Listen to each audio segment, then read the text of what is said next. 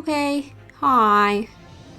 I don't know if you noticed, but I changed my model. I re-rigged the whole thing because there's a lot of issues with my last one. But anyways, the Great Ace Attorney Chronicles. So I ain't no stranger to Ace Attorney. This ain't my first rodeo. I played the trilogy, Apollo Justice, the one with Athena,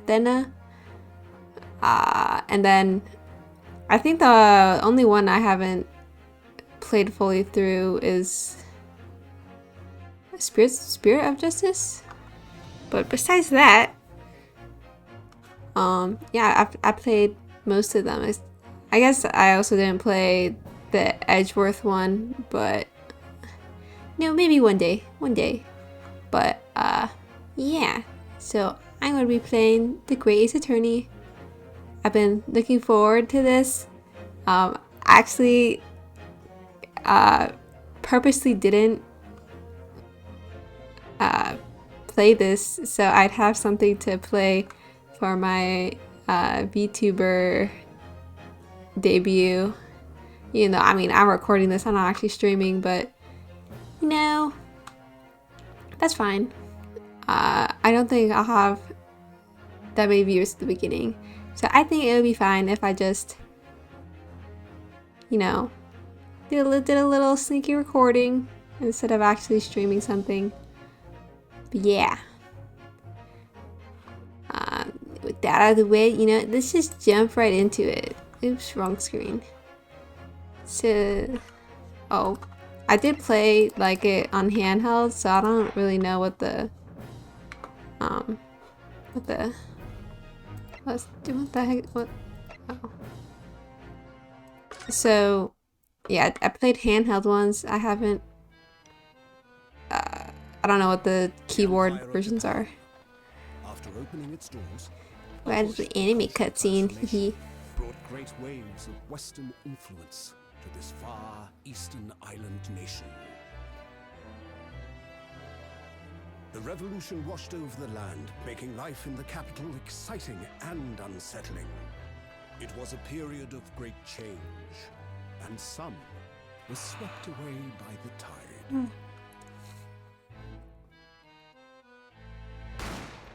Pow!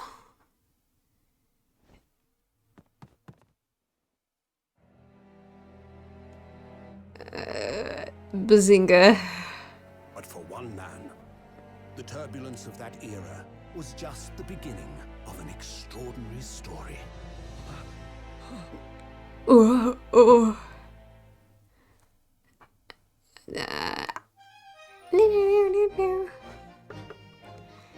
boy.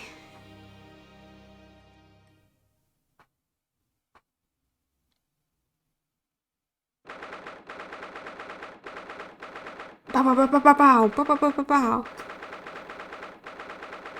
It's just me as a little slower in this game than the other ones. I'm gonna speed it up.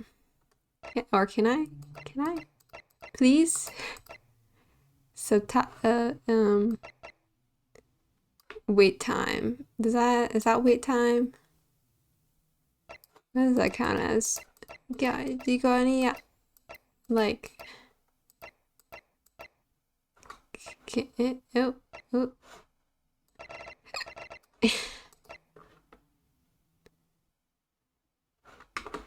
You know what? It's fine. I'll just, yes. We'll just do I'll click through. I still can't believe it. I still can't believe this is happening.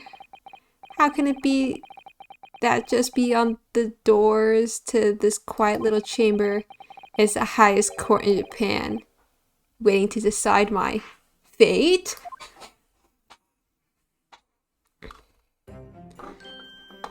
Boom, boom, boom. What? No, nothing. Savior glares. Murderer! Sorry. My name is Ryunosuke Naruhodo. I'm a second-year student at the Imperial Yume University. 3 days ago, I somehow found myself in the middle of a horrifying incident. And now here I am, awaiting my trial. That's enough! Ew, hello. He's not obligated to listen to such abuse, officer. And who are you? I'm this man's lawyer. I'll be defending him today. Lawyer? Yes, and until the judge has given his verdict on the case, no one has the right to treat him as a criminal. So you hold your tongue. Technicalities, look at you, you haven't even graduated yet. And yet, I still seem to know better than you how a court officer should behave. Right, Ryunosuke. Oh, yes, of course, sorry. What are you apologizing to me for? Oh, no, I suppose that wasn't my fault. But really, Kazuma, I never meant to drag you into this. I'm sorry. There you go again, apologizing. Just like always. Though I must say, you've been all over the newspapers these past few days. Yume University professor murdered in cold blood by students? But obviously, you didn't actually do it, did you? Of course not. You have to believe me. I didn't do it. I could never murder someone. There's nothing to worry about. Straighten yourself up. Hold your head high. You mean? I believe you. I know you're innocent, Ryunosuke. Well, thanks, bestie. Kazuma Asogi, my best friend. Also in his second year at Yume University. But he's far more clever than I. A star student, in fact. He's even a qualified lawyer. Impressive considering he's still an undergraduate. It's not that impressive. The very concept of lawyers is only a few years old here in Japan anyway. My qualifications don't mean much yet. You said exactly the same thing 3 days ago. But I'm proud to have a friend like you, Kazuma, truly. 3 days ago. Yes, that's when all this started. Oh my god, you're so cute. Congratulations, Kazuma. Looks like you're going to get a study abroad a lot. You're going to get to study abroad at last. I know, I've been forever dreaming of this day. Finally, those government elites have acknowledged my academic achievements and successes in court. So you'll be representing Japan as you immerse yourself in the most sophisticated legal system in the world. I'm really happy for you and proud as a friend. There's not a soul in the university who doesn't know Kazuma's name. He's a living legend. It's like there's some mysterious aura billowing around his temple. I want to bring about change in our own legal system. That's why I have to cross the ocean to see the real thing with my own eyes. The heart of the British Empire. I wish I could see it too. You can come with me. We'd have a wild time tearing up the streets of Her Majesty's city of London together. If only it were that simple. Oh dear, look at the time.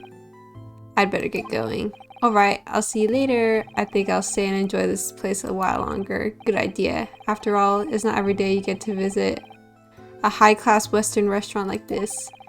See you in English class tomorrow then, partner.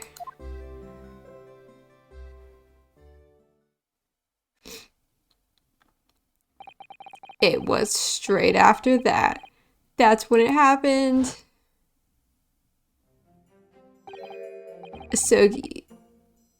Asogi, may I have a word?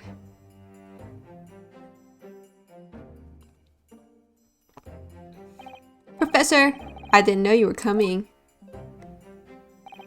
Well, this case has personal significance to me. But never mind that for now. Asugi, you should go immediately to the judge's chambers. To His Excellency's chambers? Doshte. He was looking for you before. You advocating for the defense in this trial was a sudden decision. It seems there may be some confusion about procedures today as a result. Who is this man? I feel as though I've seen him at university before. I see. I'll go at once then. I shall accompany you!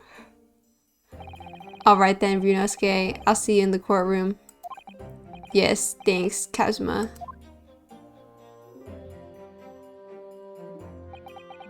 Dot dot dot dot. Dot dot dot. Dot dot dot. Ugh, this is awkward. If I may. Yes, sorry? You must be the defendant, Ryunosuke Naruhodo, I believe. Yes, that's right. My name is Yuji Mikotoba. I'm a professor of forensic medicine at Yume University. Yeah, Professor Mikotoba. I've heard that name from Kazuma before. As I recall, he's been pushing to get the government to agree to Kazuma studying abroad. Asugi has told me about you. You and he are best friends, I understand. Yeah, we're besties. As such, I feel you should know. Know what? Well, as you've no doubt heard, Asugi has been granted permission to go and study in Great Britain. However, if he should fail to defend you in today's trial, I'm afraid that permission will be revoked and never granted again. What? Ugh, as I suspected, you were unaware of this?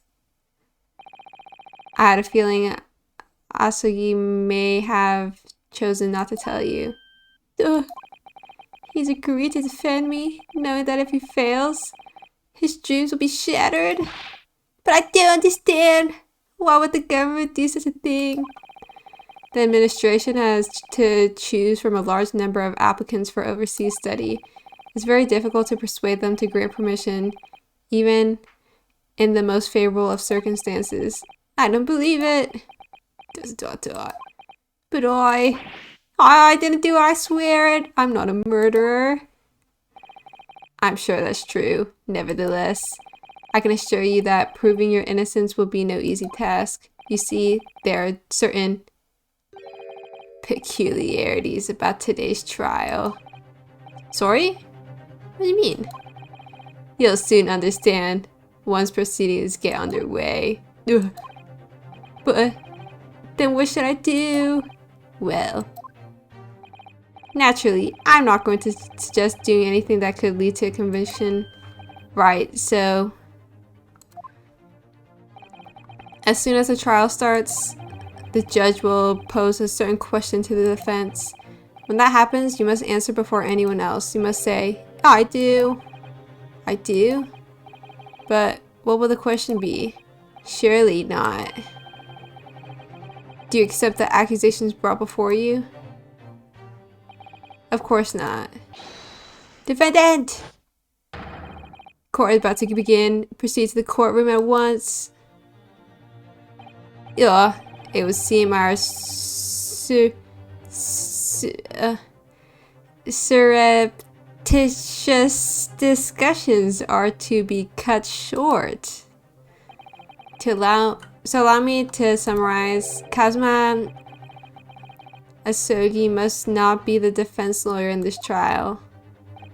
Of course, as a defendant, the final decision is yours. What are you waiting for? Do you want to be found guilty for failing to appear? Get moving! There's no point in advocating for the likes of you anyway. vtuber. This is it. If this trial goes badly, Kazuma's dream of studying abroad are over, and what's more, I'll be found guilty of murder. And so, with absolutely no idea of what lay ahead, I embarked on that unforgettable trial. My one and only chance of proving my innocence. The trial that will decide my destiny.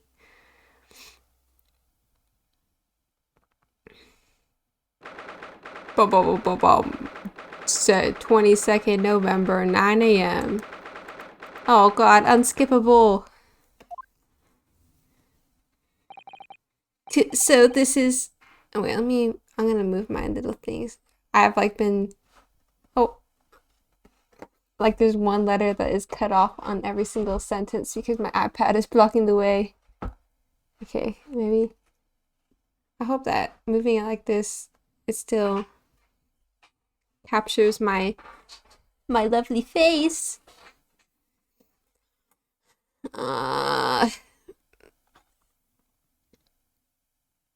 kind of want to like check to see whether the recording is okay, but I guess I'll wait until like a little bit and then cut it. So this is a courtroom. Boom. The Supreme Court of Judicature?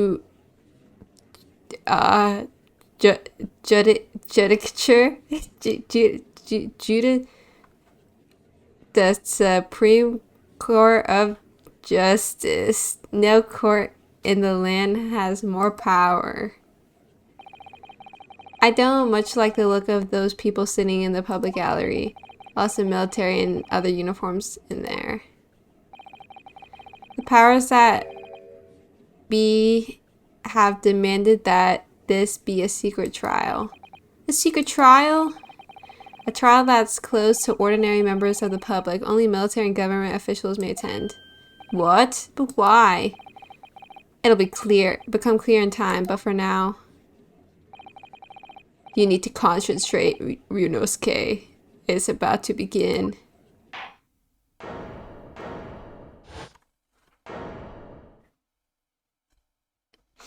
Dang, the trial judge is so youthful in this game. He has not white hair. The court will now hear the trial of Ryunosuke Naruhodo. The prosecution is ready, Your Excellency. As is the defense. Before we begin, there's one point of order I would like to confirm. Yesterday evening, the defense made a last-minute request for a change of advocate. That's correct, Your Excellency. I made that request myself.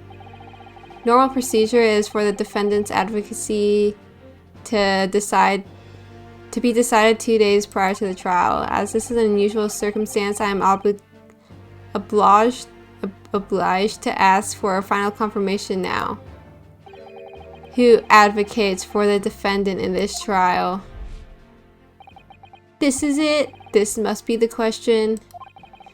Who's going to defend me? That's the question the professor meant. But then, if I say I do, I need to answer quickly. What should I do?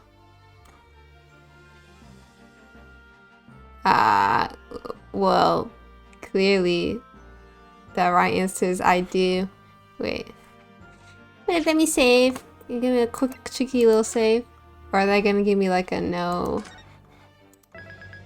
A non-answer? My choices don't matter. Wait, let me wait and see. Kazuma is a lawyer here. I can't defend myself. If I said I do, it would be tantamount to lying. And I've been accused of murder, for goodness sakes. This is no time for lies. Try to stop fidgeting, Ryunosuke. It's distracting. But if I don't say I'll defend myself now, things could end up very badly for my friend. Your Excellency, no confirmation is needed. As I'm standing here beside the defendant, I hope it's clear who I... Yes. Oh man, he does it anyways! I thought it was gonna give me like a game over. What is the meaning of this unruly outburst? I would like to inform the court that I, Ryunosuke Naruhodo, will be defending myself. You will be... What? What are you playing at? Ryunosuke! Professor Mikotoba told me everything just now before the trial. He did what? He said that your dreams of studying abroad would be dashed if you were to lose. How sad. It means you don't have faith in me. You think I won't be able to get you off? No, it's not like that really. It's just that, well, on the off chance things that don't go well for me, I couldn't bear to be the reason that you... ... Yes, I knew that's how you'd feel, which is exactly why I decided not to tell you. Tch! Professor Mikotoba shouldn't have stuck his nose in.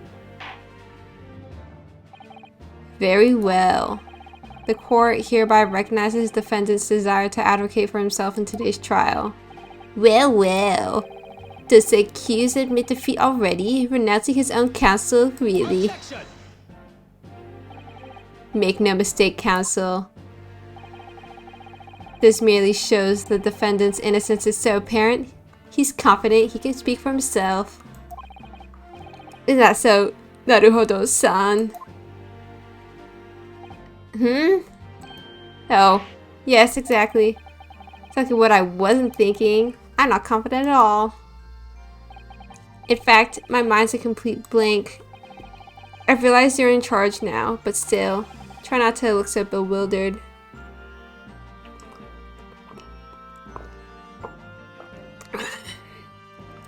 Dang, Kazuma, don't look at me like that. Making me nervous.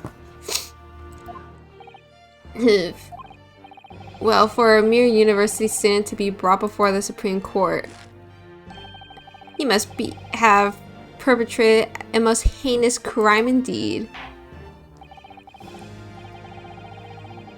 As you are no doubt aware, this is the Supreme Court of Oh, one second. This is a very pressing matter.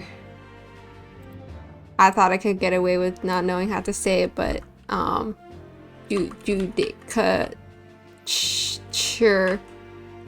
pronunciation. Judicature. Judicature. Judicature. Judicature. Okay, you know, I think I got it now. The Supreme Court of Judicature of Japan. Accordingly, the very highest standards of conduct are expected of all present. Do I make myself clear, Defendant Naruhodo? Yes, Your Excellency. Is it therefore my duty to assess your competence? It is therefore my duty to assess your competence for the task you have undertaken. My competence? What does that mean? He's questioning your ability to do the job. Well, he can't be questioning it more than I am. So, let's start with the very simplest of questions. Oh, yes. Kindly state before the court the name of the victim in this case. Well, that's easy enough. I've heard his name more times than I'd care to remember. But, wait. Ugh, I'm so nervous. I can't even remember that. What was it again? Ryunosuke. Let me guess. Your mind's gone blank. You know me so well. All the relevant information for this case can be found in the court record. But I can't even find that. It's simple. You can access the court record with the press of E. If you ever find you've forgotten something, just consult that. It's all in there. I just have to press E for the court record. Alright, there's no time to lose. This is the list of evidence you collected. Now try switching to people instead with E.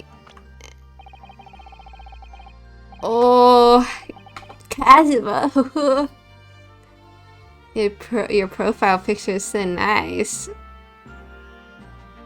Okay, you'll find details about the victim in here. When you're done, you can just press Z to go back. Oh, do I have to click? Okay. John H. Wilson. Ooh. Yeah, stop being weird. So remember, everything to do with the current case can be found in the court record. Now, you'd better not keep His Excellency waiting any longer. Go on. Find the victim in the people section of the court record, then press R to present. Try it now. Okay. R. Yes! Yes! The victim's name was Dr. John H. Wilson. Well, at least you can remember the name of the esteemed member of your own university. Dr. Wilson was a visiting professor from England invited to Yume University 3 years ago. Indeed, which is the reason why this case has such profound implications. The British Empire is at present our country's most valuable foreign ally. And as most of you will be aware, we have just signed a new treaty together after lengthy negotiations. There can't be anyone who hasn't heard of the Anglo-Japanese Treaty of Friendship and Navigation. And yet, despite these delicate circumstances, the blood of an Englishman has been spilt on our soil. You two are both undergraduates at the Imperial Yume University, are you not? Murdering a professor from the very institution that provides your education? Have you no honor? Ugh, but I didn't do it. This case is coming under great scrutiny from our allies on the other side of the world. The court therefore wishes for a speedy resolution to this matter. In other words, our feeble government is scared of upsetting England's policymakers. And you're a convenient and expendable scapegoat to blame for this crime. So that's why this trial has these unusual peculiarities, is it? Exactly. Our government needs to convict someone as quickly as possible. All because the victim was an Englishman. Yes, Dr. Wilson was an Englishman. But nationalities and treaties won't make any difference for me here. The fact is, I was there at the scene of the crime. Oh dear, look at the time. I better get going. Alright, I'll see you later. I think I'll stay and enjoy this place a little longer. Good idea. Blah, blah, blah, blah. Can you speak a little faster, Kazuma, please? Ugh, let me sit my chair a little better. Ugh. The British Empire. Wow, it's incredible to think. Let me double check that okay, I'm still good. Still good. Okay. Wait. I've seen that man at university. I'm sure he's a visiting professor from Great Britain. I don't know his name, but still. I should go and say hello. Then he died. So I went over to the professor's table and introduced myself to Dr. Wilson. Now then, let me pose my next question to you, Defendant Naruhodo. Yes, Your Excellency. How did this professor of medicine, Dr. John H. Wilson, lose his life? State before the court the cause of his death. The cause of death, well, obviously that was, Rinosuke. Remember that in court, every assertion must be backed up by evidence. By evidence? But how? Find the piece of evidence that shows the professor's cause of death, then select present. Do it now! Post-mortem report. Present. Yes! Well, according to this document, the victim suffered a hemorrhagic death due to gunshot trauma. Learn to read, you imbecile. That's the post-mortem report, I take it. Sorry, yes, that's right. The post-mortem report. In the West, the doctor dissects corpses to identify the cause of death in an autopsy. But here in Japan, a police officer merely inspects his body and draws conclusions that way. Oh, I see. That's why I'm not going to be tested on any of this later. This is a so-called photographic print of the scene of the crime. As you can clearly discern scorch marks around the bullet hole produced by the powder explosion. In other words, we should assume that the victim was shot at a close range. Thank you, counsel. The court will accept this modern scientific evidence into the court or record. Okay. So that's a photographic print. Well, that's something I've never seen before. It's clearly superior to a drawing. The detail's incredible. Very well, I'm satisfied with your answers. Let us start the trial. Certainly, Your Excellency.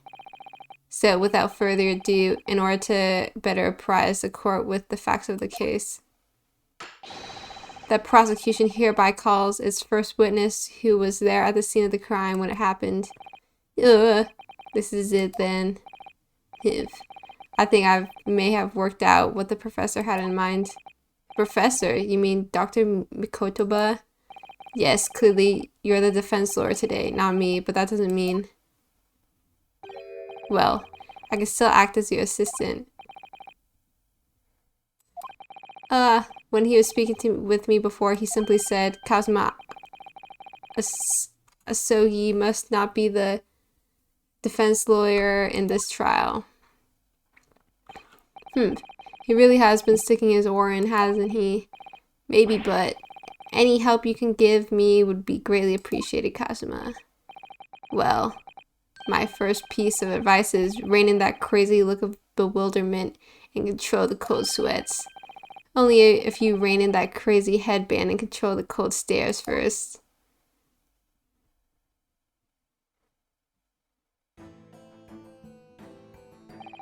Witness, state your name and occupation for the court, please. Of course. My name is Satoru Hosonaga. I am the head waiter at the Western style restaurant called La Carnival.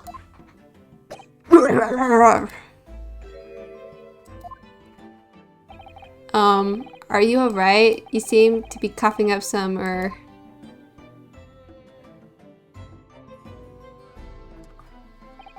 It's a regular occurrence. It really doesn't bother me. Well, it really should. As everyone knows, the capital's southeastern quarter was developed for foreign visitors some years ago. It's become a very fashionable district now, full of hotels to accommodate overseas guests. This grim crime occurred in one of the district's so-called restaurants and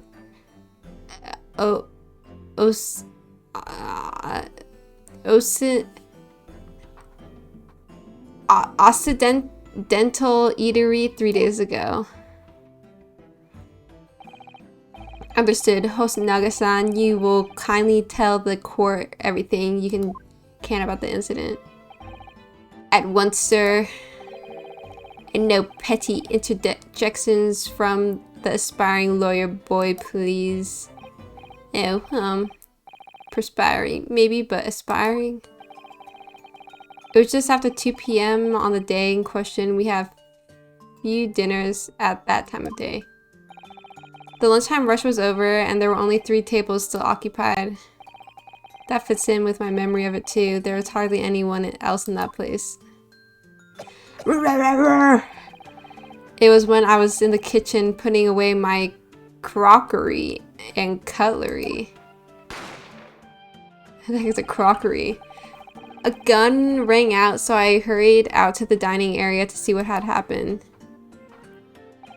I found the victim, an English gentleman, slumped in his chair. And standing immediately beside him, gun in hand, was the accused university student. Yes! Hold on. Let me just clarify something here. Well, I did pick up the gun that I found lying on the floor besides the professor. I didn't shoot him. Objection! I believe I asked you to refrain from petty interjections. The court wishes to listen to the witness's report of what he saw, you amateur. But no buts. The next time you interrupt an important time or at an inappropriate time, you will be penalized. Defendant Naruhodo. Don't worry, Ryunosuke. You'll have your chance to fight back. For now, you must just quietly listen to the witness. Ugh.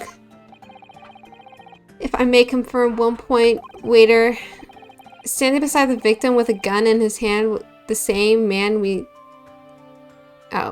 Standing beside the victim with a gun in his hand was the same man we see here in court today. Yes, without question. I see. And apart from the accused, was there anyone else standing beside the victim? No. There was no one else around that table but the deceased Englishman and the university student. Huh? Wait. What did he say? There was no one else around that table? What's the matter, Ryunosuke? That's just not right. When I went over to Dr. Wilson to say hello, there was a woman sitting opposite him at his table. Really? And that's not something the waiter could have missed. I've been warned about interjecting, but still, what should I do?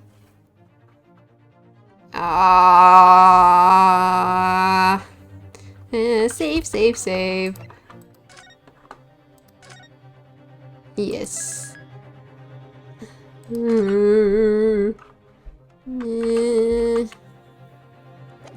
Oh. Oops.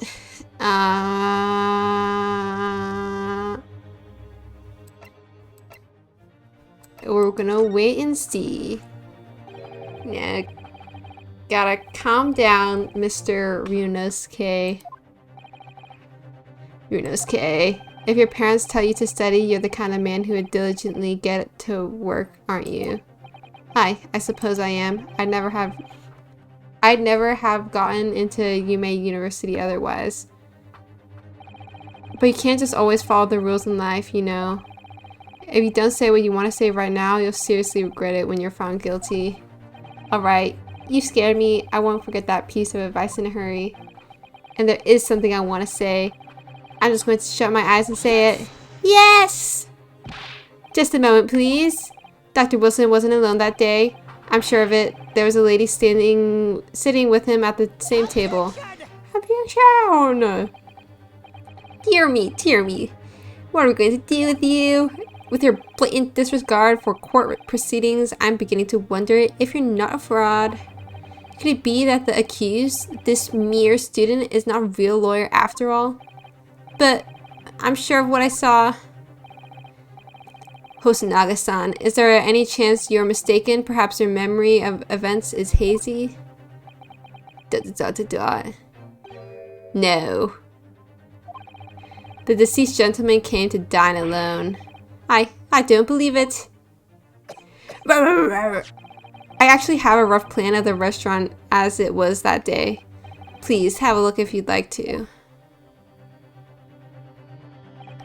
Let me see. A sketch of the establishment's layout drawn by yourself, I presume? That's right. I'm afraid I used the back of my business card. It was a turbulent situation.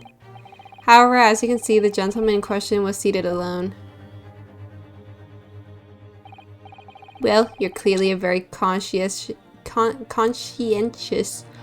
waiter. Thank you, sir. The court will take this plan and add it to the court record as evidence. Oh, well, is there a problem? Hand the land to the court officer at once. Of course.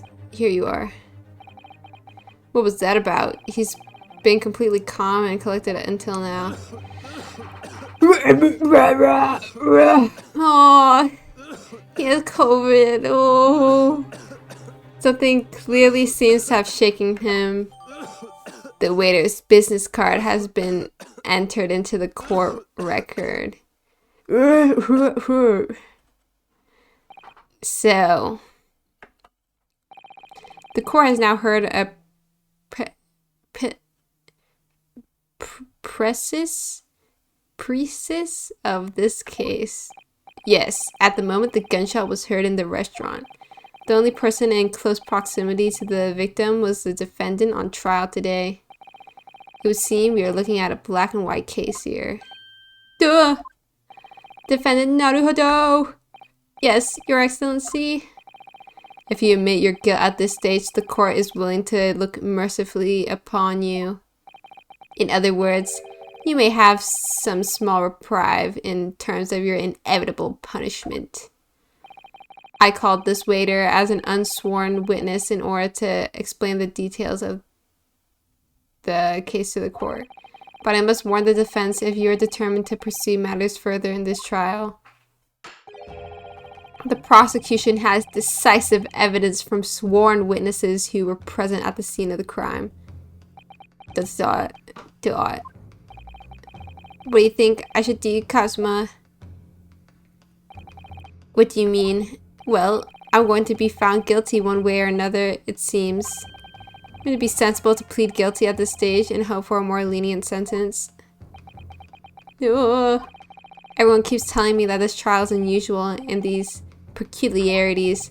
You said it, Professor Mikotoba said it, and so has the judge and the prosecution.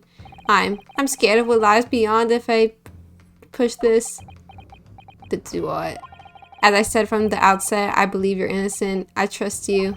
And yet, despite knowing that, you're willing now to throw that trust back in my face? Is that it? What? If the accused is in fact innocent, then a defense lawyer is duty bound to prove that innocence by whatever means necessary. Are you just gonna abandon that duty? Are you just gonna give up on yourself? The battle hasn't even begun yet, Ryunosuke. Ugh. Ah! The defense pleads not guilty, Your Excellency. We invite the prosecution to stop making empty threats and bring out its witnesses. Then we'll see just how decisive this evidence really is.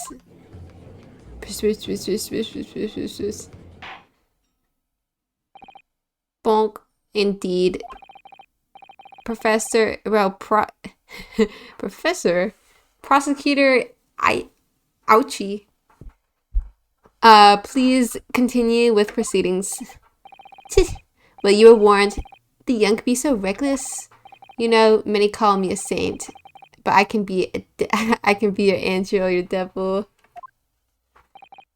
Ugh.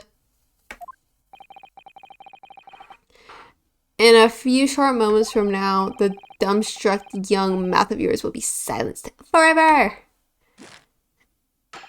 The prosecution calls its next witnesses. Very well. Officer, bring forth the witnesses at once. Oh boy. Witnesses, kindly state your names and occupations for the court. Yes, sir. The Great Nippon Imperial Army's Sergeant Iesa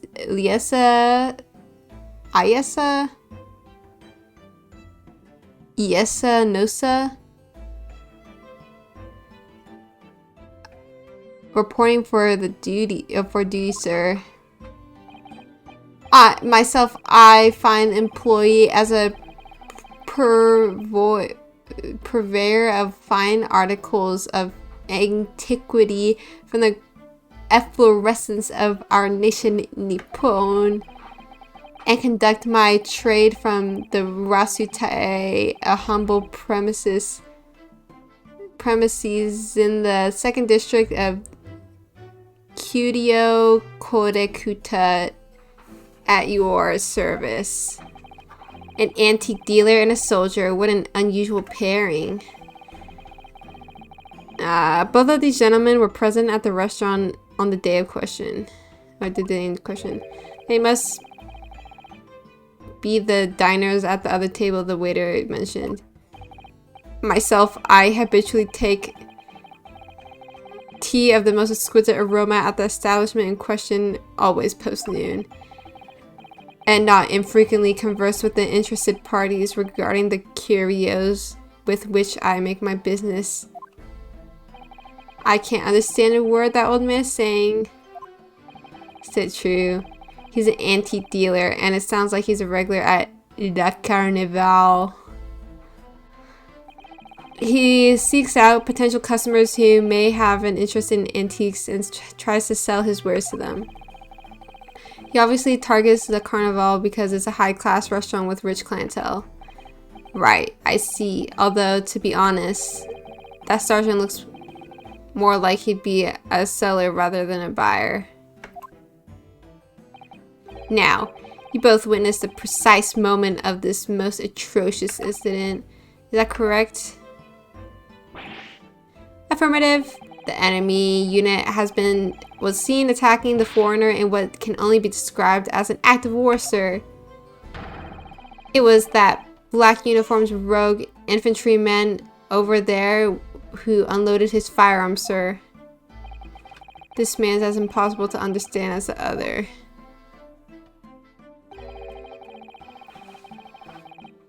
Oh, thank you. To watch video. Well, I have to click the buttons, so now my fingers are gonna get greasy. Eat with one left hand and click with the right. That's true. Make sure to close both doors, please.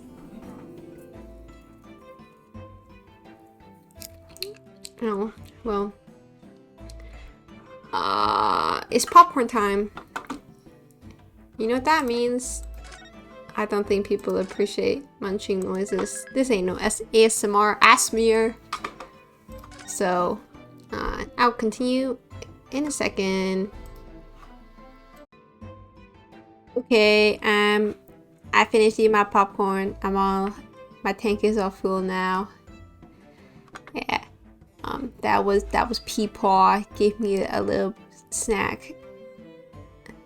But anyways, on with the show. Oh yeah, and just like a little forewarning. I think I know a little bit of what happens in like the very beginning, but I don't really know what happens in this case, to be honest. I think they spoilers, find out the waiter was sussy, but it's like no surprise, to be honest. But like, I don't, yeah, I mean, come on, he's obviously lying, but like, that's the farthest I know for surezies. Because I played it with a friend a little bit ago, but yeah, so. But I don't really remember it that much. Also, it's like the beginning case. I have no idea what happens in the story. So, yeah. This is mostly blind playthrough. I have not been spoiled on this one or the second one. So, yeah. I will be flailing around during the cases. Anyways, but I'm almost sure I heard a strange noise during that last thing he said. So this is the decisive moment, or decisive evidence the prosecution was threatening.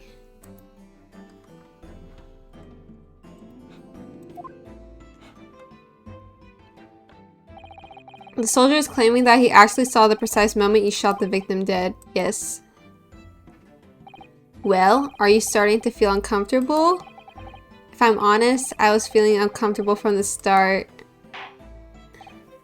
Now the court will hear your formal testimony, please. will state everything you saw at the precise moment that the incident occurred. Yes, sir. Standing by, ready to report, sir. Unsavory memories of a most acerbic afternoon. Witness testimony. What the witnesses saw. I was ingesting a regulation beefsteak at the restaurant while having a tactical discussion with the old man. Myself, I was extolling the virtues of a particularly fine golden curio to the military gentleman. At that precise moment, a firearm was discharged. I observed the enemy's actions with my own eyes.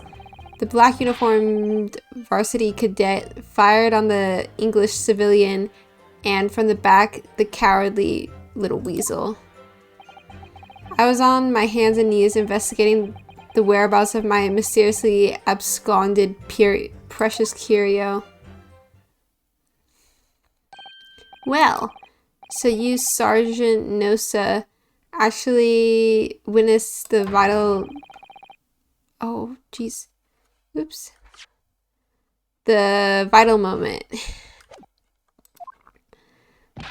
Yes, sir. Affirmative, sir. That wicked university cadet, sir. The cruel and unforgivable... Yo, when this man have a sword? The cruel and unforgivable enemy. What times we live in, where an English gentleman may be assailed in the broad light of day. But this is ridiculous. I didn't shoot anyone. Is that really true, Ryunosuke? Yes, all I did was pick up the gun I saw lying on the floor. Rookie mistake. After I said hello to Dr. Wilson, I went back to my table and sat drinking some coffee.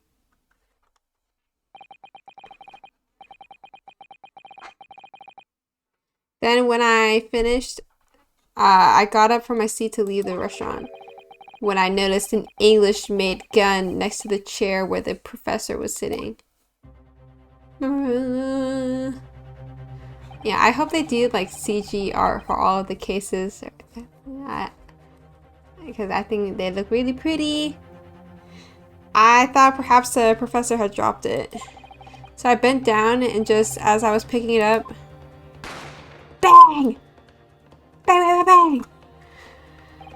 Well, if that's the truth, there was obviously a criminal on the scene somewhere. And somewhere in these two witnesses' testimonies, there's a clue as to who that criminal was. There is... Ryunosuke! You must exercise your right to cross-examine the witnesses. Cross-examine? Do it now! As we have heard, Your Excellency, there is no room for doubt. In the testimony of these witnesses, the defendant is clearly guilty. I'm gonna scoot up my chair. And my mic is... I feel like I'm not talking into it. Oish. Whoa. It is time to bring the despicable student to justice. Certainly, the court has just heard eliminates any vestige of doubt. Therefore, it is my grave duty to declare the verdict of the trial. Yes! Does it too old. What in the name of the Emperor is the meaning of this outburst? I mean the defense demands the right to a cross-examination. Dear me, dear me. Let me guess. The hatchmacky headband boy next door told me to do it. How pathetic. Huh? How do you know? The prosecution objects. This is a clear waste of time. The defendant obviously has no experience. How can he possibly carry out a cross-examination? Objection! The defense is asserting its right to a cross-examination. Whether or not you think he's capable of it is irrelevant. Gulp. Kazuma's so commanding. Very well. Let the defense conduct a cross-examination of the witnesses. Alright, this is where the battle really begins, Ryunosuke. But I don't even know what I have to do in a cross-examination. Isn't it obvious? You have to expose the lies in the witnesses' statements. How?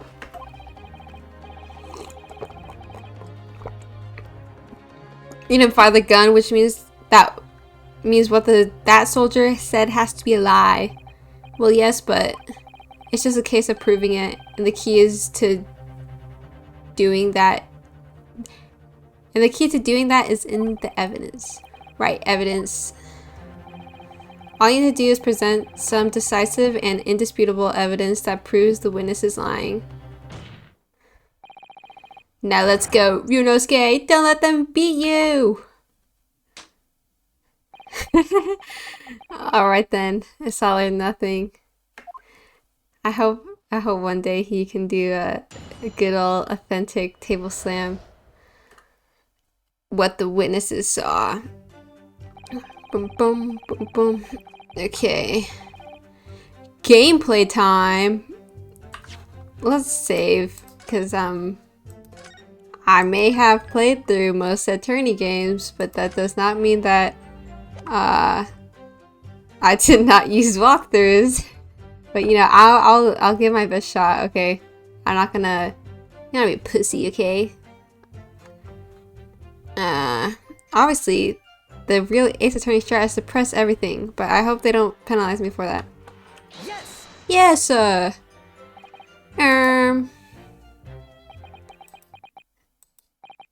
Why aren't you saying anything? Is this some new interrogation technique? I hadn't actually thought of what I want to ask. Just ask about anything that catches your attention, anything that bothers you. Alright then, this beef steak you mentioned, what kind of food is that? Tension! Beef steak is a delicious cut of veal, vigorously cooked on a cast iron grill and served piping hot. Oh. If food could receive medals of honor, beef steak would be almost as highly decorated as a cutlet. Right, I see. Thank you, sir. So, next question.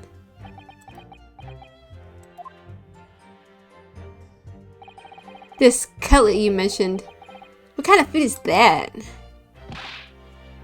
Tension. Cutlet is a delicious cut of veal tossed in breadcrumbs and deep fried in cooking oil. Accept your guilty verdicts, atone for your crimes, and when you're released from prison, try it. Yes, sir, I will, sir. On the double, sir. Sorry to interrupt, but how about trying to stick to questions that are relevant to the case? Oops, sorry. I'll do my best. So, next question. Is it just me, or do you keep hearing some sort of wah crying noise? Negative. Well, at least we've learned that he's a big beef lover. Affirmative. It's not easy knowing what questions to ask. Myself, I was press. I will press everything. I have no idea what you're talking about. A koban boy. A koban? You mean an old Edo coin? The day prior to the incident, a treasure of exceptional value from the Hoei period entered my possession. I took myself to the restaurant the following day with said items secreted in my bosom pocket in the hope of an affluent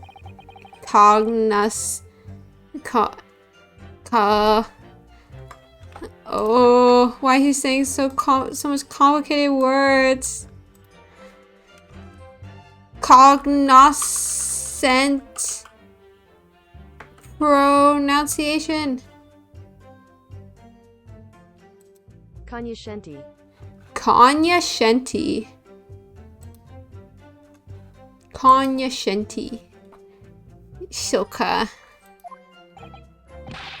So you were hoping to sell your Koban coin to Sergeant Nosa, whom you'd met at the restaurant?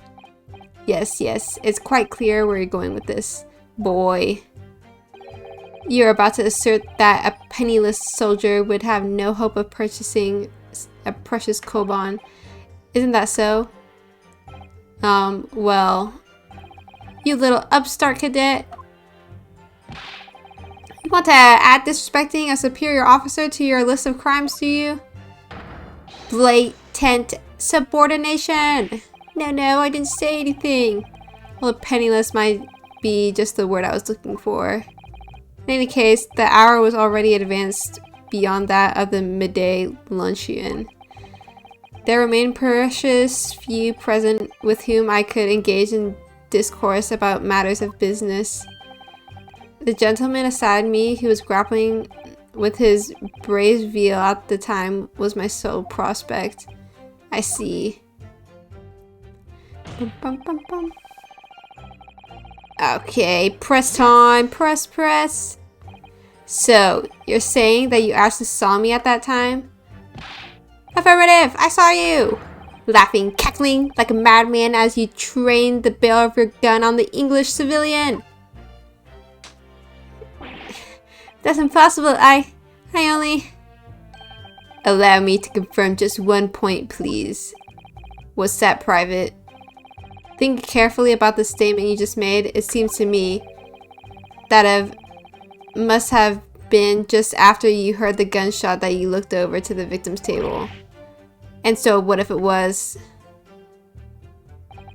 Well, if that really is the case, it would mean that you didn't in fact see the precise moment when the killer actually fired the gun. Yarg! A double arg! My sixth sense. Sorry? My sixth sense of danger. I picked up the waves of murderous energy radiating from your foul mind. Which means a split second before you pulled the trigger, I was looking right at you, cadet. Surely that's not really possible, is it? Do you think I'd have got where I am today in the army if I couldn't sense danger in the air, son? Well, it would seem this soldier is absolutely convinced that he saw you do the deed. This is not good. The black uniformed varsity cadet, blah, blah, blah. Yes, sir! So this black uniformed university cadet, you're saying that was... Oh, let me move my mouse. Ugh! I've had just enough of your sauce, cadet. Who else do you see around here in a black uniform? Well, there's someone standing right next to me who fits the description as well, but... It was you little weasel. You unloaded the firearm on that man from behind his back, and you call yourself a citizen of the great empire of Nippon. You disgust me. What is it, Runosuke? I'm not quite sure. It's something that the sergeant just said, but I can't put my finger on it. Something's playing on my mind. In that case, check back over the details of the evidence you've gathered in the court record. And if you find an inconsistency there with what the witness just said, then don't hold back. Present the evidence to the court. Thrust it in the witness's face and make him choke on it. Oh, okay, Cosmo. Oh. I was on my hands and knees. I'll finish pressing, and then I will go back to it. On your hands and knees. Can you explain that, please? That's right. Spurning the arthritis I was in order to retrieve the lost piece. What lost piece are you referring to? The Koban, of course. The exquisite Hoi era Koban coin. I had just been showing the rare treasure to the military man as he masticated his meal. After averting my eyes for the briefest of moments, was there no more? It simply vanished. The Koban vanished? Hence, I began to acquaint myself with the intricacies of the floor in order to locate it, and then it happened. Pow! You heard the gunshot, you mean? None other than, though it was no concern of mine. I was frantically scouring the floor for the aforementioned lost treasure. So in fact, you didn't actually witness the precise moment when the incident occurred? Indeed, myself, I did not. Ugh, I have no idea what I'm supposed to do here. Listen, Ryunosuke, we know that there lies looking in this. Okay. Like I said before, the key is using evidence. Okay. I got it, King. Okay.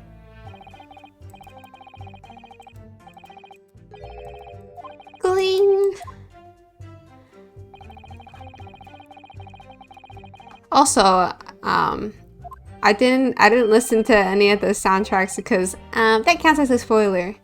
But I really do like the music that I've heard, but I stopped myself so I can get surprised. Okay, okay. Thank you, Mr. Tutorial, Miss Maya Faye. You're my Maya Faye. Okay. Oh. Oh. Partner. Thanks, Kajima. Okay. Let's get on with it. Yeah. Okay.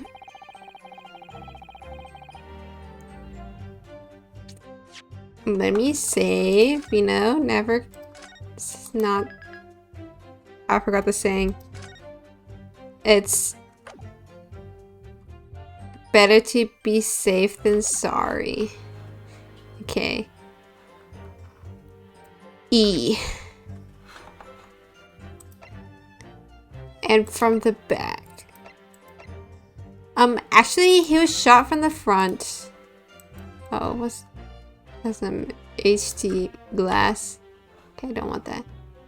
Present. Yes, sir. Da.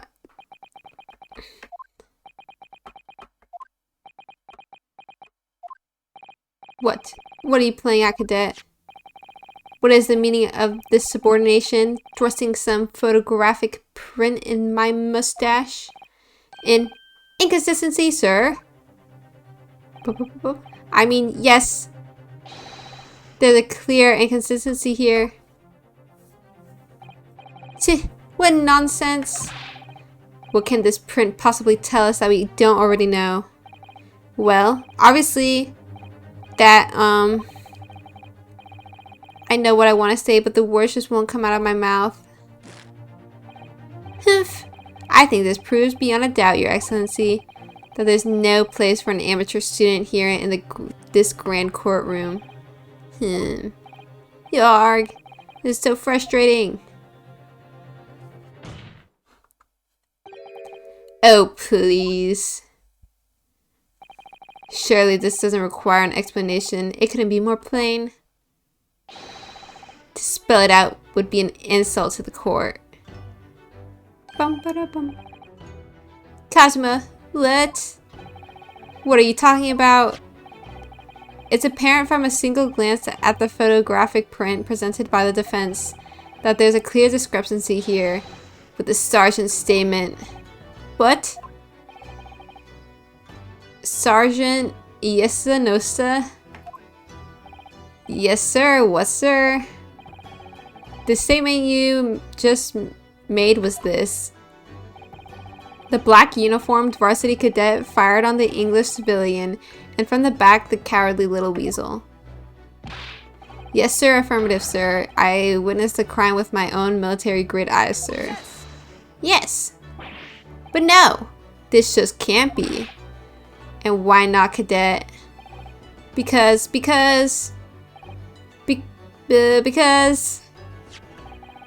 take a close look at the print. The victim, Dr. Wilson, died from a bullet wound to the chest. Yeah. Sergeant, according to your witness statement, the culprit shot the victim from behind. And that is the obvious discrepancy here. Well, how do you explain it? Oh, well, What the? What was that? Something just popped up from behind his back, but he pushed it down again.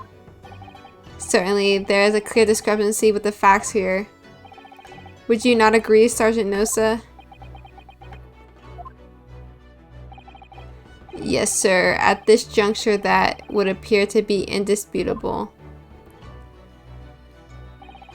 Until the moment I heard the firearm discharge, my eyes were firmly fixed on the delicious La Carnival steak, sir. What? The last testimony the court heard has proven one thing beyond all reasonable doubt. The witness, Sergeant Yesanosa, did not see the defendant firing a gun at all. That's absurd. I think the conclusion we must draw is simple. There is no place for an amateur prosecutor here in this grand courtroom. Knurg. Yarg! There's been a complete turnabout in the mood of this trial, just from that one discrepancy.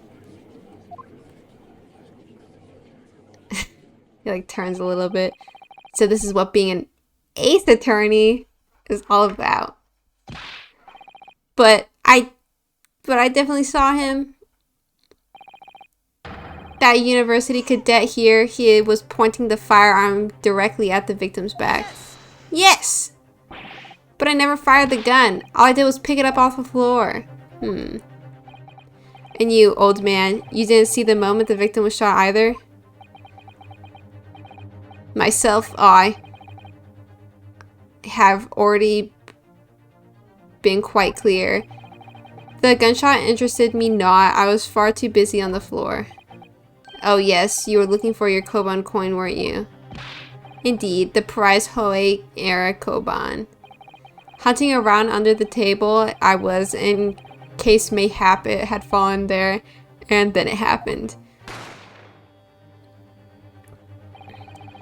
You heard the gunshot, you mean? Indeed I did, but I heeded it not, for I was concerned only with finding my absconded Hoei treasure. Nothing could distract me. Out of interest, did you find the coin in the end? No. I see. That lamentable day, the precious Hoei Koban was lost to me. No doubt some unscrupulous scoundrel pocketed the prize coin for himself. As I'm sure everyone present is aware, this case demands a swift and decisive resolution. Our government has promised to send a full report to Great Britain by telegraph this very afternoon. Nevertheless, the witness testimony the court has just heard was inconclusive. No matter how subservient our government feels it must be to the British, it would be unforgivable to deliver a verdict on this trial right now. What is your position, Prosecutor Ouchie? Tish, worry not, Your Excellency. The defendant may have fled a tiger at the front gate, but he will find a wolf at the back. My witnesses have further testimony to make. Explain. Upon hearing their next statements, it will become abundantly clear that there was only one person who could have possibly committed this despicable crime. The equally despicable defendant, Runosuke Naruhodo. What? He really seems to have a despicable opinion of you, doesn't he? Very well, the court invites the witnesses to testify again. You will thoroughly explain the reasoning behind the prosecution's allegation. Is that clear? As clear as Kiriko glass, Your Excellency. Yes, sir. I want, sir, awaiting signal to testify, sir. Excuse me, but there's something or someone peeking over your shoulder, I think. Affirmative. The newest member of the Nosa family to rise up through the ranks, sir. Name? Ido. It would seem those straps are a sign of the sergeant being too strapped to afford a nanny. Ido. Teen Shun. Or Tan Shun. Oh, I guess it's Tan Shun. Your father's about to quell the enemy. Watch and learn, my boy. Witness testimony. The true culprit. Even if what I saw wasn't the precise moment the firearm was discharged, it's almost the same thing. Yes, pointing his gun at the foreign man he was, that young lad in black. That much I myself did see. Furthermore, a visual search of the premises at the time confirmed that we were the only personnel present. Indeed, alone he was, the Englishman, dining all by himself. Therefore, no one other than the black uniformed cadet could have dispatched the Englishman over and out.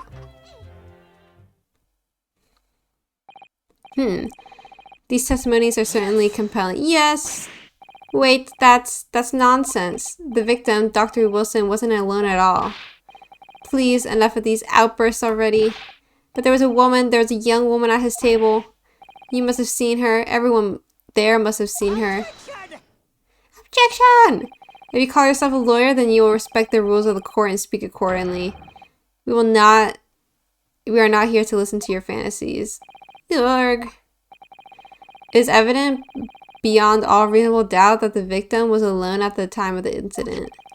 The prosecution has photographic evidence of this fact.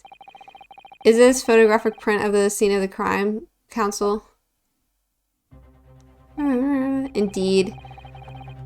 Of the table at which the victim was dining, taken by an investigator immediately after the incident. As can plainly be seen, there is only one place set.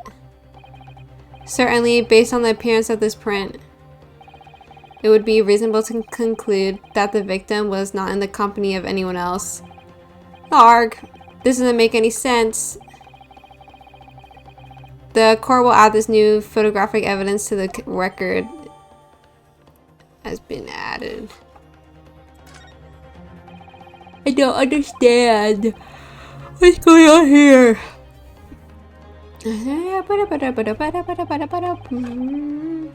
It's not possible. It's just not possible that no one else saw that woman. The waiter before said the same thing. He maintains that Dr. Wilson came to the restaurant alone as well, but that's not true. I saw her. I swear that I saw the woman with him. It would seem that we'll be able to telegraph the report to Great Britain on time after all. The witnesses' testimonies we have just heard leave no further room for doubt.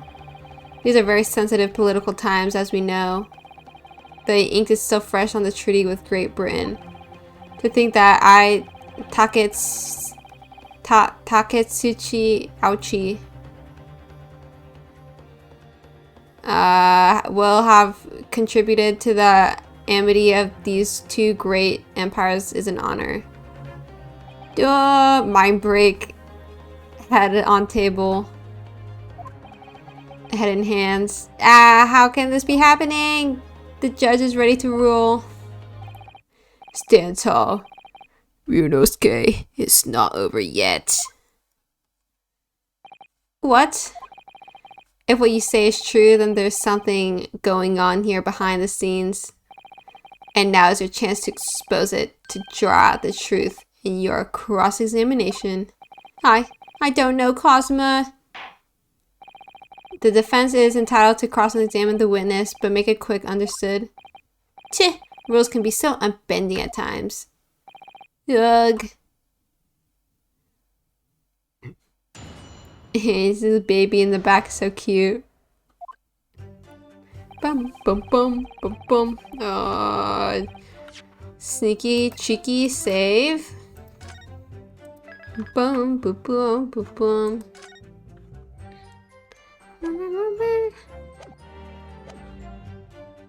Okay, obviously. Yes! Press time. No, it's not the same thing at all. For a start, I didn't fire that gun. We have a difference of opinion on that. The opinion of an uniformed officer versus that of a fledgling cadet. I don't think so. Consider this, defendant. Just a moment ago, I blinked. Did you? Did you see it? Did you see me blink? How could I? And yet, it is an undeniable fact that I did blink. So there you have it. Have what? Tension! The sound of the firearm rang in my ears, and the very next moment, I saw you waving the gun at the Englishman. I think that says it all, don't you? Grr. And let's not forget about the antique stealer. That the antique stealer witnessed the accused in this most incriminated position as well. And that's so, Korkuta-san.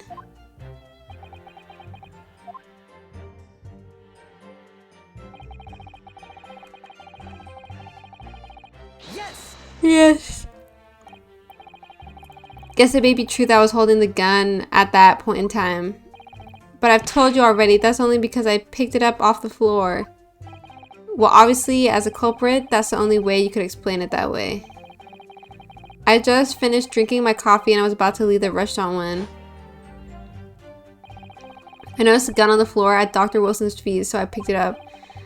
And at exactly that moment, bang. A gunshot rang in my ears. Full of events beyond our controlled life is. Sorry, what did you mean? In your case, you found a pistol on the floor and picked it up, which precipitated this testing predicament, whereas conversely, I failed to pick up the Koban from the floor and find myself in an equally testing predicament as a result. ... Anyway, the fact still remains, myself, I did see you, with pistol in hand, standing over the foreigner. Okay. Yes! You must have noticed someone else at Dr. Wilson's table. There was a lady there. Objection! As you have been at pains to point out time and again, I feel like I'm growing a callus in my ear. And yet, no one else appears to have caught even a glimpse of this woman. Arg. If only there had been more people dining there at the time, then someone else would have noticed her. Unfortunately, it was already past 2 p.m. when it happened, the quiet time between lunch and dinner in any restaurant. I know, of course, the place was almost empty. It's what you'd expect. Certainly 2 p.m. is neither here nor there in terms of a time to eat. I wonder if there was any reason why the victim was eating at that time of day and why he was alone. Yes, Your Excellency, there was indeed a reason. There was? This was found in the victim's jacket pocket. What is that, Counsel? It's a medical report card, Your Excellency. It was seen that the victim had an appointment at a clinic prior to visiting the restaurant. Hota clinic? No, not that clinic. Yes, there would indeed appear to be an entry for the date in question. 19th November, noon to past 1 p.m. The very day of the incident. So the victim went for a late lunch following his appointment. The explanation couldn't be more simple. The prosecution felt no need to submit this evidence before, as it really has no bearing on the case. I wonder. What do you think, Runosuke? Well, it is hard to see how it could be related, really. Remember, you can request for it to be entered into the court record as evidence if you think it could be useful. ask for it to be submitted. Yes! If I may, I'd like to ask for the medical report card to be submitted as evidence, Your Excellency. On what grounds? The court has already heard conclusive witness testimony. Additional evidence would be extraneous. Not to mention that the victim's movements prior to his arrival at the restaurant are of no concern. Whether or not they are of concern is up to us. This is to decide. We have a right to explore all possible avenues. I beg your pardon. You have no authority to refuse a perfectly valid request for the submission of evidence. Very well, the court will grant the defense's request. Tch! Youngsters these days are forever asserting their rights. It is a most disturbing trend. Officer, kindly add the victim's medical report card to the court record. Okay. Entered. What we need right now is new clues. We have to explore things from every possible angle, and if they don't seem relevant at first. Right, I hear you. Humph. You can conspire to prolong this trial as much as you like, but it's the day after the festival already for you. Or perhaps you've forgotten that these witness testimonies leave no room for doubt. Feel free to reiterate for the accused, Korkuta-san. Okay, press. So you actually saw that with your own eyes, did you? The victim, Dr. Wilson, dining alone? That I did. Forgive me for the position I placed you in. Though the testimonies of the old man, the soldier, and the waiter all agree on that point. Isn't that interesting? And let us not forget the incontestable evidence we have to support their statements as well. As can clearly be seen, there's only a single beefsteak.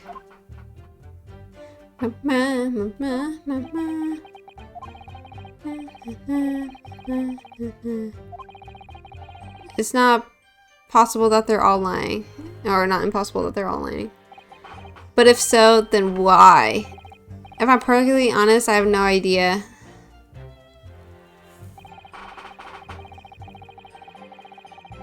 Okay. Yes. Another press. Why aren't you telling the truth? What? What did you say, cadet? I clearly remember.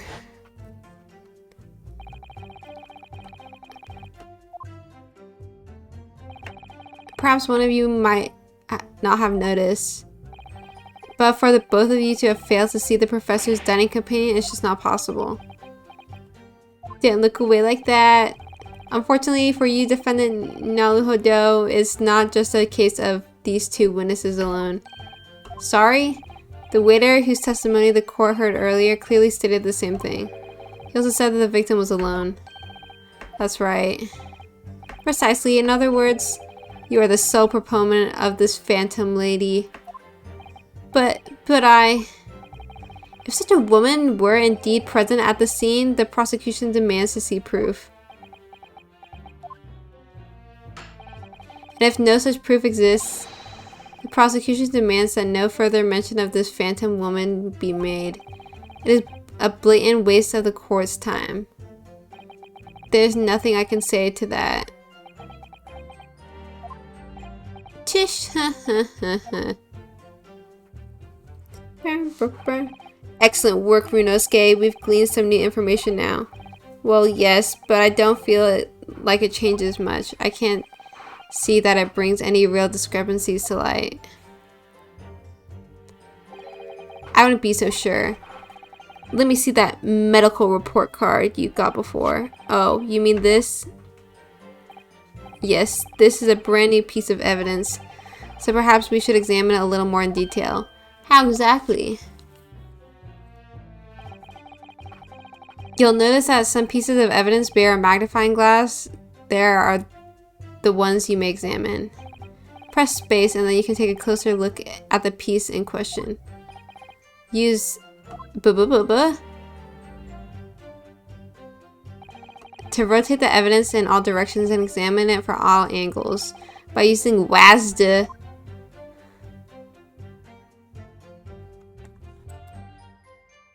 Oh, okay. You can move the crosshairs around to hunt for clues that you may have missed before. If the crosshairs start to pulsate, press space to investigate further. So, partner, I think you should take a closer look at this medical report card. See if there isn't anything new to be learned by examining it in more detail. Alright, I'll see what I can do. I need to use Lasta in space.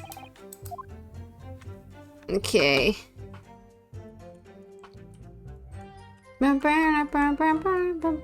Okay, we'll look at the front first and then we'll just click whatever's there. Oh my gosh, they're little cute little portraits. It says hot to clinic on the medical report card. I hate clinics almost as much as I hate hospitals and surgeries. Aren't they all the same? When I was 5, I caught the only cold I've ever had in my life. And I remember even though I felt awful already, I had to have this hideous injection in my right arm. Brr, I'll never forget it. Never in my whole life. Am I covering a shogi? Wait, let me double check. I probably am. Oh.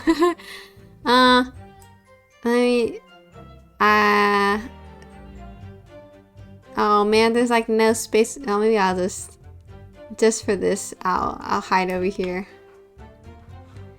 Boom, boom, boom, boom, boom, boom. Most people would give their right arm to have only one cold in their whole life. Anyway, I don't think this is a clinic where they treat people for illnesses like that. Let's keep looking for clues. We don't want to miss anything. Bum, bum, bum, bum. Okay.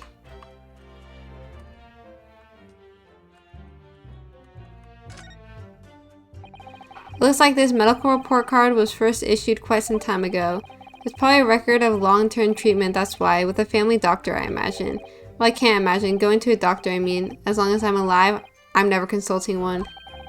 Well, if you were dead, there'd be no point, so you don't like doctors then? Why would you? They make you drink horrible tasting medicine, they give you painful injections, and then they demand lots of money from you for the privilege, all when you're at your lowest ebb. You sound like a model patient, with a bad case of stubbornness no less, for which the only cure is very bitter medicine indeed. Oh my god, Ryunosuke is an anti-vaxxer. Okay. Bum bum bum bum bum bum bum. Little thumbs. Let's have a look. This is some kind of medical history. And there's an entry for the day the professor was killed. Extraction of molar with topical anesthesia. Anesthesia? Anesthesia? I don't know. Extraction of molar? You mean he had his tooth taken out? It would seem so. Just before the incident, he'd had a bad tooth removed. Perhaps they use laughing gas. That's the most modern practice in the West for pain relief. Yes, I've heard of this anesthesia. Although it's hard to believe that there's anything that can actually stop you from feeling pain. But there's a cautionary note from the medical practitioner as well. Strictly, no food or drink besides water for 3 hours post-procedure until the anesthetic effects have passed. Really? Sounds like information worth bearing in mind. The medical card, blah blah blah, has been updated. Oh no! Oops. With this new information, the meaning of that one particular statement totally changes. So I think it's time we listen to the testimony again, don't you? Definitely. Bam, bam. Okay. Save, save. Uh-oh. Why did I make that noise? Did I always make that noise? Oh. Okay, I'm just crazy then. Z. Back. Ba-bum, ba-bum, ba-bum, ba-bum.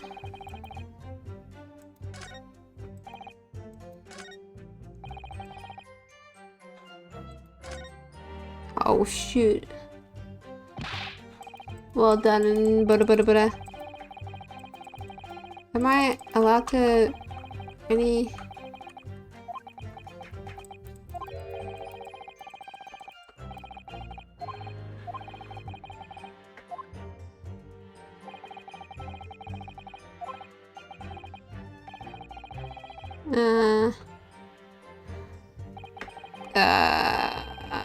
I haven't really consuming anything but water.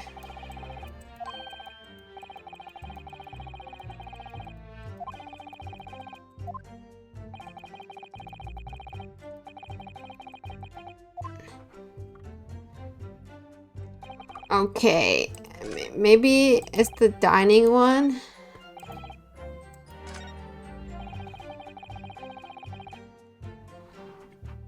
Oh,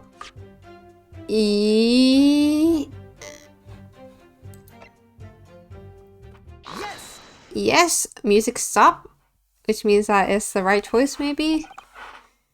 Well, I think, what are you wittering, lad? Can't call yourself a lawyer? I wish I could, but first and foremost here, I'm the accused. Runosuke. Everyone stumbles on their words occasionally. Under the circumstances, I wouldn't worry about it. Thanks, Kazuma. I can see it quite clearly in that cross-examination you just carried out. When you raised your hand straight up like that, so purposefully. You knew exactly what it was that you wanted to say. Don't feel like you have to choose your words carefully. Just say what you're thinking. Just say what you want to say. And let the words fall out. Oh my god. Korkuta-san, this is a medical report card belonging to the victim. Ah, I see. And I don't see. What of it, boy? Comparing what it is written on this report with your witness statement, something clearly doesn't add up. Dear me, have you forgotten my words so soon, you amateur? Sorry, what? You are not to interrupt court proceedings with your amateurish drivel. But let's see if I can explain in words you might understand. It was after 2 p.m. in the afternoon when the victim was murdered at the restaurant. Whatever he may or may have not done before that time is completely irrelevant. Sure, but that's, remember, Ryunosuke, you don't have to use clever language or fancy words, just make your point. Your Excellency, I believe we're finished here. There's surely no need to prolong this trial further. The witness testimonies the court has heard have been clear and concise. Oh, I forgot that I'm still in the corner. Oops. Oopsies. Maybe I'll be like a little... whatever. You know, deserve to see the last part of the sentence. I'll read it out anyways. There's no one else besides... Oh! I didn't get to read it! This medical report card has nothing to do with this case. Let me see the history. There's no one else besides this pale-faced people who could possibly have perpetrated the crime. Okay. Do you really believe that? That outburst half petrified me, boy. Of course I believe it. How could it possibly be relevant? Perhaps because Hata Clinic, which issued the report card, is a dental clinic. A dental clinic? Is that supposed to mean something to me? Perhaps if I told you that the victim had just had tooth extracted? What's this now? And furthermore, if I told you that as a result the victim had been forbidden from eating. Cling, cling. Just what are you trying to say, cadet? He had orders not to eat, so what? It's all written up in here. No food or drink other than water for 3 hours post-procedure while the anesthesia wears off. What? No, that can't. Korakuta-san. What, boy, what? As you just heard, when he was killed sometime shortly after 2 p.m., the victim couldn't have eaten anything at all. No. Additionally, there's more. You have assured the court with unwavering self-confidence that the victim was dining alone. But that cannot possibly be the case. Grr. Because the victim, as we now know, just had his teeth extracted and was still experiencing the side effects of the anesthetic. Arg. Expertly done, partner.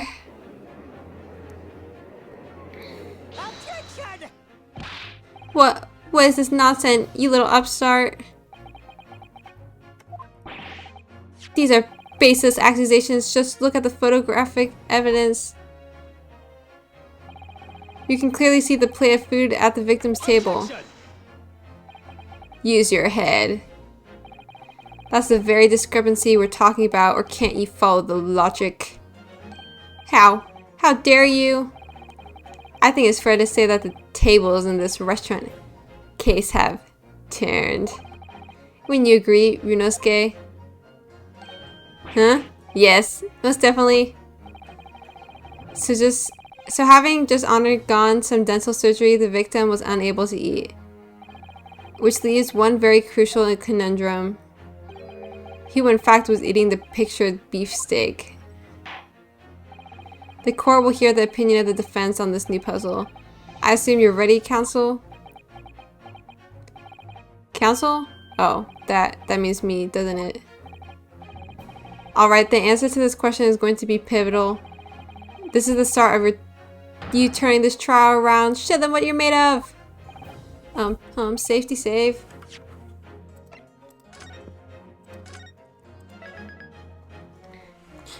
Bum, bum.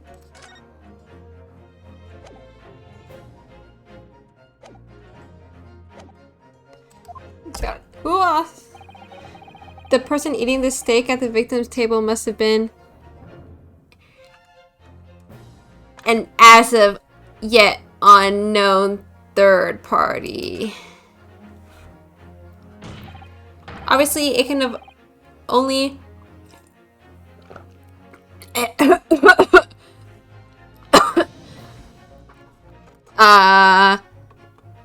been someone else who was sitting at the professor's table. You will not let this go, will you? There was no such person. Yes, there was, because I saw her. When the incident occurred, we know that the victim couldn't have been eating anything, yet we have evidence of a half-eaten steak on his table. Therefore, the only logical conclusion is that there was somebody else there eating it. You arg! We have strong evidence to support our assertion. It's clear that these witness testimonies are unreliable. If the court decides to push through a ruling at this stage, we will lodge a formal complaint with the Ministry of Justice in pursuit of fair retrial relentlessly. Kazuma, are you insane? You would take on the government? Don't worry, counsel. I have no issue with you. What do you mean? I have issue with them, the two witnesses in the stand. What? What are you talking about? We have demonstrated with evidence that the victim was not alone. So if it now turns out that the two of you have been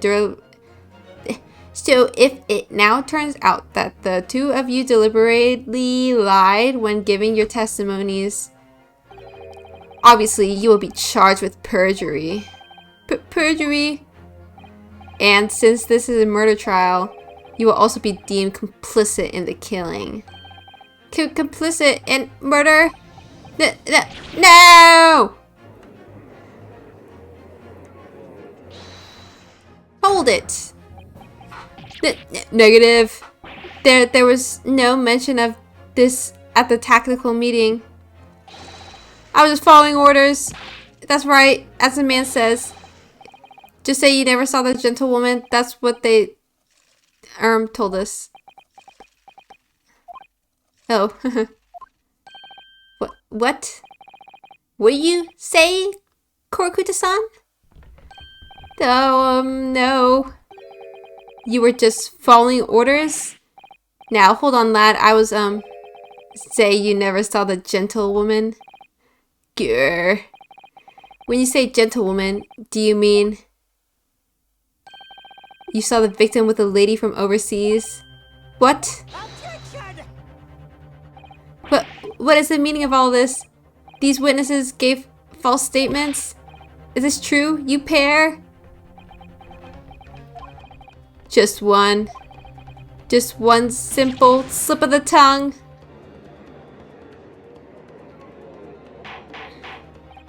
Order! Counsel, explain what is going on here.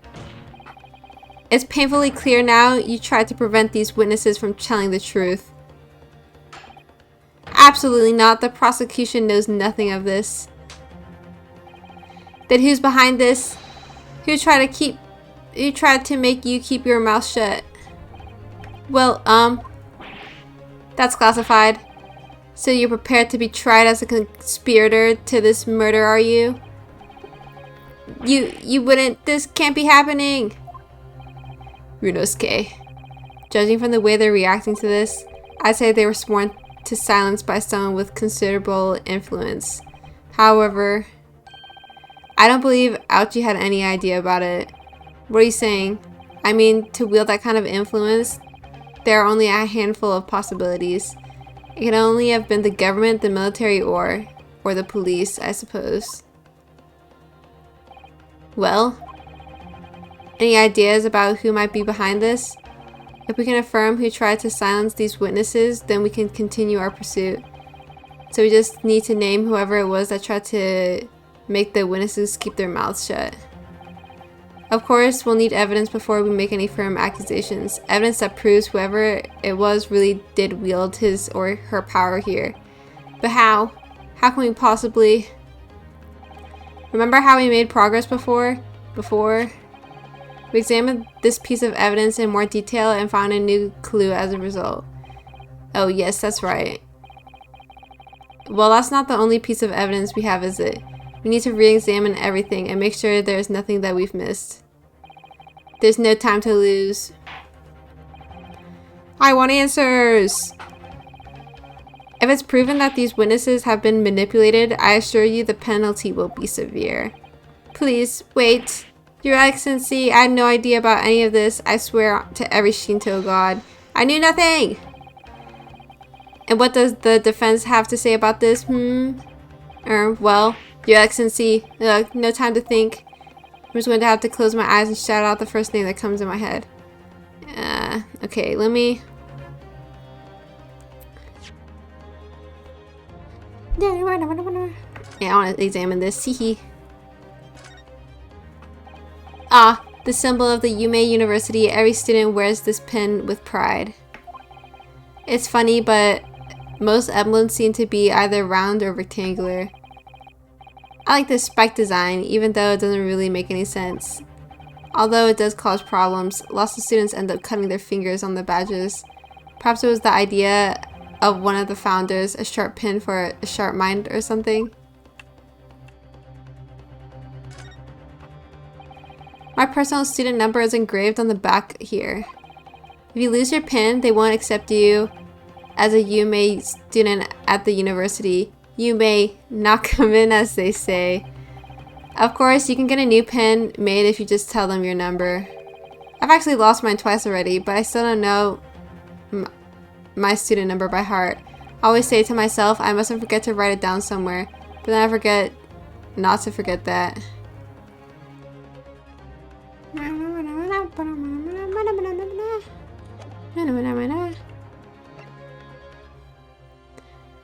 Gotta take a little look-see.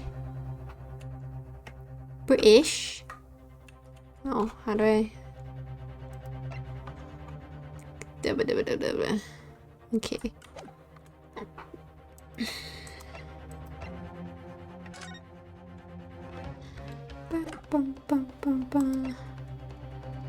Okay, I know that this card is something because that's like when I was watching it, the farthest I got was to spoilers. The farthest I got was to was it questioning the waiter, and that was like it. Wait, let me. You know what? Asoki is just gonna have to hide behind me. I'm gonna keep forgetting to change myself back, so you know, you saw his face once, it hasn't changed. So this plan of the restaurant raises a number of questions, I think. Definitely. It's supposed to show the relative position of everything in the moments following the incident, but there's nothing to show the woman you say you saw there. Exactly, and that's not all. Look here in the upper left where it says kitchen. Oh yes, what of it? No one would use those complicated characters to write kitchen, especially if not if they were in a hurry. You mean you don't remember those characters yourself, don't you? Study harder, Ryunosuke.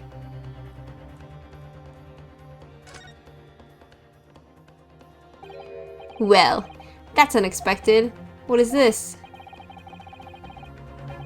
What is, look, do you see it says the witness's name here? Satoru Hosonaga.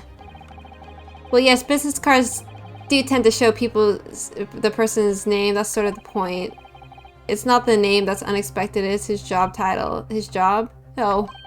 Chief Inspector Satoru Hosonaga, Primary Criminal Investigation Division, Imperial Police Bureau. Inspector? What on earth? I have no idea. But let's face it, the police have a lot of power and influence if they're wielding it somehow here. The witness... Okay.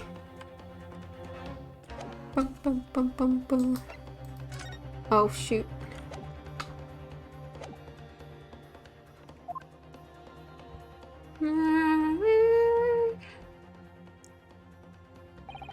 Besides the prosecution, the only person with the necessary influence to manipulate the witnesses is Satoru Hosonaga. Present. Yes! Yes! Well, surely that would be Satoru Hosonaga-san. Hosonaga-san, the waiter who took the stand earlier. Poppycock! What possible reason would the waiter have to make these witnesses give a false testimony? Not to mention the fact that even a head waiter could not possibly have that level of influence. For once, I would agree with you. If that is, the man were truly a waiter. What? If he truly were? Come on, Ryunosuke, time to hit this court with the truth. The truth about Satoru Hosonaga-san's real identity, as proven by this evidence. Yes! Yes! The plan of the restaurant sketched by the man in question. I agree it shows a great deal of attention to detail, but I'm not sure that we can conclude anything. Sorry, Your Excellency, that's the back of the card. It's the back of the card that's of interest. I beg your pardon? Or perhaps I should have said the front? Yes, it's the front of the back of the card. That's where the telling detail is. Would somebody please explain what this overexcited student is trying to say? Hosonaga-san sketched the plan of the restaurant on the reverse side of his business card. The front of that business card reveals the man in question's profession, his true profession. The waiter's profession, but that's surely good. Good gracious! That's right, Your Excellency. The card reads Chief Inspector, Primary Criminal Investigation Division, Imperial Police Bureau. What? The waiter is a police detective? I haven't heard any mention of this before. Why haven't I heard any mention of this before? The Imperial Police Bureau has immense power, absolute power, as far as regular civilians are concerned. So, witnesses there in the stand. Was it, in fact, the waiter who gave you your orders? Was it he who told you not to mention that you've seen this foreign gentlewoman at the scene? Yeah, well... Hold it.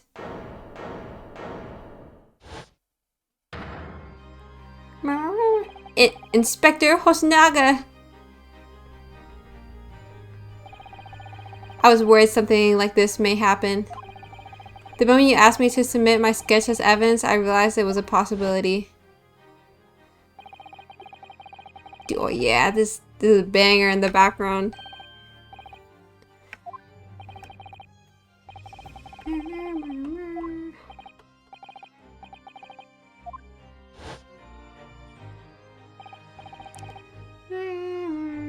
Yes, I remember now. He did act strangely when the judge asked him to hand over his business card. I strive to carry out all investigations flawlessly. It's my guiding principle. But I let myself be distracted when I made that sketch. It was an unusually careless mistake. So you mean to say... Wait, Lee, there's something on my teeth. It's the popcorn kernel. So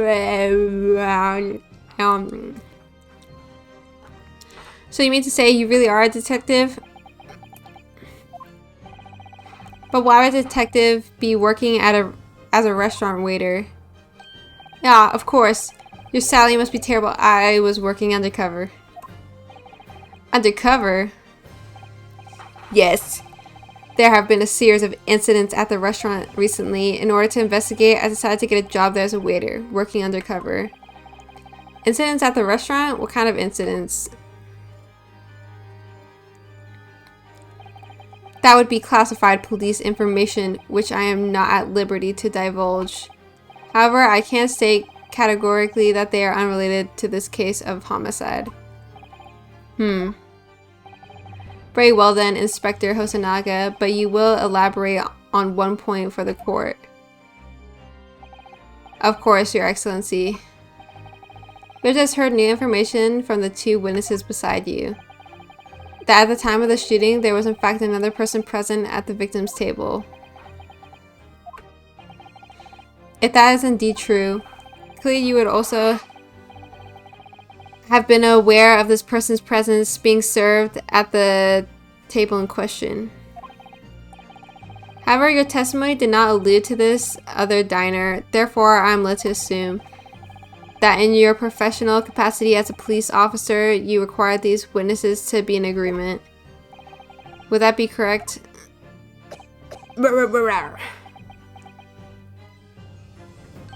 Correct, Your Excellency. Unbelievable. As I suspected. Bang. As soon as I heard the gunshot, I ran out of the kitchen to see what had happened. The victim sat slumped in his chair, and beside him, gun in hand, stood the accused student. Sitting opposite the victim at the same table was a young lady whom I assumed to be an Englishwoman. So the truth come out. I immediately sealed off the restaurant and reported the incident to the bureau. It was then that I received some special orders. Special orders, you mean to say? Remove the Englishwoman from the scene at once. It was made clear that the Englishwoman's presence at the restaurant was to be concealed. Those were my orders. But what if this Englishwoman was the killer? I think it would be in everyone's best interest not to pursue that idea. The Empire views the friendly terms of its relationship with Britain more highly than anything at the moment.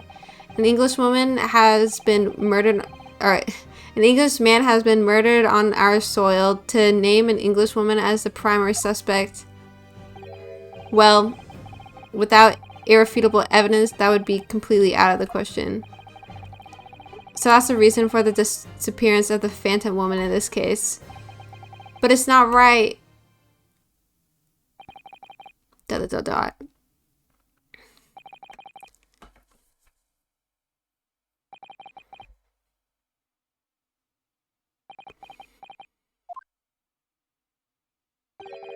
One possibility does spring to mind. What do you mean, Kazuma?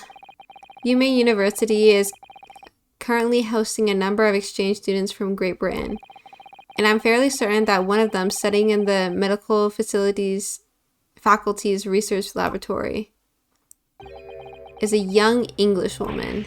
What? You're a shrewd man. I can see why you're the chosen candidate for the overseas study tour.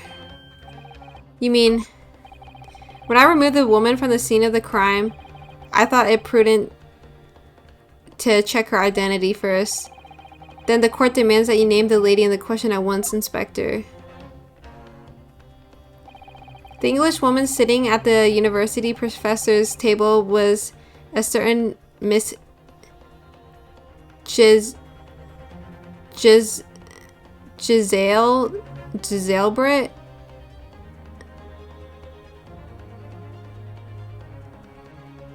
Giselle Britt? Giselle. Just, you know, it's Giselle Britt. She is a foreign student studying in the research laboratory of Yume University's medical faculty. What is happening over here?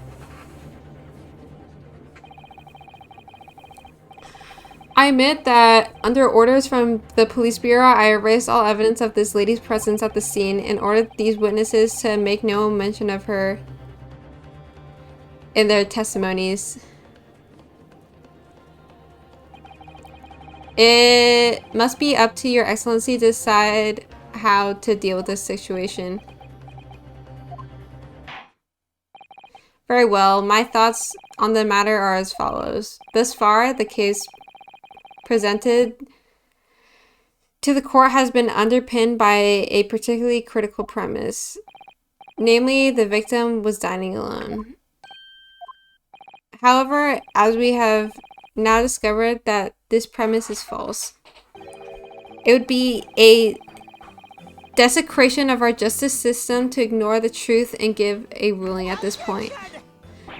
But Your Excellency, that would mean missing the new deadline of ruling in order to send the telegraphic report to Great Britain.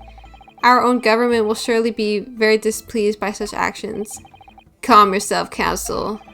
I will not allow the government of our country or any other to influence the proceedings of my courtroom. Ugh. Inspector Hosonaga. Yes, sir. You will locate this Giselle Britt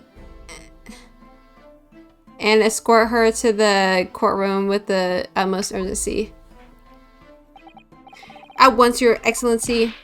But that means you'll be going against the special orders you were given from the police bureau.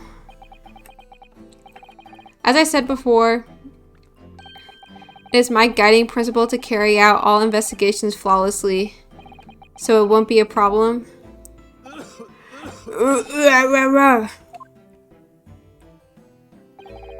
Nothing will get in my way. D's like, I don't want to say it, but he kind of a dill. Core will be, we'll join briefly. The prosecution must call the English student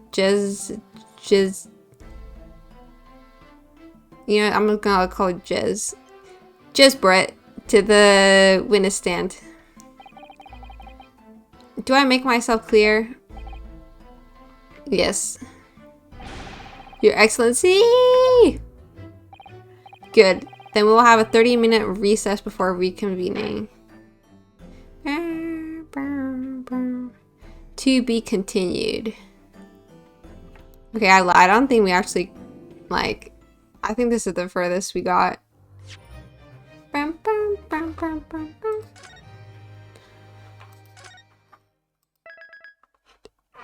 Boing, boing, boing.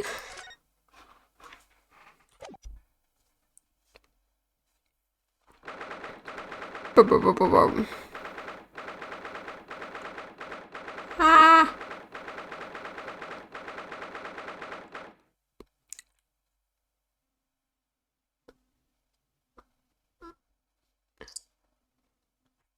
Okay, I think I got the popcorn, all the popcorn kernels out for my teeth. Excellent work, Ryunosuke. That was superb. Ugh, my heart was in my mouth the entire time. It was almost unbelievable. I mean, looking at you in there, you were drenched in sweat, your eyes popping, your knees knocking, and you were grinding your teeth. It was a grim sight, but before I knew it, you started finding inconsistencies in the testimonies. I think you might have a natural talent for being a lawyer. Forget it, it's terrifying. If I get through this, I don't ever want to see the inside of a courtroom again. Anyway, it looks like we've exposed your phantom lady at last. Miss J... You know what? I hope I don't get spoiled by trying to look up the pronunciation. Jezzail...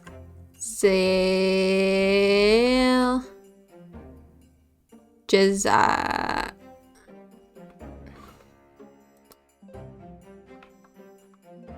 Giselle. Giselle. Okay. Giselle. Giselle. Okay, you know, I'm going with Giselle. Giselle Brett. A student from Great Britain, is she? That's why I've been trying to tell everyone from the start. Dr. Wilson wasn't alone. There's a young woman with him. Like I've been saying all along.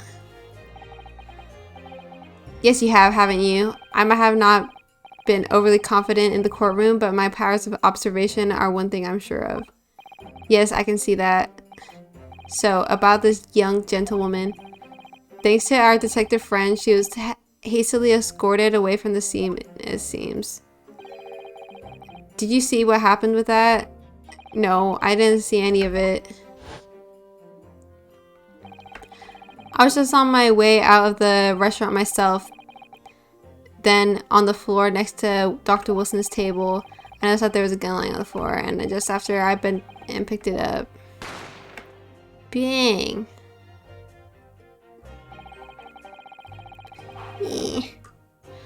I didn't have time to think about where the sound of the gunshot had come from.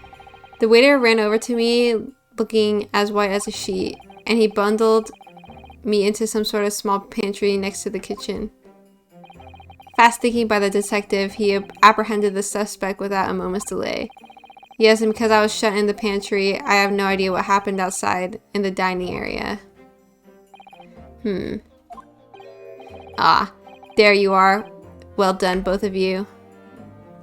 Oh, my mouse is in the way. Professor Mikotoba. Well, it seems I was right. The pair of you make an outstanding team.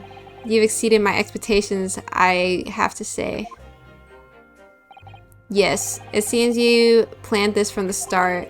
You arranged things so that I wouldn't be able to act as a lawyer in this trial. Our modern country is still in its infancy, our justice system even more so, which is why I firmly believe that we need to send our brightest young stars overseas to learn all they can. I want to avoid a situation that may have resulted in your study tour to Great Britain being cancelled. Well, it makes no difference. Lawyer or otherwise, if I'm the kind of man who can't help his best friend avert the worst crisis of his life,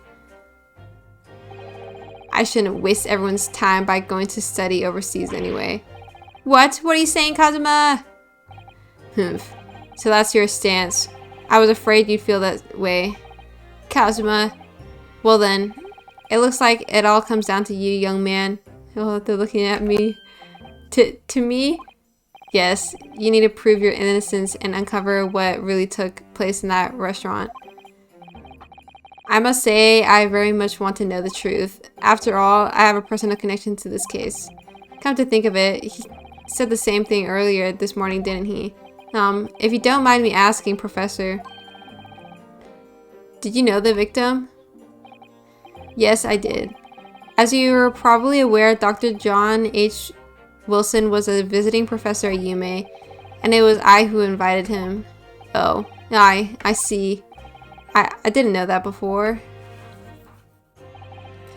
Anyway, you're about to go into battle. The victim was a university professor from Great Britain, and a well-known one at that. Naturally, our government is looking to identify and punish the culprit as quickly as possible.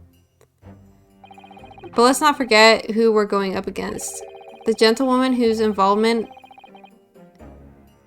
our police bureau went to extraordinary lengths to hide.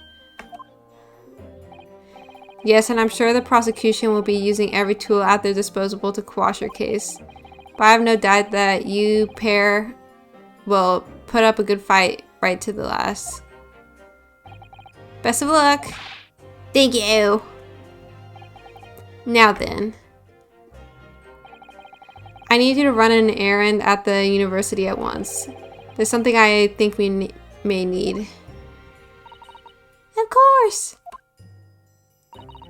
Good luck, Kazuma-sama!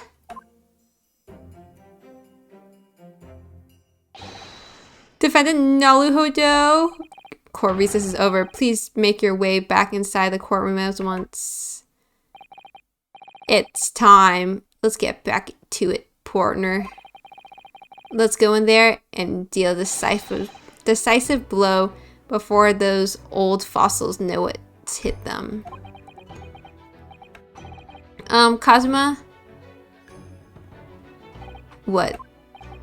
Thank you, really? Thanks, bro. What's for? Well, if you haven't said you believed in me then, I'm fairly sure I'd already been found guilty by now. Look, I have faith in you.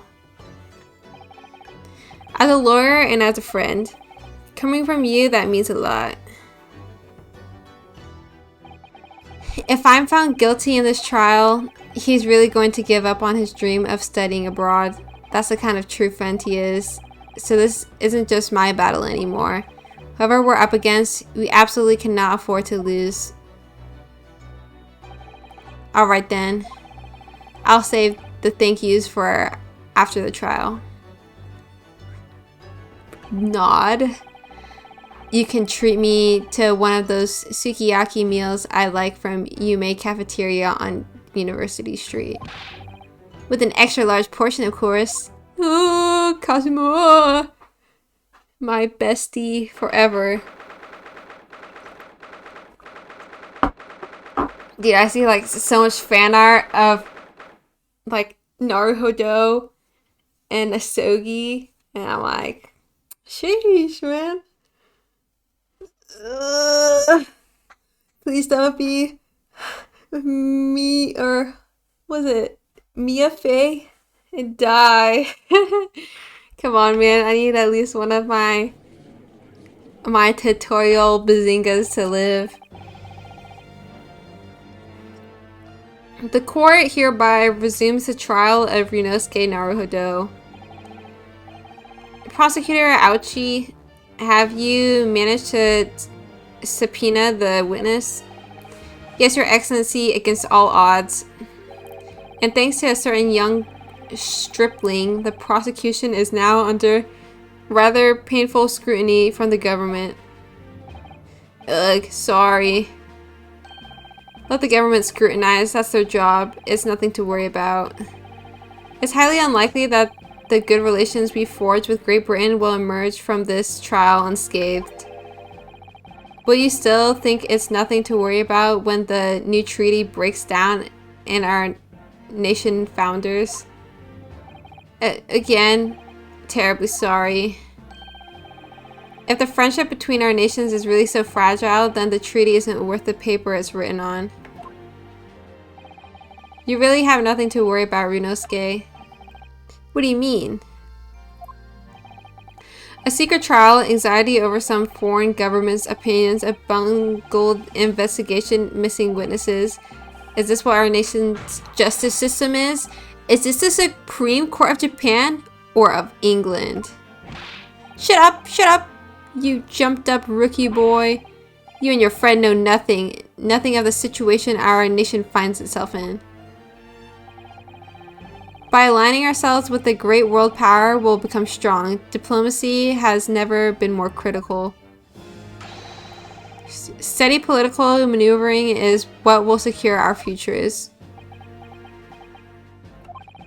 I won't deny that I'm no expert. I'm just a student and one who could arguably study harder too. But standing here now in the Supreme Court, there is one thing that I feel very strongly.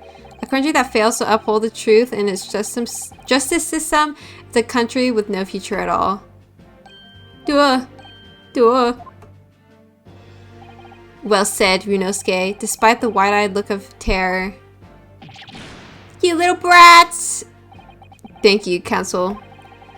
The court is the pinnacle of our nation's justice system and exists solely for the pursuance of truth. With that in mind, this trial will now resume with the next witness taking the stand. The visiting student from Great Britain, Miss Giselle Brett. Yes. Your Excellency.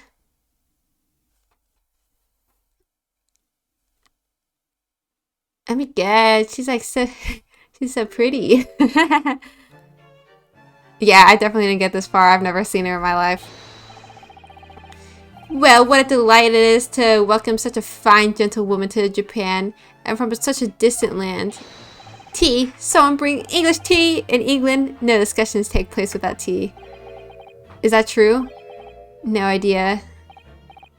So, could we possibly trouble you to state your name and occupation for the court? Of course. My name is Satoru Hosonaga. I've been working undercover as the head waiter at...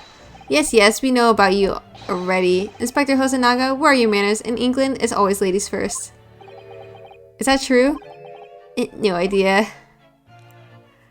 More importantly, a little earlier today you said something to me. You said your powers of observation are the one thing you're sure of. Oh yes, I think I did, didn't I? Yet your description of this amazing sight was simply a woman. Sorry, Ryunosuke, but powers of observation aside, your powers of description are sorely lacking. Guilty.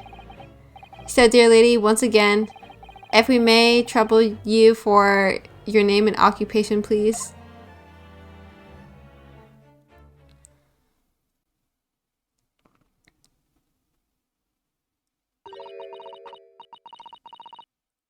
Oh.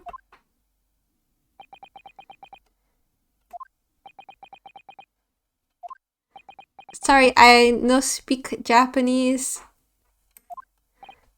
I'm terribly sorry, dear lady, but what? Here, I speak for you.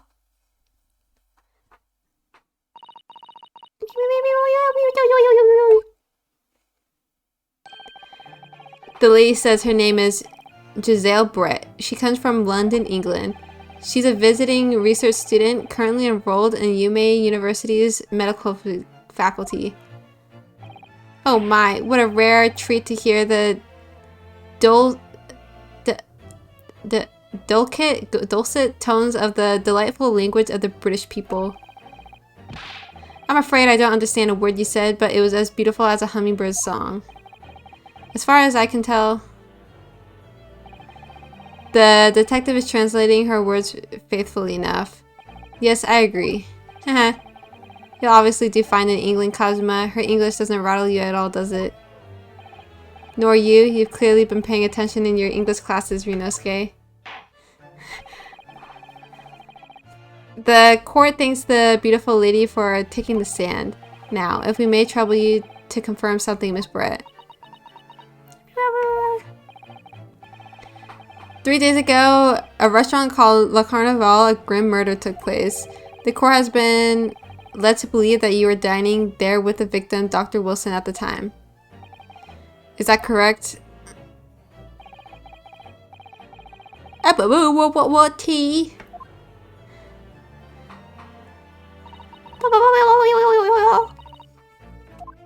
In it.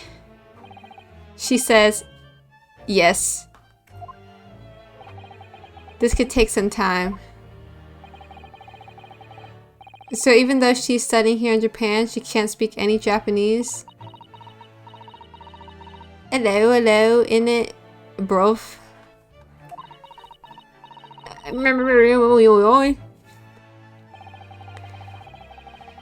She'd like to apologize for disappearing from the scene. She says that she was due to make a presentation at the university, so she had to leave immediately. Interesting, when you're the one who engineered her escape. I was following special orders from the bureau. Well now, dear lady, would you be so kind as to cast your eyes over this photographic print? Seeing as you were so unfortunately present at the scene of the crime, could it be that your resplendent eyes caught sight of the wicked perpetrator, perhaps? Yeah. Apparently, it was a very frightening and sorrowful sight. Do you mean to say, yes, it would appear the lady did witness the crime? The very moment when the accused, standing right there in this courtroom, shot the victim in cold blood. Bonk, bonk, bonk. Order in the court. Did you hear that, Your Excellency? Here we have an absolutely conclusive witness statement. Well, it looks like it's clear now. Clear who our real enemy is. Gling. Unfortunately, I will have to ask you to formally testify if you please. Kindly tell the court the exact nature of this frightening and sorrowful sight you described.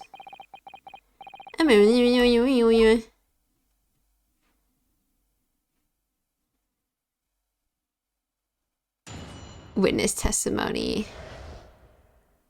Dude, I kind of need a pee. Pee break. So true what you're saying, Brett. Okay, wait. Pee. Oh, I'm gonna explode. Also, my hands are sweaty.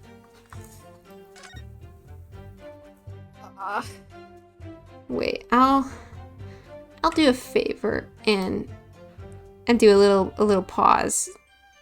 Actually, no, I'll cut here and I'll be back.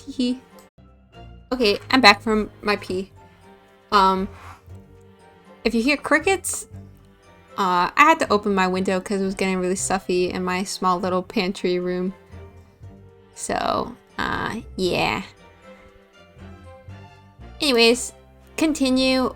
I'll probably keep playing until like the end of this case. And then I'll pause for the night.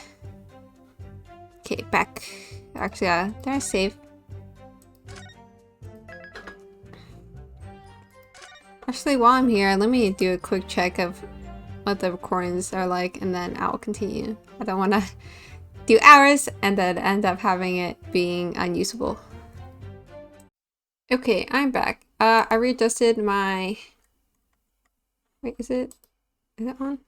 Okay, I readjusted the thingy because I was like staring off into the right side too much.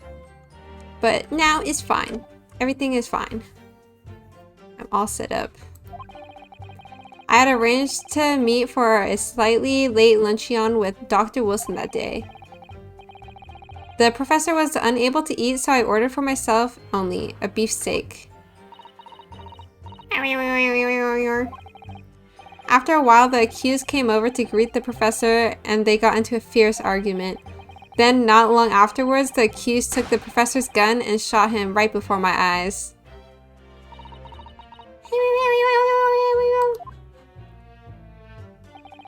I don't carry a gun myself, so obviously I couldn't have been the culprit.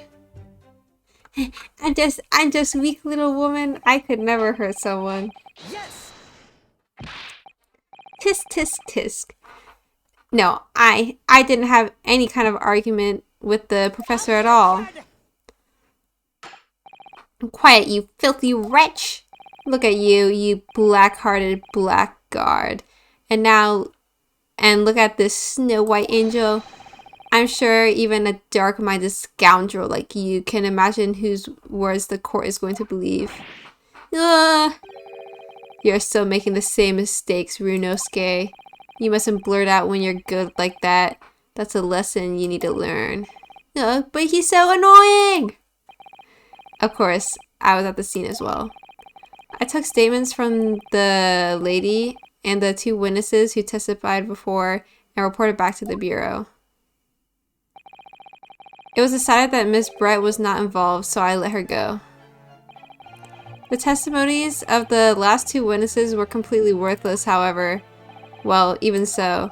On the day in question, the lady was wearing the same outfit as she is today. And as you can see, there's nowhere about her person where she could conceal a firearm. I would think that she could hide a gun almost anywhere in that outfit if she wanted to. Unless and until the precise location where the witness is to have hidden a weapon can be shown, this is moot.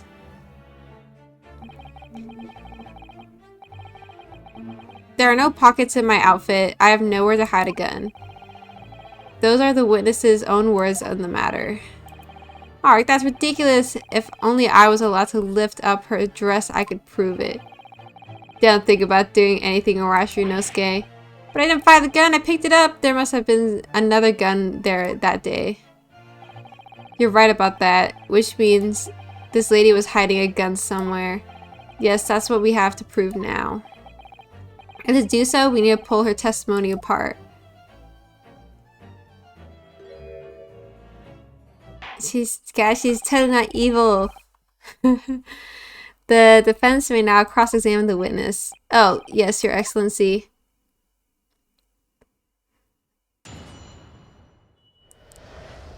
A frightening and sorrowful sight. Okay, press. Yes! After 2 p.m., in fact. That's really quite a late lunch, isn't it? You don't keep up with the latest fashions from Britain, do you? Late luncheons are on vogue. Isn't that right? No. Ugh. A decisive English no has quite a sting to it. The gentlewoman is currently working in the victim's research laboratory, it seems. So it was apparently a daily occurrence that they would lunch together. But on the day in question, the victim had another appointment at the clinic first. Yes, which we can prove from the medical report card that was submitted as evidence earlier. That's right. Miss Brett and the victim went to lunch following the victim's treatment, which is why it was so late. Yes, that all makes perfect sense. Such wonderful logic, what a shining example of English intelligence this fine gentlewoman is. So you both arrived at the restaurant. What happened next? Okay.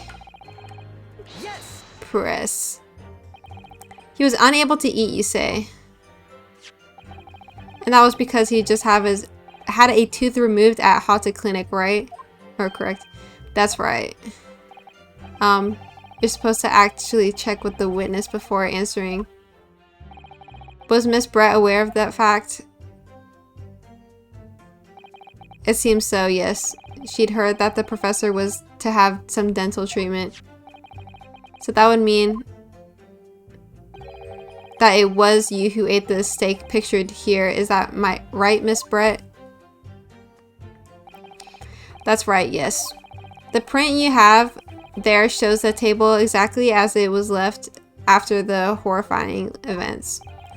Exactly as it was left. Dear me, what a harrowing experience. To have traveled to a distant island on the far side of the world and be embroiled in such a tragic incident.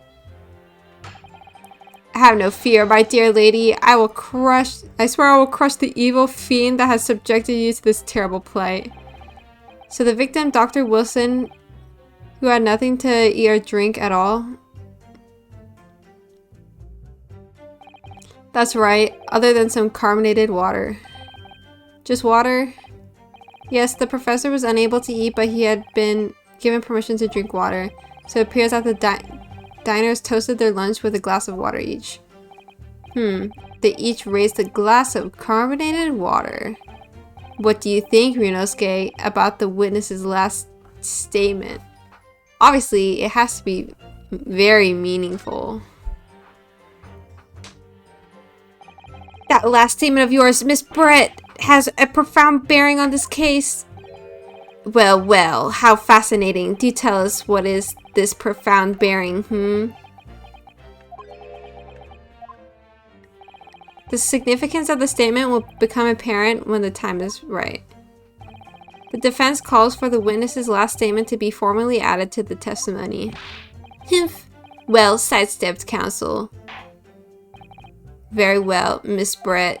Kindly repeat what you just said to be added to your official testimony. Gladly, she said. That was brilliant, Kazuma. I'm going to remember that one. Which one? The significance will become apparent when the time is right. I could really use that phrase. I'd hope there are some more useful tips you're picking up from this experience than that, Ryunosuke. Okay.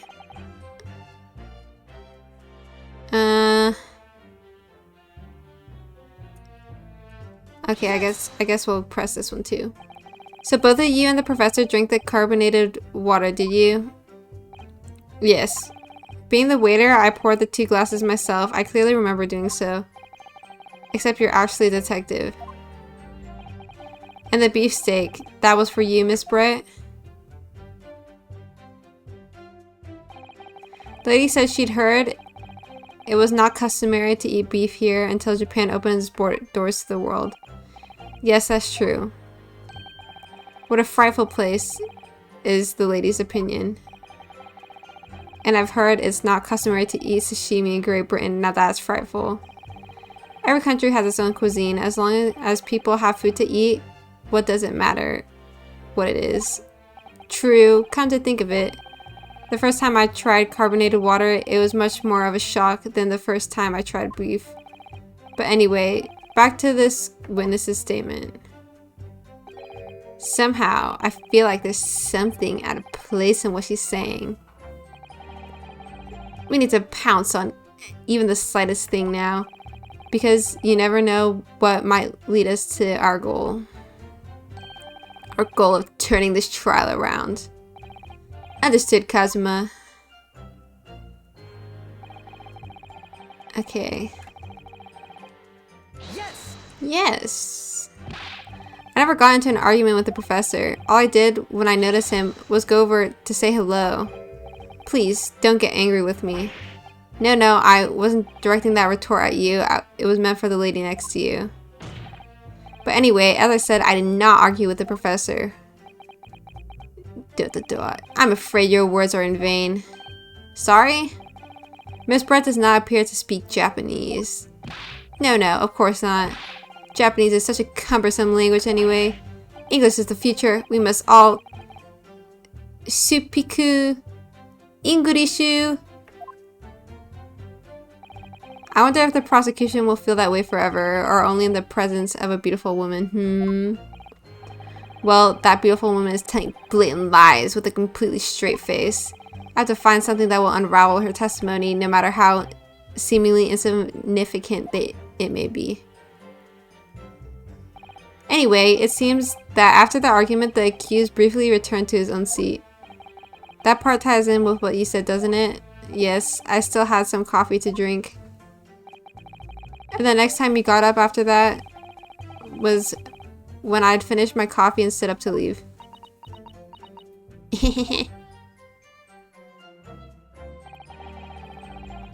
Then, not long afterwards, the accused took the... Oh. Yes! Like I said, I did not shoot that gun! And like I said, there's no point in repeating the assertion over and over. Well, I wasn't expecting to be attacked by my own side. Nevertheless, defendant, you can't deny that when the shot rang out in the restaurant, you had a gun in your hand. Well, yes, that's true, but all I did was pick up the gun I saw on the floor next to the professor as I was leaving the restaurant.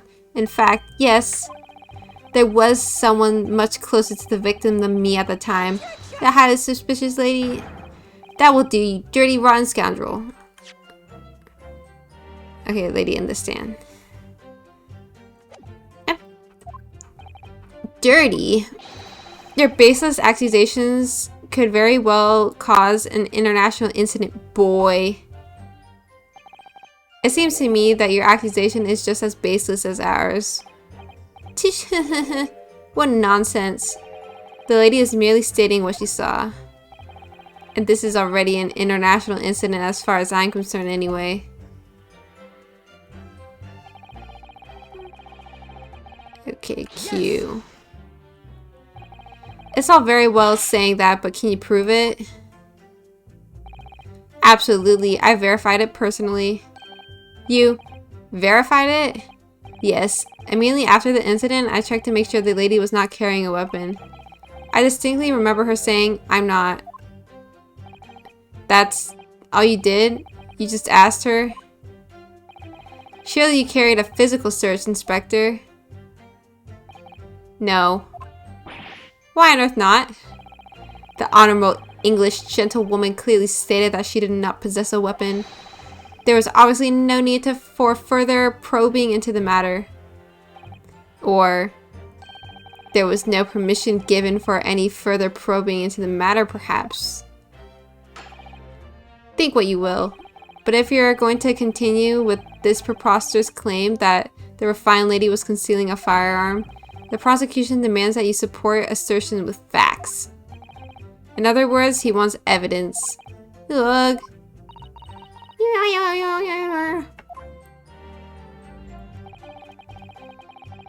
The lady wishes to point out that, of course, she wanted to stay and assist with the investigation, but she was in a hurry to give a presentation at the universities, so she was compelled to leave. Not to mention the fact that your office had told you to get the woman out of there. Not get her out of there, I just urged her to leave. The lady would like to point out that she is in no way meant to run away from the scene of the crime. Which is why she is only too happy to cooperate and testify here in court today, of course. Unlike a certain student who refuses to admit when the game is up. You could at least have the courtesy to pay attention when I'm goading you. Sorry, he's in deep thought. So she's maintaining that you got into an argument with the professor, at the end of which you shot him. Which is an out and out, totally unfounded lie. Still, her statement is very compelling. After all, she's an elegant, refined, young, and beautifully gentle woman from Great Britain. In stark contrast to you, dressed from head to toe in a dull black school uniform. I'm dressed exactly the same you are, except for the flapping red ribbons. Well, anyway, this is our only chance to expose her testimony as the fiction that it is. If we can't do that, the trial's over. Even you, with your thick skin, must be able to feel the murderous looks you're getting from around the room. Only too well, I feel half dead already. The fact that I can't see a single inconsistency in her testimony isn't making me feel any better either. Okay. Okay, Kazuma, I got it.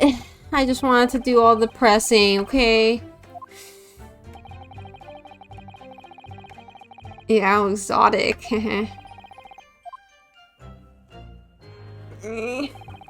Oh, my neck. Okay, let's go. Oh.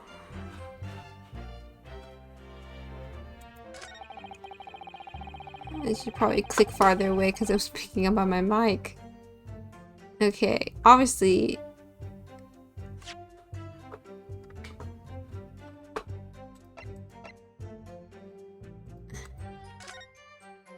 There's only one glass.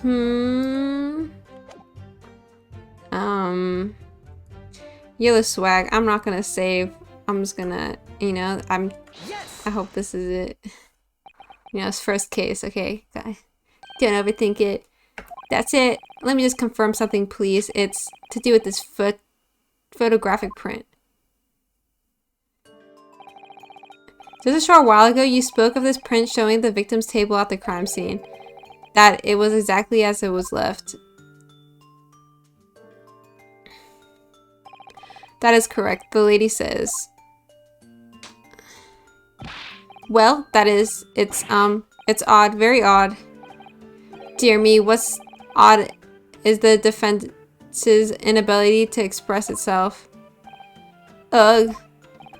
Rinosuke, what is it about the print that looks odd to you? Well, obviously, it's the cheers. The cheers.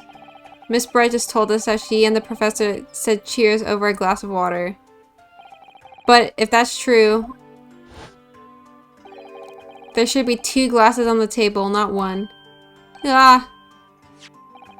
You're quite right, Counsel. There's only 1 glass pictured here. Are we supposed to be impressed by this nitpicking over minute? What possible difference does the presence or absence of a glass make on the case? Objection!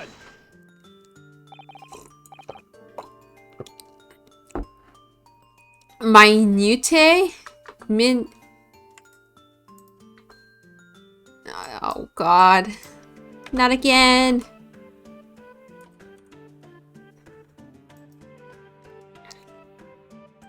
Minutiae. Minutiae?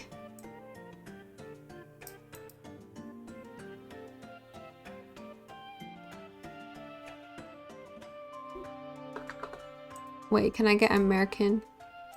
Minutia. Minutia. Minutiae? Minutia. Do I feel like being American or British? We'll do a minutia. You say?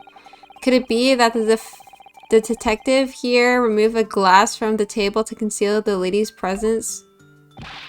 Of course not. I would never do something so reckless. But there should have been 2 glasses on the table. Are you going to try to tell me you can clink with only 1? You're quite right. I certainly took 2 glasses to the table.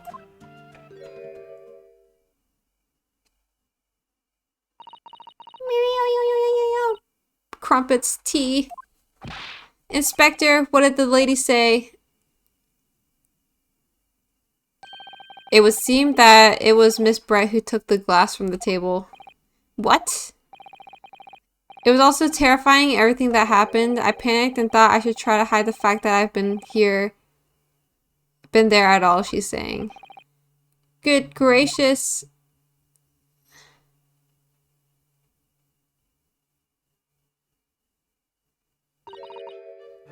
So, sorry.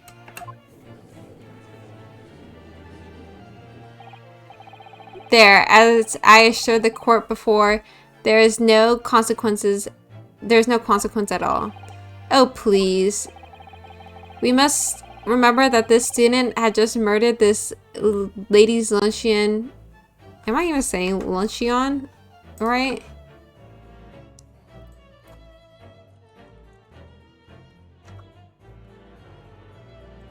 Luncheon.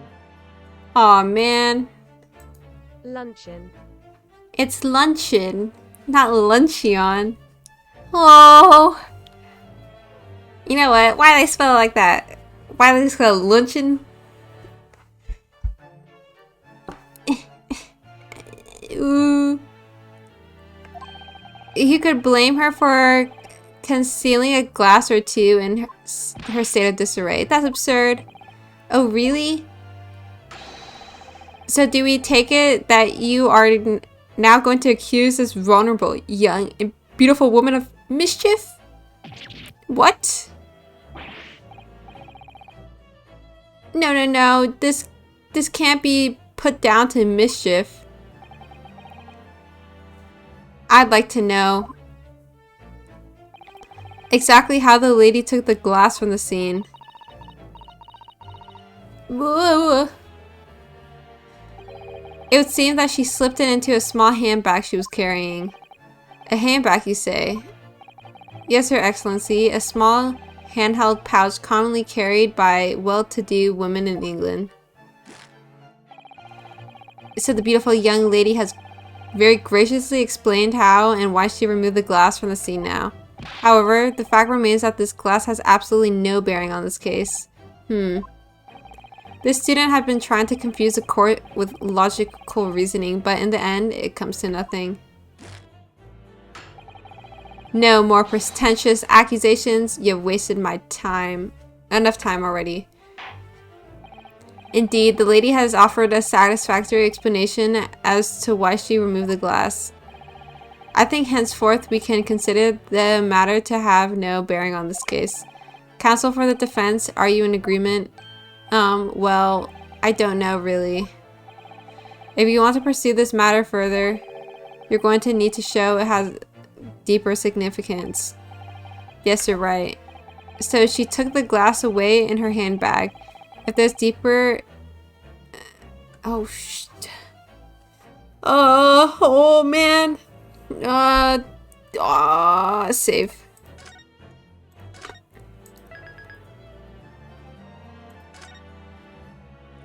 Back. I said back. Okay.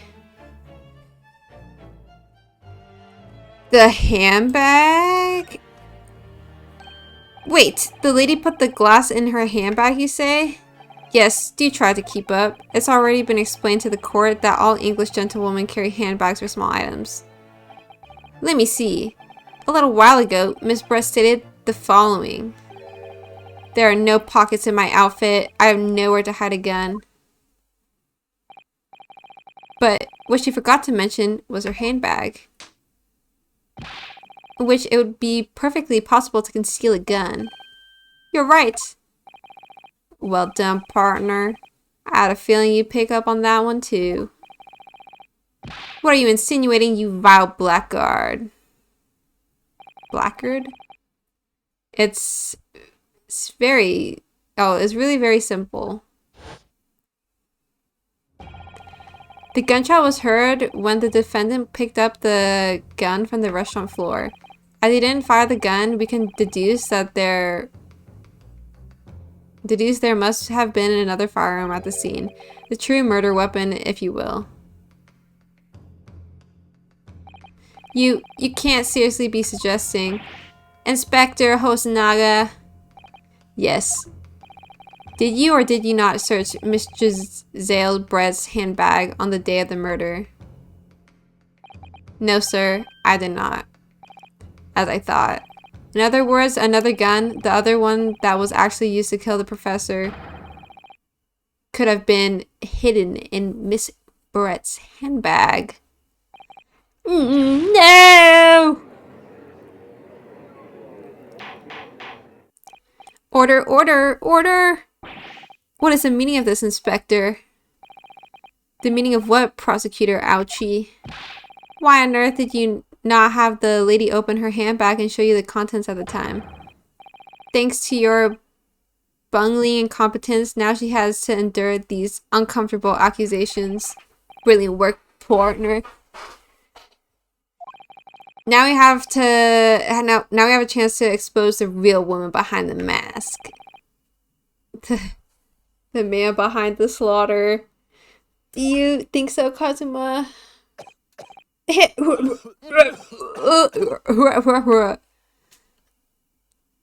Well, what a sorry situation.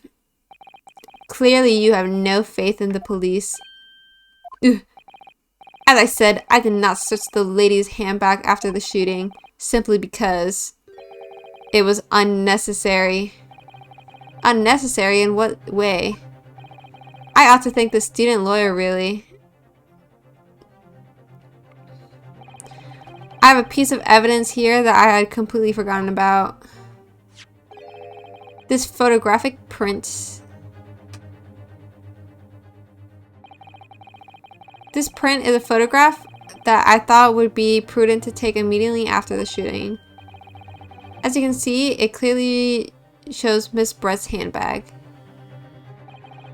Well, I never! You can see right through to what's inside.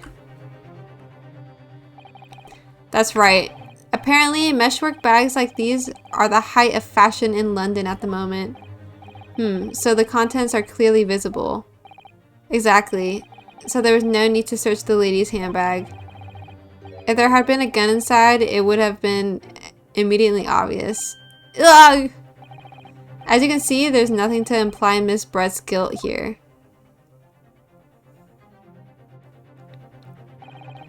Thank you for helping to prove that, Naruhodo-san. Lag! He's like staring over in the back. Order, order! Inspector Hosonaga, you will submit that print as evidence at once. Certainly, Your Excellency. Okay. Bink. I think you've had long enough to cross-examine the witness counsel. The court has now been shown considerable evidence. As a photographic print just submitted into the court record appears to have no further significance, I am satisfied that there is no longer any room for doubt in this matter, and I must make my ruling. Indeed, and there is only one logical conclusion, that the pathetic rookie slumped over the bench before us is the only possible perpetrator of this crime. No! Just when I thought I was beginning to turn things around. I'm in the worse situation than I was at the start. Kazuma, what did I do? Kazuma? No! Don't give up on me! I'm sorry, Yunosuke. Now that the cross-examination of the witness is over, there's no way to force the trial to continue. What? You mean this is it? I must say, you put up quite a fight for a rookie student, but the weak are meat while the strong eat. You are wasting your time. There is no way to defeat true justice. A fact you can chew on to your heart's content from the inside of your cell. This can't be happening. Am I really going to be found guilty of a crime that I didn't commit? And Kazuma, his dream of going to study in Great Britain will slip through his fingers. Kazuma. What? Is there really no chance now of turning this trial around? You heard the judge. There's nothing about the last photograph the detective produced that we can contest, which means there is no basis on which we can argue for the trial to continue. No, this is how it ends? Oh, very well. I will now proceed immediately to the ruling. It seems we'll be able to report to the British government on time after all. That smug little... You tell him. Ryunosuke Naruhodo, having considered all of that... Yes! Huh? Oh my god. Okay, wait. Oh no, I didn't mean to do that. Let me see. No! Oh! Oh, I was clicking the wrong button.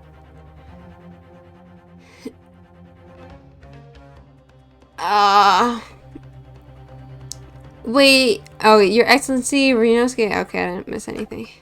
I don't think you can rule out this case yet. This amateurish is getting tedious. When His Excellency deems the trial's over, he gives his ruling. That is the most basic protocol of this courtroom. Your Excellency, just a moment ago you said this. As a photographic print just submitted appears to have no further significance. There is no longer any room for doubt in this matter, and I must make my ruling. Now that means that if there was a problem with the evidence, some significant detail I mean, then the ruling of this case at this time would be out of question. This is blatant straw clutching. Look at the photographic print. All it shows is the handbag the gentlewoman was carrying on the day in question. There can be no problem with this evidence. You'd better know what you're doing, Ryunosuke. I understand your objection, counsel. Certainly the new evidence submitted by the detective has not undergone the court scrutiny. However, I fail to see how we can glean any new information from this handbag. Ha! My thoughts exactly. Really, the prosecution is becoming tired of this rookie's desperate wheezes. Yes, I'm desperate, but this isn't a wheeze. There's something about this photograph which just doesn't seem right. If only I could put my finger on it. Okay, let me save. Hehe.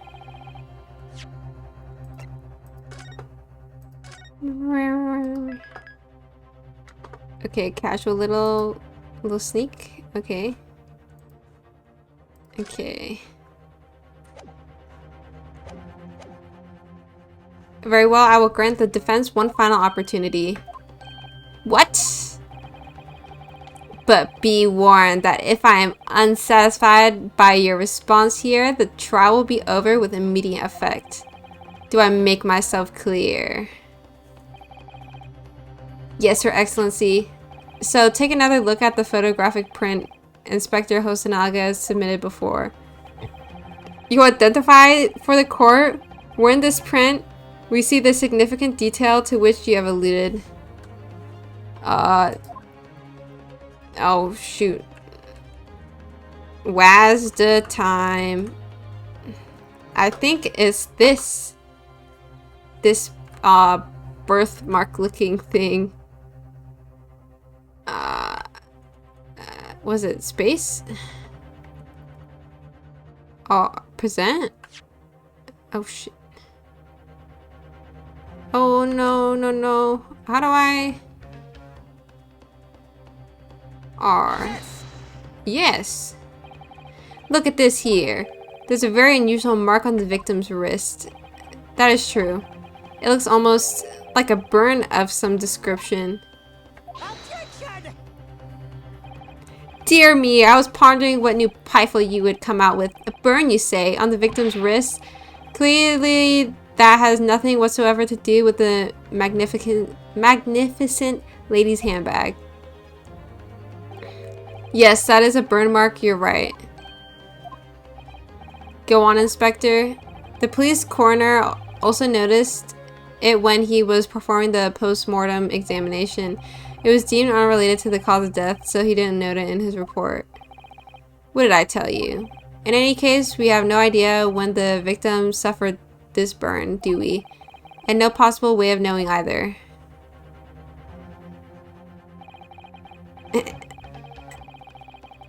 The more I look at it, the more I find myself intrigued by the curious shape of this mark. However, as prosecutor, Aoshi points out, unless a firm connection to the case can be shown, I cannot allow any further time to be spent on the precise details of this burn.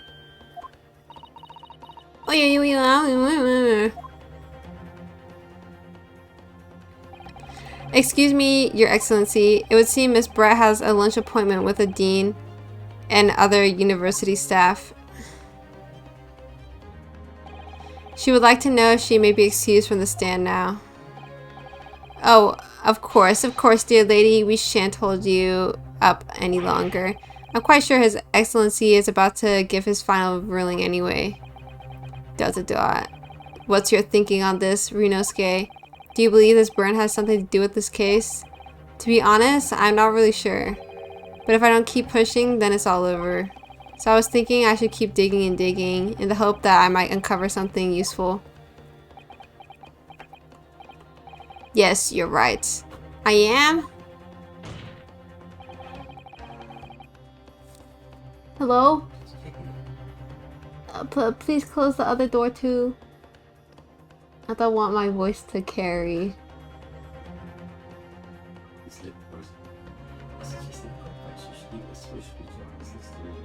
No. No.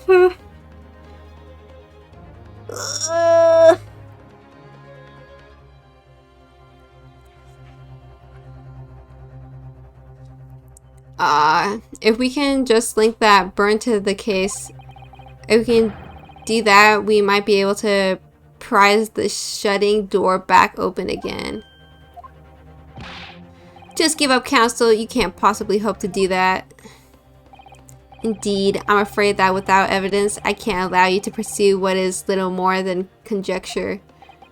But if we had evidence that irrefutably linked the burn on the victim's wrist to the case, then you would allow it? I would, yes. To tell the truth, I hadn't noticed that burn. But as soon as you pointed it out, what I did notice was the color draining from Miss Brett's face. Really?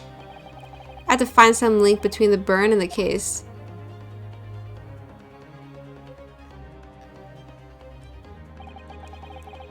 This is the moment of truth.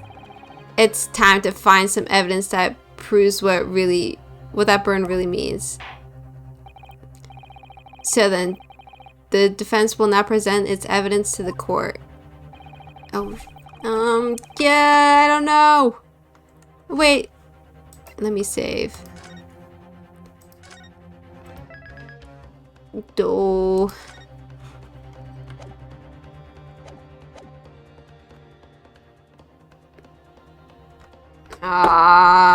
Goodness.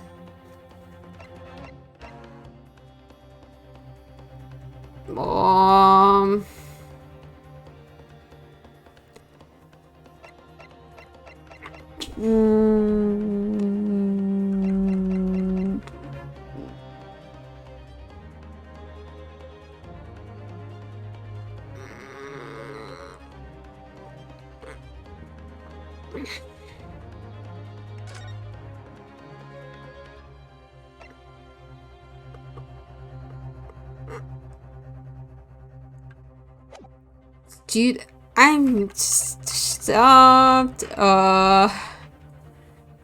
Is there something on?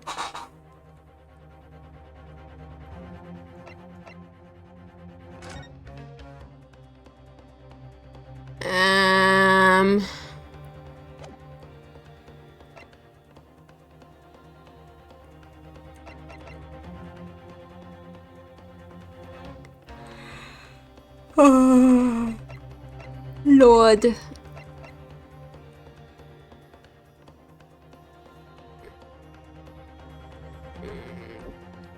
Is there something in here? Oh boy, it's time to...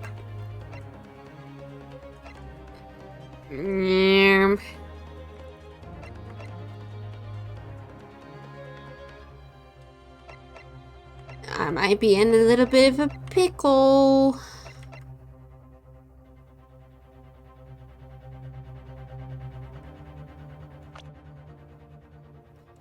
The evidence that demonstrates an victim's burn in this trial.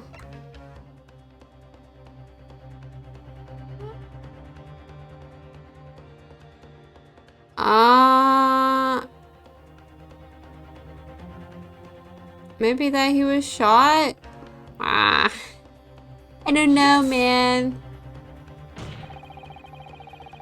Uh-oh, that's the sign that I didn't... Oh, I'm sorry, I don't know what I'm doing.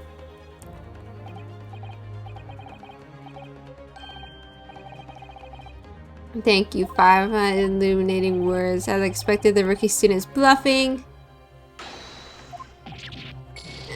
Oh.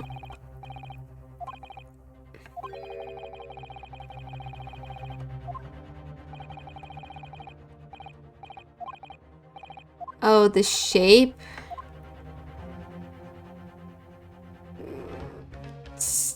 Okay, deep breaths. So, okay.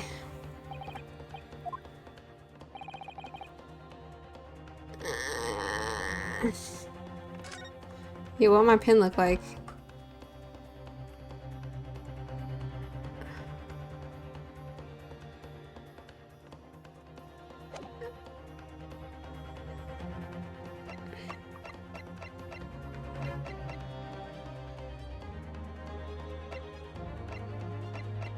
Who did I prevent first?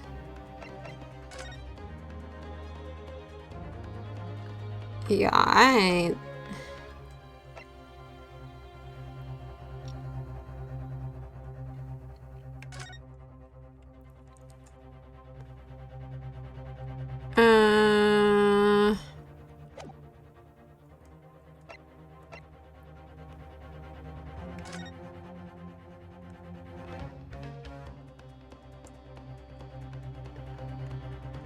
Dog ain't seeing nothing.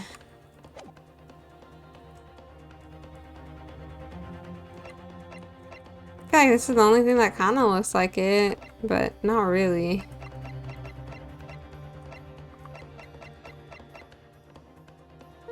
Oh, can I? I'm not going to persons, so.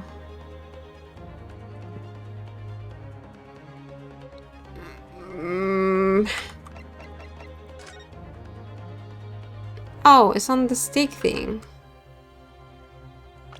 Oh shit. Yes! Oh. Ah, I'm already getting stumped on the first case. That's so bad. Uh-oh. What's this, counsel? Yet another print? Yes, Your Excellency. I believe photographic prints are an amazing invention. When we humans look at a scene, we miss things. But in a photograph, things we may have overlooked at the time are recorded forevermore. Do hurry up, rookie. What are you trying to say? To inconvenience this poor lady any further really would be quite inexcusable. Actually, we may need you to stay with us a little longer if you don't mind, Miss Brett.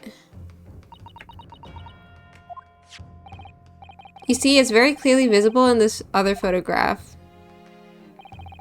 How did the victim come to have that unusually shaped burn on his wrist? The reason is recorded here forevermore. What? How? You can't fool me with your little bluffs, boy.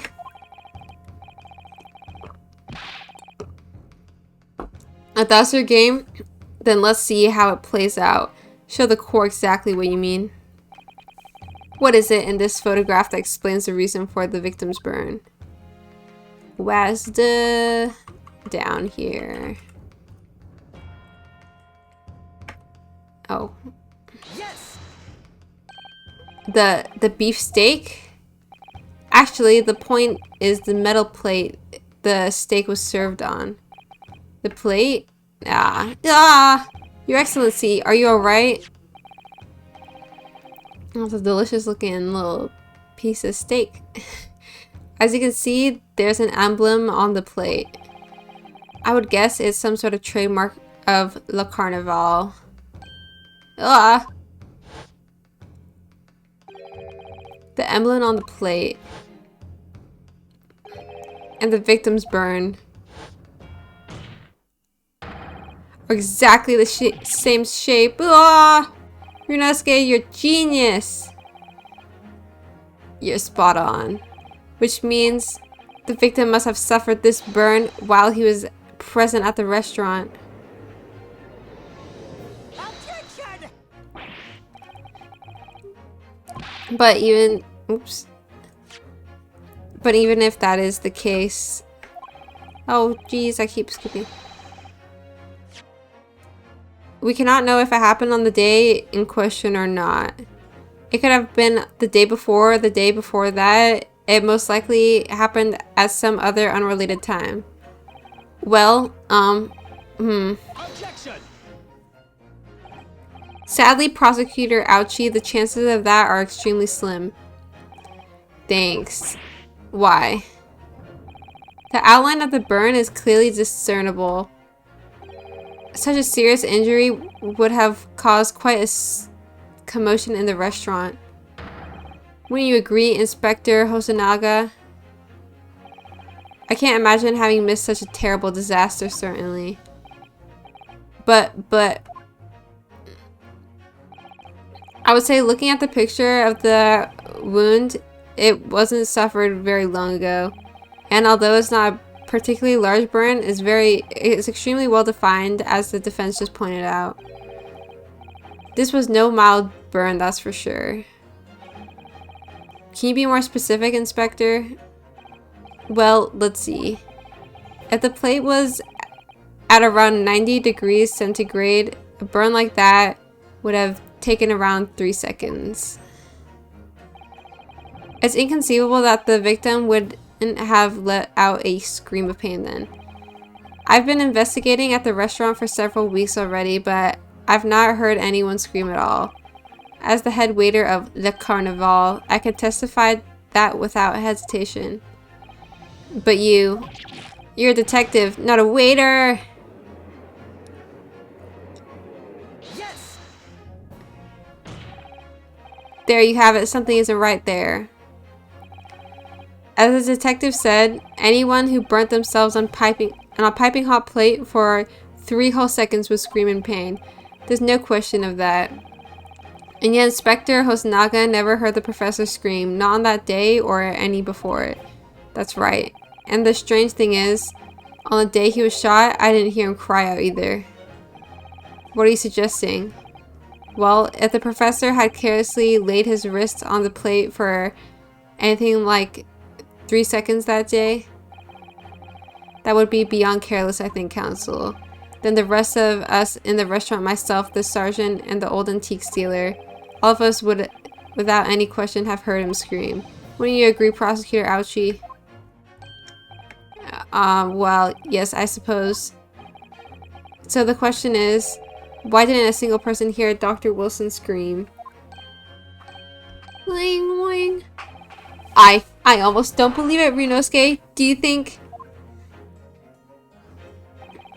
Can it really be true? I never dreamt we'd arrive at a conclusion like this, but I'm starting to think that maybe we've been led into a terrible trap.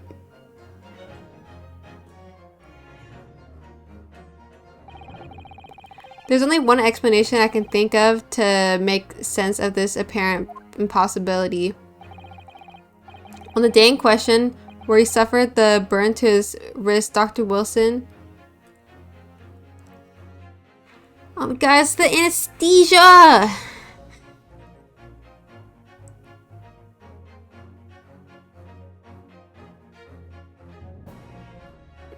I hope it is. Yes, the professor, being as absent-minded as usual... Oh, is that the wrong one? Was unaware of his hand falling onto the piping hot plate and didn't even notice the burn happening. Oh, oops.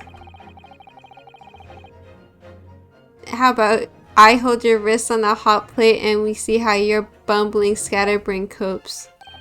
Perhaps the scream you let out will wake you up a bit. Well, it's not that there's this frankness developing between us, partner. Don't call me partner after coming out with nonsense like that. This is a critical moment. It may very well be our only chance to turn things in our favor. So come on, Ryunosuke, you can do it, or rather, you have to do it. You're the only one who can. Oh. So, it ain't... I mean, I guess if you're doing that, it's like only local anesthesia. God, I was thinking too far ahead. He's already dead. No man could remain silent while his wrist was burning on a piping hot plate for 3 whole seconds. That's clearly impossible apart from in one particular situation. Counsel, are you suggesting? Yes, it's only possible if the man was already dead. Already dead?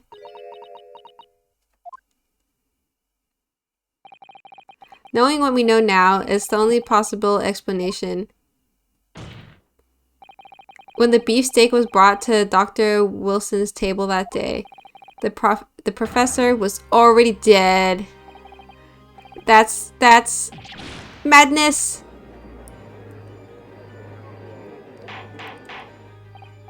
Order, order, order, please. Counsel explained this absurd notion at once. The victim was killed by gunshot. That's right. That's absolutely right, Your Excellency. This is just another ridiculous ploy by the rookie student, but clearly he has no grasp of the facts. No, Prosecutor Ouchie, it's you who has no grasp of the facts. I beg your pardon? As soon as it became apparent that the victim had suffered the burn while at the restaurant, the whole case was turned upside down. Or have you not grasped that yet? Your Excellency, the court must hear from this witness again. If it's true, as we now believe, that the victim was already dead before the gunshot was heard, it's highly likely that Miss Brett knows something about it. Incredible. I certainly didn't anticipate this twist of events. I'm sorry to say, Miss Brett, that you will have to forget your luncheon engagement. But Your Excellency, this justice system in our country may be in its infancy, but rest assured all reasonable doubt must be dispelled before I am prepared to pass judgment. Thank you, Your Excellency.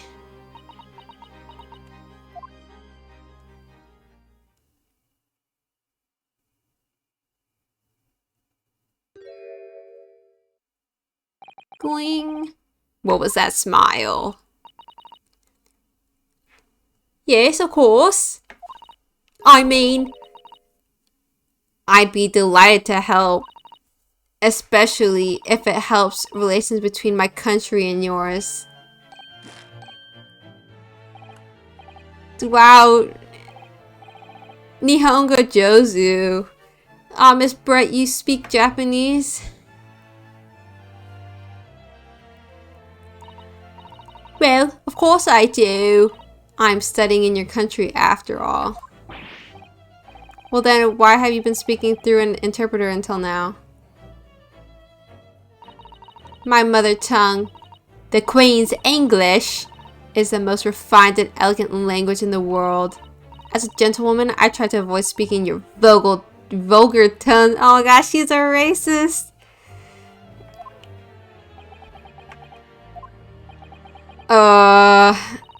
But it seems the men in this land possess none of the chivalrous virtues of English gentlemen, so I can see that I have to lower myself to communicating with you all on your own level. Oh, well. You are the epitome of a true English gentlewoman. We are truly honored by this lavish consideration you so graciously afford us. I see. In that case, Miss Brett, I will now ask you to testify in your own words about the events leading up to the death of the victim, Dr. Wilson. So we're finally going to hear our own words on the matter. Things are getting interesting, Rinosuke.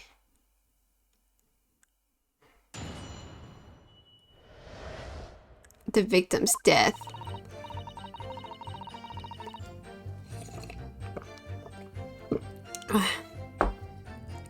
Fortunately, I have no idea what the poor man burnt his wrist like that. When the waiter brought my steak, the professor and I raised our glasses in a toast. As far as I've heard, the post-mortem report showed no other possible cause of death besides the gunshot. If there's some other way a man's life can be taken, I don't know. But without leaving a trace, please do show me. But of course, this country's inferior investigative techniques probably wouldn't pick up on it anyway.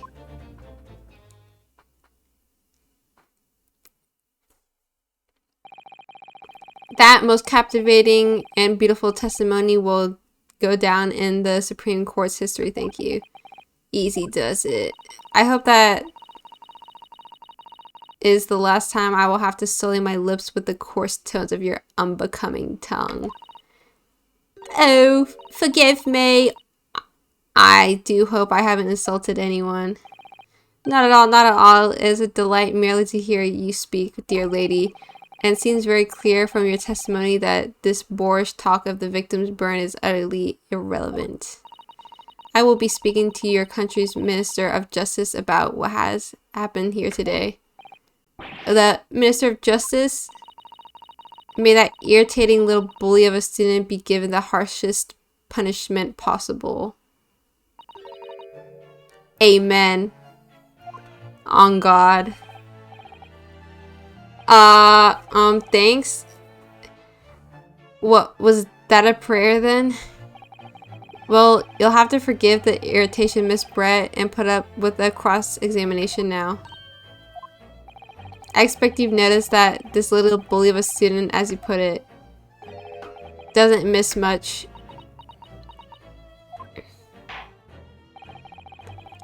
I'm sure I don't need to remind you, counsel, that this will be your final cross-examination of this trial. If you fail to demonstrate any problems with this witness's testimony, I will be ruling on the case immediately. Is that clear?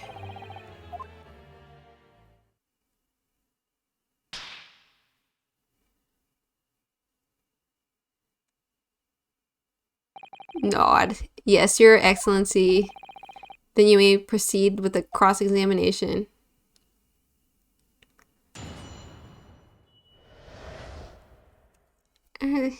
The popcorn.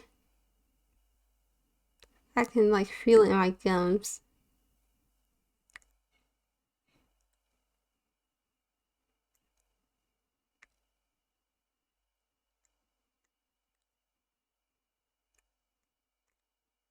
Ah.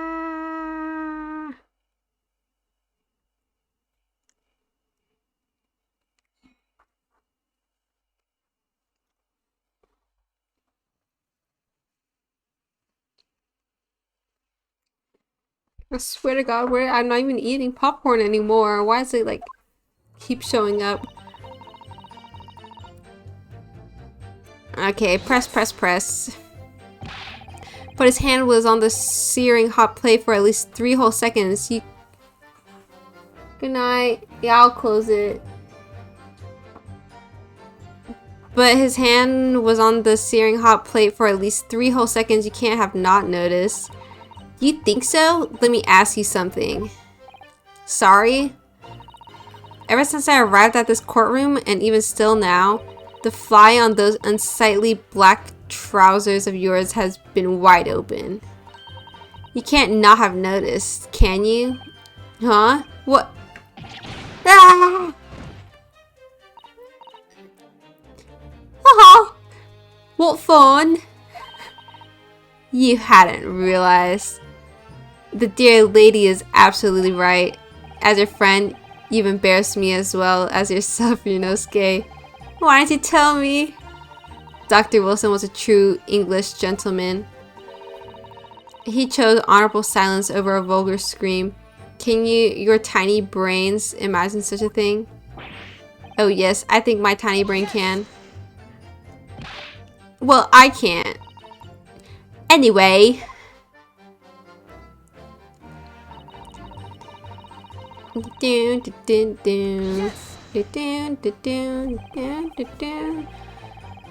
As you testified before, you were drinking carbonated water, is that right? Dr. Wilson was only permitted to drink water at the time, if you remember, which explains why he was ordered that drink, correct, waiter? Exactly as you say, sir. Although,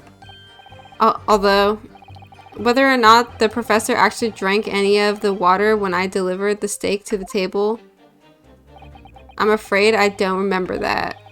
Damn you. I have enough English to understand that, at least. For the benefit of others in the courtroom, it means bless you.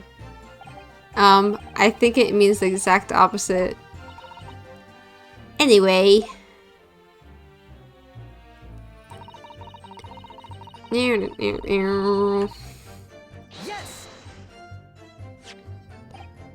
Yes, it's written here in the paperwork. Fatal hemorrhage for ballistic trauma. Yes. Lucky for all of us, a little burn on the wrist isn't going to kill us.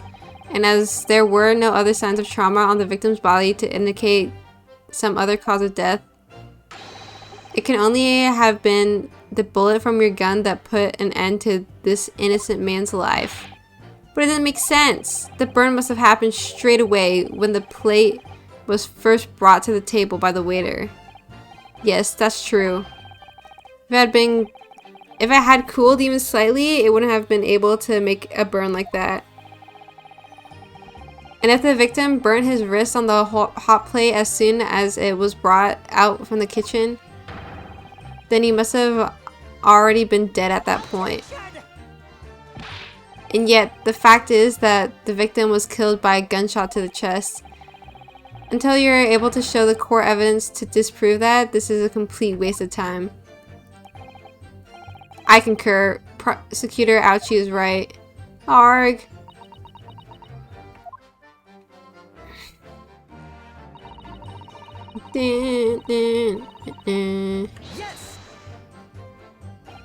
Without leaving a trace, if someone is shot or strangled or stabbed or thrown from a height, however a person's life is taken, there will always be telltale traces on the body. Quite right, dear lady.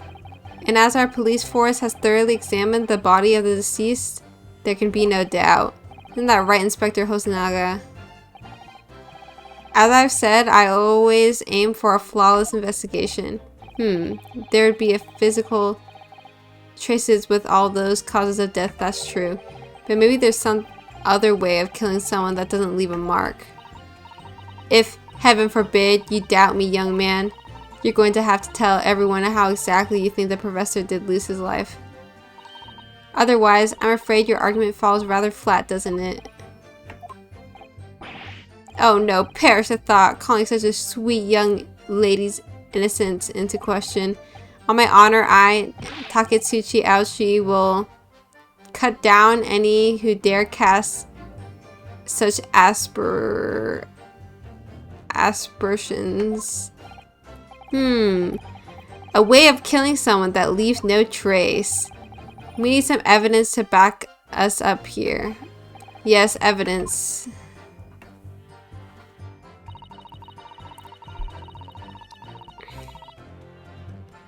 Did you poison him? Inferior? What do you mean by that?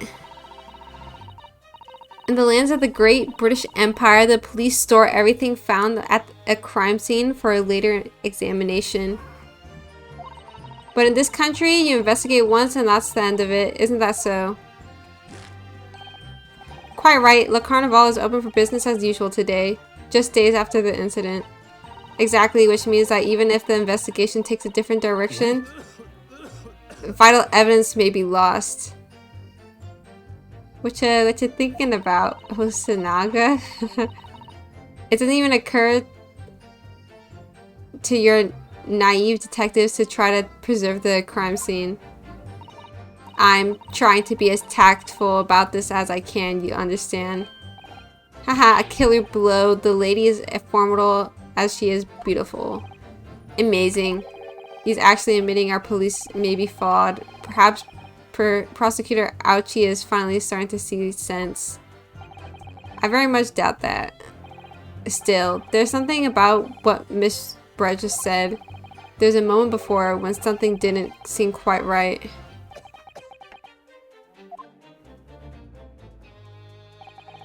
What do you think, Ryunosuke? I think it's going terribly. No matter how much I press her, I'm not turning up any new information. Yes, as I suspected, she's a tough witness. We need to find a way to break her testimony or the cross-examination will be over.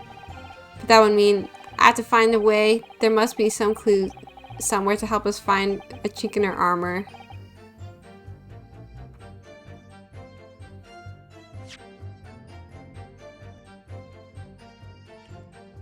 Yeah, I thought I read that wrong. Kazuma. What, Ryunosuke? There is one thing I noticed. Something that's been bothering me. Bothering you? You mean about Miss Brett? Actually, no. About the person standing next to her. Inspector Hosonaga. The detective? Yes. He seemed to react a little strangely to Miss Brett's last statement. I was wondering if it might be significant. If it might present an opening, maybe. Alright, I have an idea. Try pressing her on the last statement one more time. If you think so, but this time, instead of targeting the woman herself, let's see what we can get out of the detective. Alright then. I wonder what Kazuma's thinking. I'll find out soon enough, I suppose, once I get Miss Brett on her last statement again.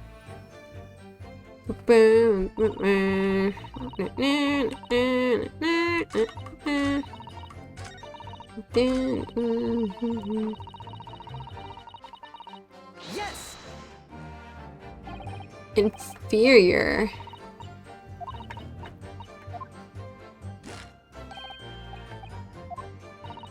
Wait.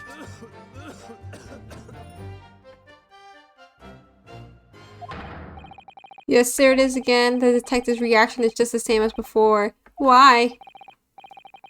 Up until now, the detective has been in the stand with Miss Brett as her interpreter. But things are very different now. For this testimony, the detective is just listening to what the Englishwoman has to say. This could be a golden opportunity. What do you mean? When people are actually testifying, they're usually very careful not to let anything slip. However, when they're listening to someone else speak, you'll find they often let their guard down. You're right. Look at him. He's lost in his own thoughts. It's time to pursue the man and his train of thought. Sorry? Pursue? I'll explain how to do it now, Rinosuke. It's all to do with the witness marker. What marker? Ooh, it's a new little bejingle thing. What's it called? Oh, I forgot. Funny little defense attorney quirk. To spice things up. At the moment, we're focused on Miss Bright, who's the person actually making the current statement. But by moving the marker left and right with 80, okay, you can turn your attention to other people in the stand. While you're looking at the other witnesses, you'll be able to pursue them with space. If you can catch the person at just the right time, you might uncover some new information to pursue. If you ever notice a strange atmosphere amongst the people on the stand, take a good look around. Alright then, so first I should move the marker across with 80 and focus on the detective. Okay.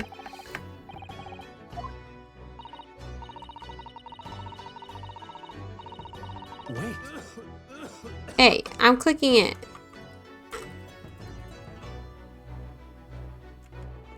Okay. In space? Excuse me. What is the meaning of this?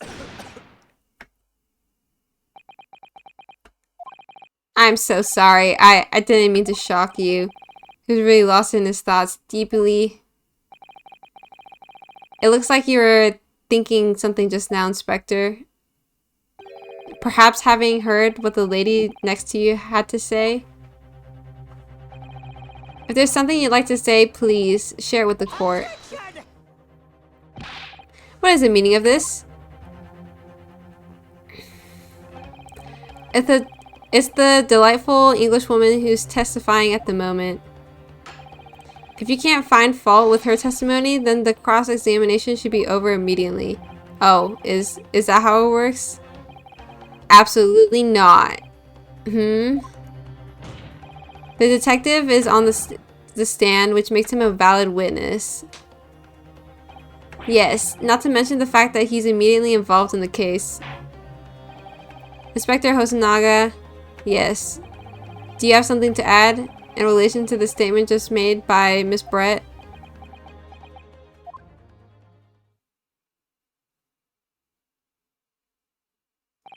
Well, yes, if you don't mind. I would like to speak. ...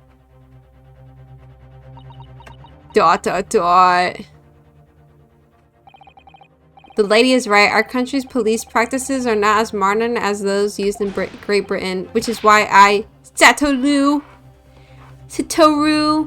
Hosnaga, always strive to make every investigation I'm involved in flawless. What do you really mean by that? Well, I'll tell you what I mean. I won't have evidence lacking on my watch. I'm not afraid to take everything I can from the scene of the crime. It's preserving evidence, you see. I don't care if they call me a crime scene thief. I'm not ashamed of what I've done. A crime scene thief? Well, it looks like the lady's remarks touched a nerve there. Take this, for example. Is that... This is the bottle of carbonated water that I took to the victim's table on the day in question. And yes, it's lost all its fizz, having been opened 3 days ago. But it was carbonated water. I don't care what anyone says. Yes, there's some left in the bottle. I can see it. One day our police force will be among the best in the world. The time is coming, I guarantee it.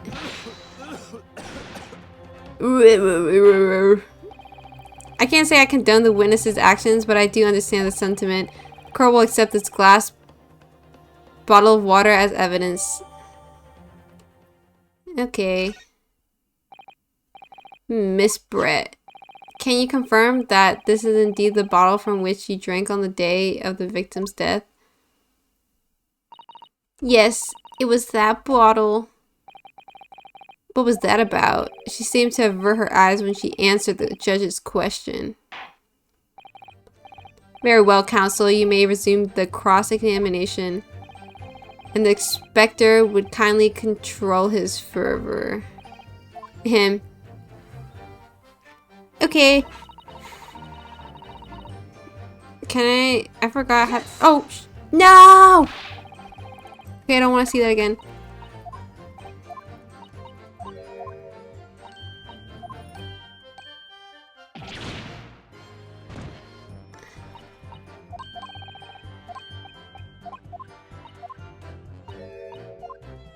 Oh no. Ay, ay, ay.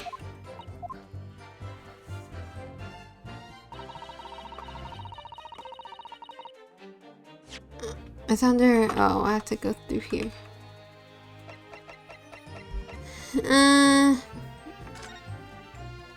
Let's take a little peek.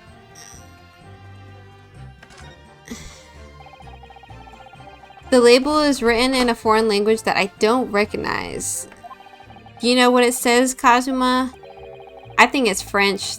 This must be very expensive water. Yes, but what does it say? That's what I was asking. Then go to France and ask. You could just say that you don't know. Dun, dun, dun, dun, dun, dun, dun. Only... Can I take a little peek inside? Oh. This is just the thing.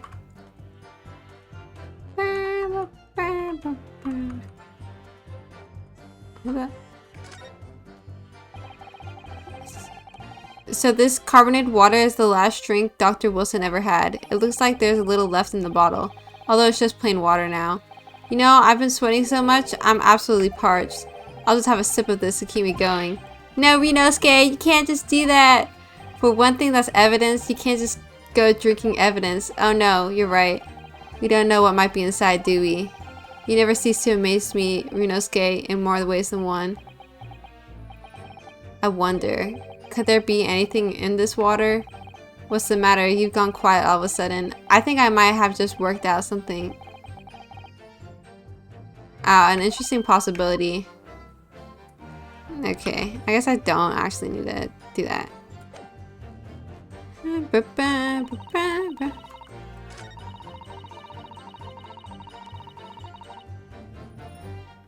I present bottle? Yes. Oh. What is this? The bottle of water? Actually, there is one method of killing a man without leaving a trace that comes to mind. Obviously, I'm referring to poison. Poison? On the day of his death, we know that Dr. Wilson drank from this bottle of carbonated water. Could it be that there was poison inside? Could it be that the professor actually died after taking a sip from his glass? Order, order, order! And on that day, who was sitting at the same table as the professor and able to slip the poison into his drink, there's only one person who could possibly done it. Giselle Brett. It was you! This is outrageous to suggest such a thing without a scrap of evidence. Oh, there's a little fly on my table. Can it please go away from my... Oh my god. That keeps falling and then go...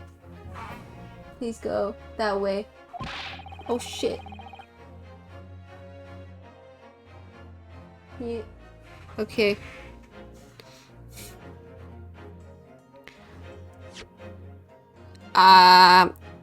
You little rookie imbecile. Have you even considered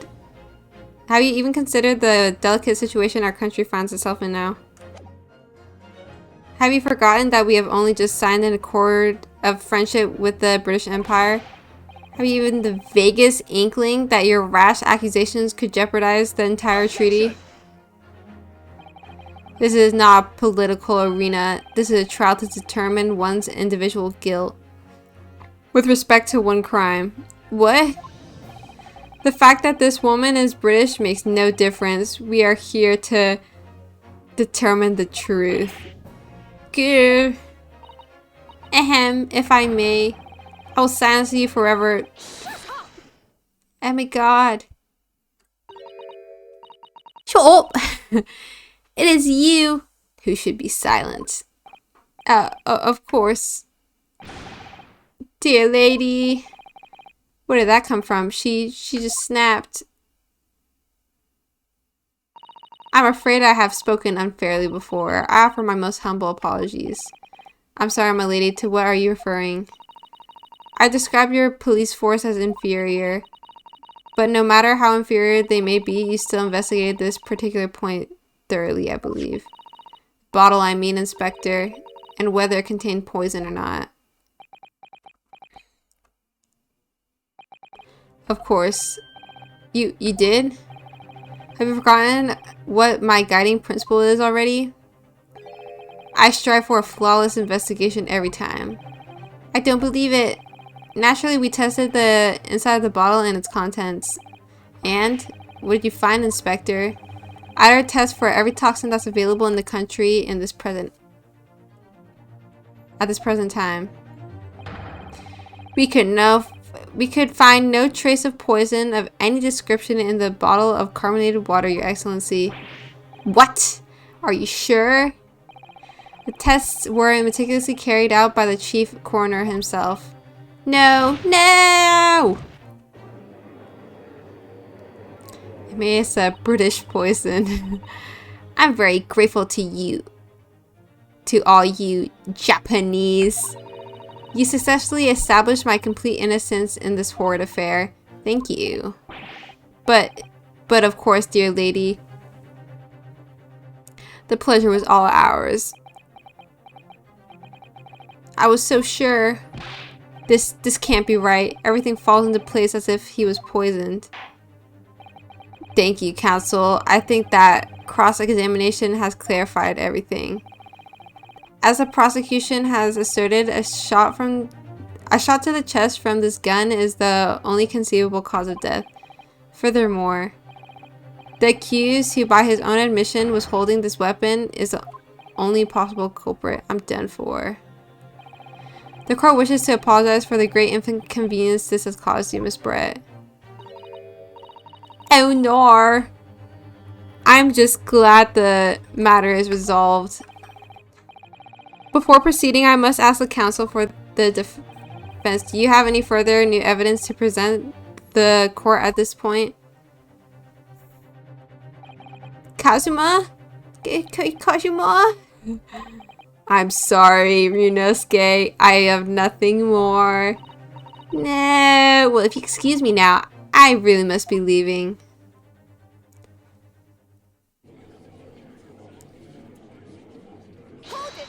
Hold it. Female.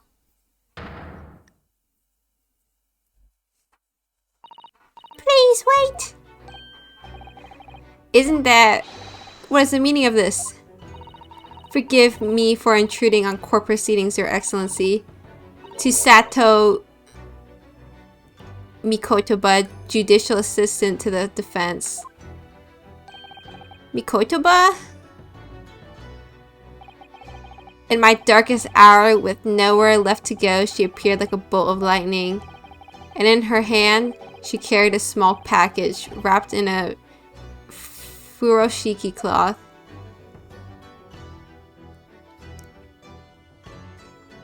To be continued. I forgot, are beginning trials like always this long? I feel like I've been here for like 3 hours. But then again, I don't think murder charges against Protag is normally doesn't happen. So I guess that's why it's longer. 1:14 p.m. Yeah, I like her outfit is so cute. Well, I understand you are the judicial assistant to the defense, but why the sudden ingress into my courtroom? Ha!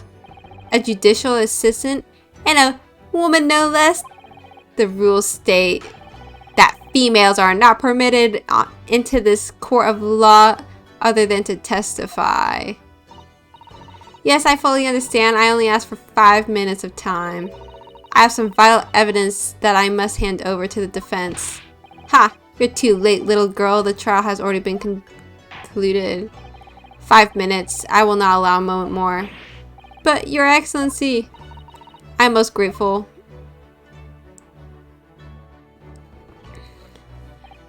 Oh my god. Me and my homies behind this defense table. Who exactly are you? I'm sorry, there's no time. Please, simply accept this for now. What is it? A report about something? Written in English. It's Giselle Brett's research. The English woman's? After the trial resumed earlier, I hurried back to the university. I went to Dr. Wilson's laboratory in the medical faculty and borrowed this paper. Oh yes, that's right. Miss Brett was studying under the professor, wasn't she? So, does this research, whatever it is, have something to do with this case? I'm afraid I don't know. I haven't been able to listen to the proceedings of the trial myself. Oh no, of course not. Special characteristics of sowwray and its effects on human subjects. Interesting. Career? What's that? I've never heard of that word before. Time's up. The prosecution demands the immediate removal of this female trespasser from the courtroom. There was too little time for me to read it in detail, but I've summarized what I could on a note just inside of the cover. If you think it could be valuable, please cast your eye over it. This is wonderful, thank you. Giselle's report has been entered into the courtroom. Goodbye then, and good luck.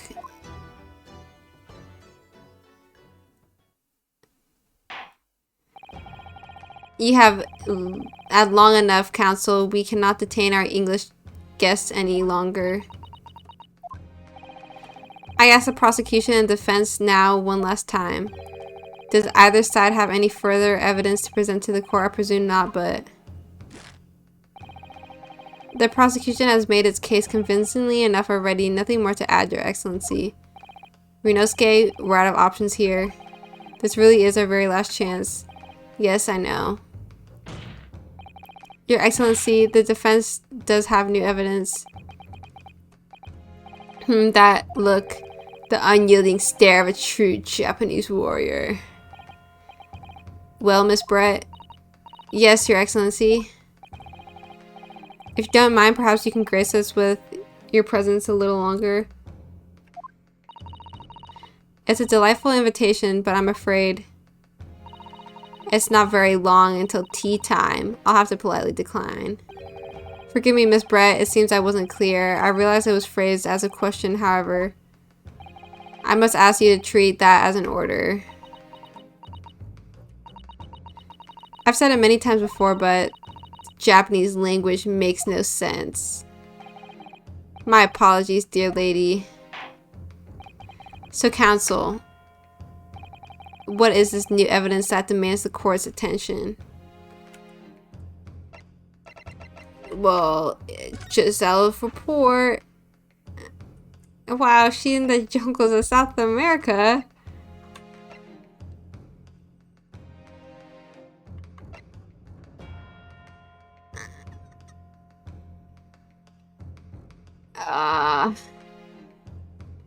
I see. Okay. Oh, whoops.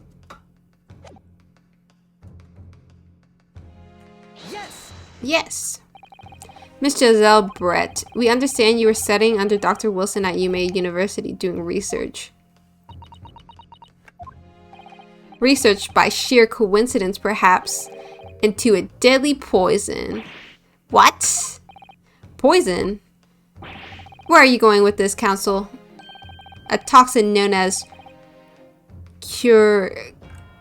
I wonder if that's actually a thing, or if it's just a Ace Attorney made up thing.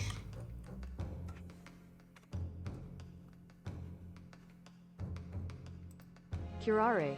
Oh, it is curare. A toxin known as curare. Oh my god, this fly needs to get out of my space before I kill it with my own two hands. You know what? It's please go. Even the slightest amount of this deadly poison entering the body leads to instant death. What complete and utter nonsense. Curare, you say? I've never even heard of it. You wouldn't have done. I mean that you wouldn't have heard of curare before for one very simple reason. It doesn't exist in our country. It doesn't exist? Correct, which means no matter what tests the police can do for toxins, they never identify curare. Why? Because there is no test available here that can identify the presence of this highly deadly poison. But bonk bonk bonk. Order. Counsel, does this deadly poison truly exist? According to this report authored by the visiting research student from England, curare has long been used by the tribespeople of South America as a poison to lace their arrows. It seems that it's reasonably well known among European doctors and scientists to lace their arrows. The report states that it is produced from the extract of a tree that grows deep in the Amazonian jungle, and it was first brought back to Europe at the turn of the century by explorers. It claims that animals shot by arrows laced with curare suffer instant death. Doesn't that sum it up, Miss Brett?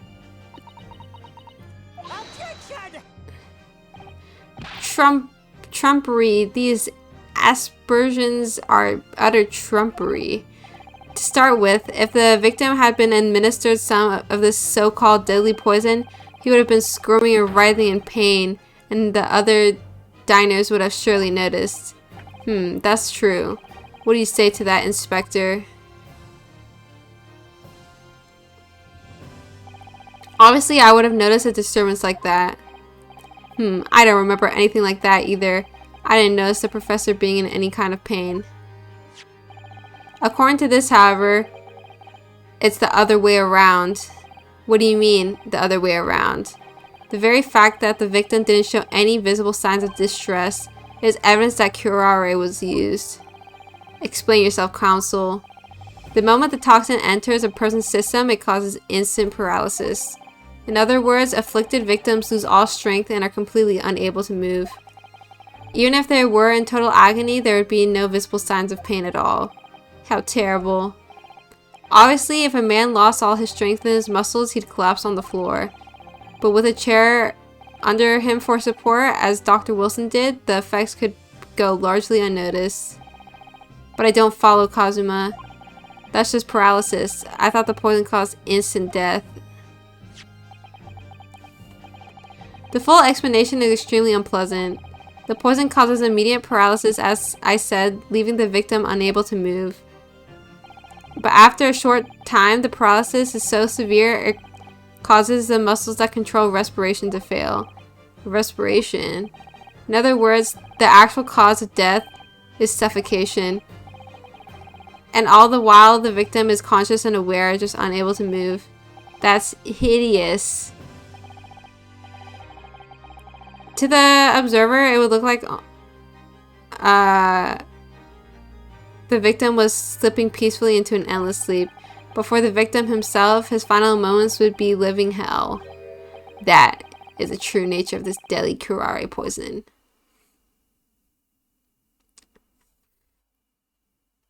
Dot dot dot. You're suggesting that this bottle, counsel, actually contains this terrifying poison? This is all very convenient, isn't it? A hitherto unknown poison for which there is no means of testing. What a happy tale for the defense. Ahem, if I may. All these facts. You think you're so clever, but you must... I'm just trying to read, lady. It is you who must be taught. Of course. Dear lady. So, this is how you Japanese behave, is it? What? You steal another's honest hard work and then announce the results as if you discovered them. I'm appalled. What a loathsome act. Well, Miss Brett, the feeling is mutual. Whatever do you mean? Capitalizing on the unfortunate circumstances of an innocent man to frame him for a heinous crime. That really is loathsome act. A loathsome act. Wouldn't you agree? Enough of this. I, for one, refuse to accept it. The idea of some poison that doesn't even exist in the great empire of Japan is breaking the rules. What's so funny? Oh, excuse me, Your Excellency. Yes, Miss Brett? May I borrow that bottle for a moment, please? Well, yes, I don't see, why not.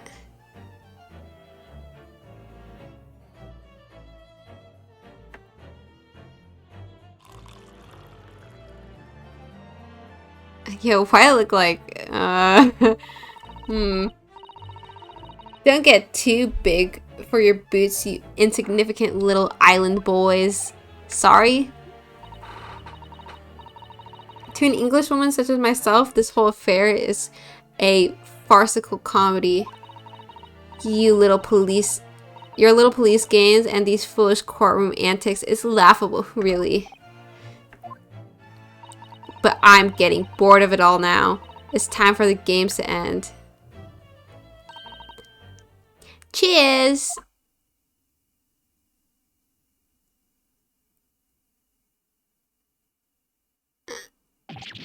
Wait, what are you doing?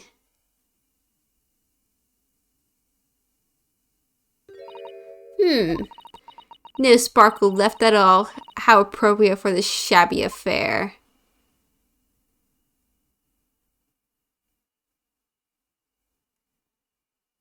Oh, that's probably on the glass cuppa that she stuck in her bag, and that's why she took it. I'm 5 steps ahead of you. Goodness. Whatever is the matter? You all look quite stunned. So, no curare? The bottle was clean, is what you're saying. You look quite incredulous, little boy. But of course, that's the simple truth. Thank you for presenting the findings of my research so concisely here in this grand venue, most kind. Yeah. Thank you, waiter. Now then, Your Excellency. Yes, Miss Brett. I should like to be excused now, please. I think I've given more than enough of my time for the furtherance of friendship between our countries. Ah, yes, dear lady, we are most gratified with all the assistance you have given. This doesn't make any sense. There had to have been poison in that bottle. So how did she swallow a whole glass and live to tell the tale? I don't understand it. Well, I suppose if nothing else, this little Far Eastern charade will make for an interesting conversation at the next party I attend in London. There has to have been poison in that bottle, doesn't there? But there can't have been, because otherwise she would have keeled over dead. Come on, Ryunosuke, we have all the clues now. That bottle of water contains no poison.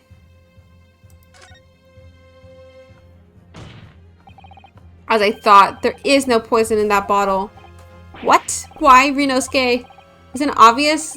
If there was poison in there, she'd be dead by now. Sometimes your unadulterated naivete really astounds me, but sometimes it's in need of a good staining until it's as dark as your uniform and the ways of the world. Oh, is that what this color is supposed to represent?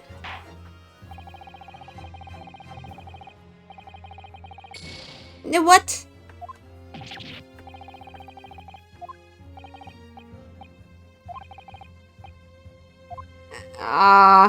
So you're telling me she's immune?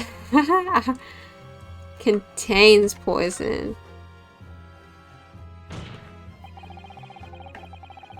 The culprit did put curare poison into Dr. Wilson's carbonated water. The defense refuses to change its position. You're serious? Fool, are you blind? There's no possible way that bottle could contain poison. I mean, we just saw Miss Brett drink the water from it. That's right. Which rather complicates your argument, I think. And I believe that complication can be explained. How, exactly? I need to think through all the things that don't quite add up here, one by one. I'm sure the answer is in the evidence we have in the... Oh. So I guess that means if there was poison at all to do with this case, instead of there is no poison specifically in the bottle, then I must ask you to support the assertion with evidence. Which explains how... What explains how the unscathed... Unless it is like some weird genie magic. Let me...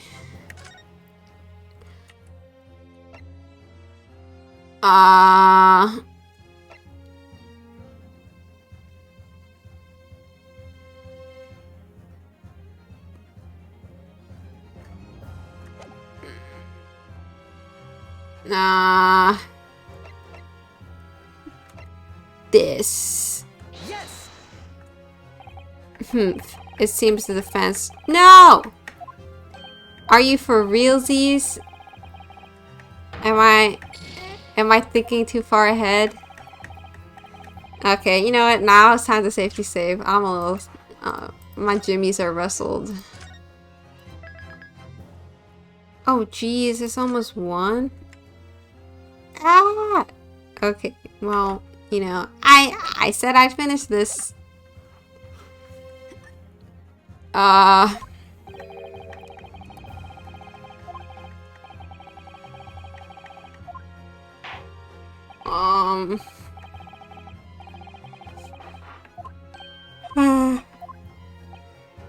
Okay, let me save over here so I have a faster point.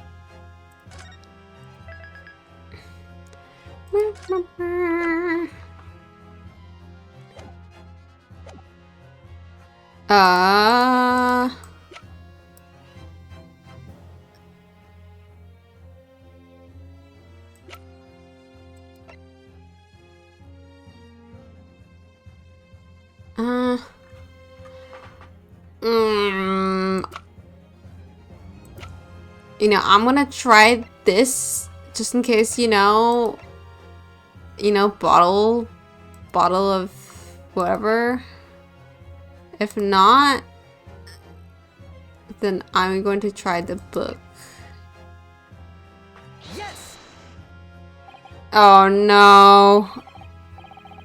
Can I forget that happened? Okay, how about we show the book? Yes. The answer to this riddle is right here in Miss Brett's own research report. That's not a valid explanation, no. After all, we don't speak English. That report is utter gibberish. The impudent young scoundrel is trying to ridicule the court, Your Excellency. I'm not trying to ridicule anyone, honest. I'm just reading Susato-san's notes. I concur. This report is too extensive to be considered in its entirety by the court. You'll direct us to the pertinent section, counsel. Which section of the report reveals the alleged answer to this riddle? It's in one of them. Okay.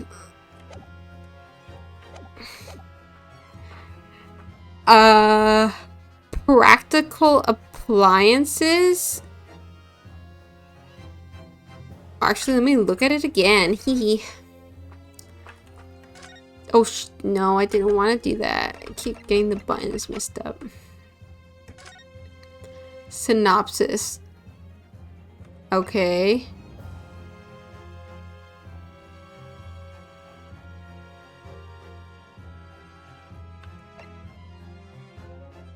However, solution.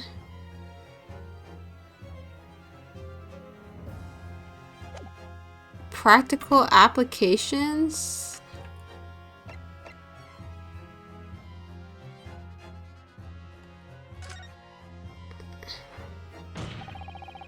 It's written right here under practical applications, I think. Oh, really? Go on. Well, think about it. You want to know how the poison can be drunk without it taking effect. That's a practical... Oh, that doesn't sound like... Oh, I don't think that was the right thing. Okay, don't embarrass me. I'll just...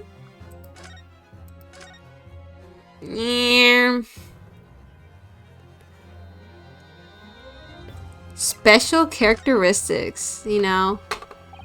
We've been hearing a lot about this curare poison. And it's left me curious about something.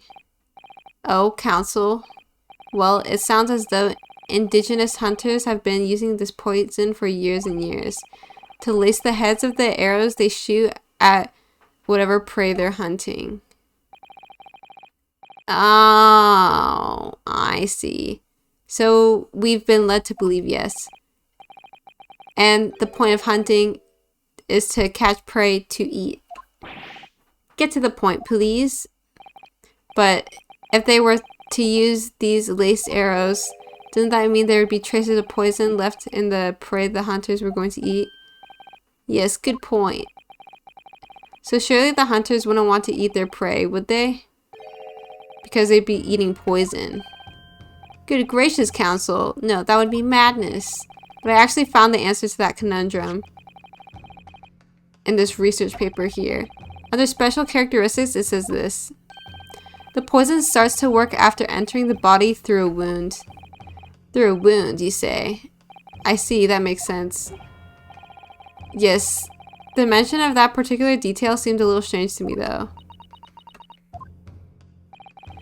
But all makes sense when you interpret what's written like this.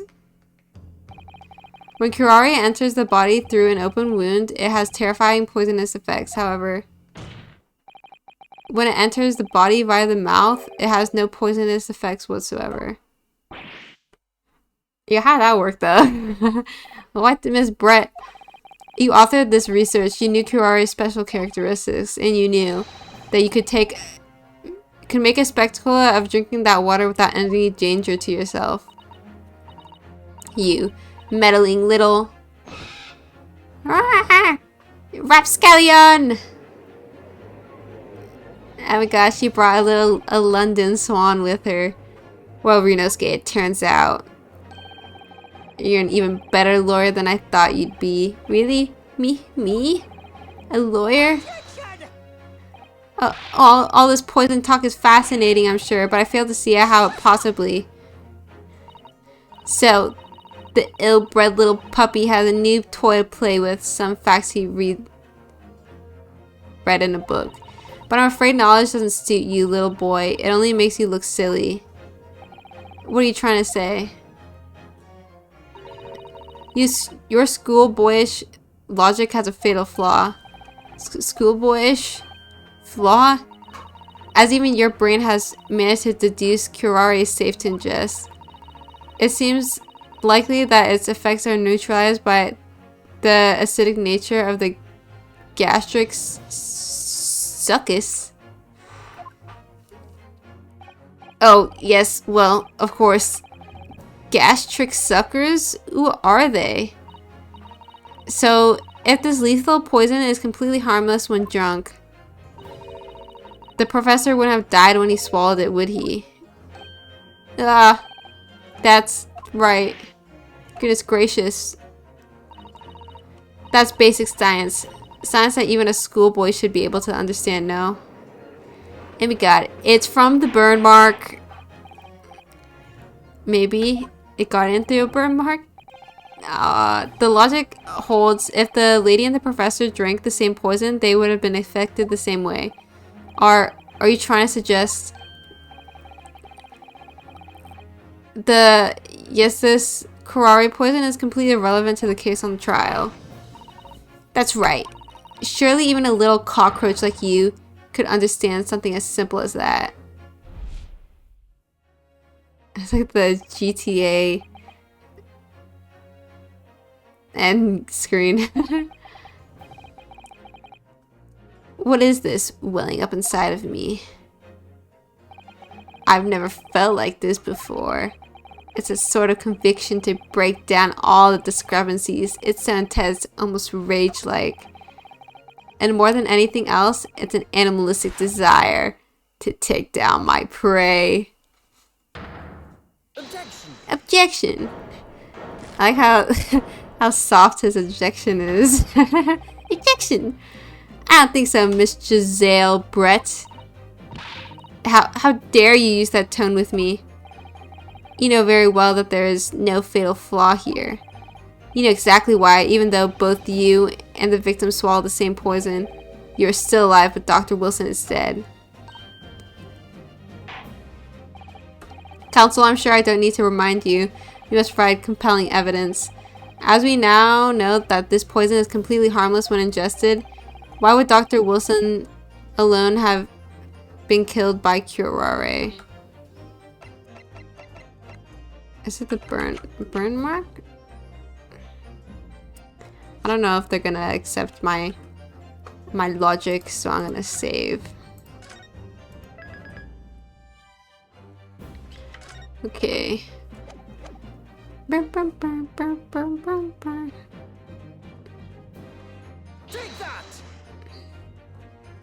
Oh, no. Okay.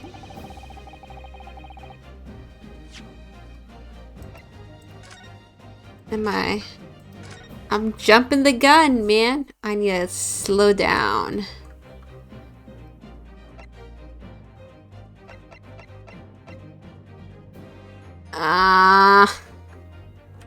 Wasn't as...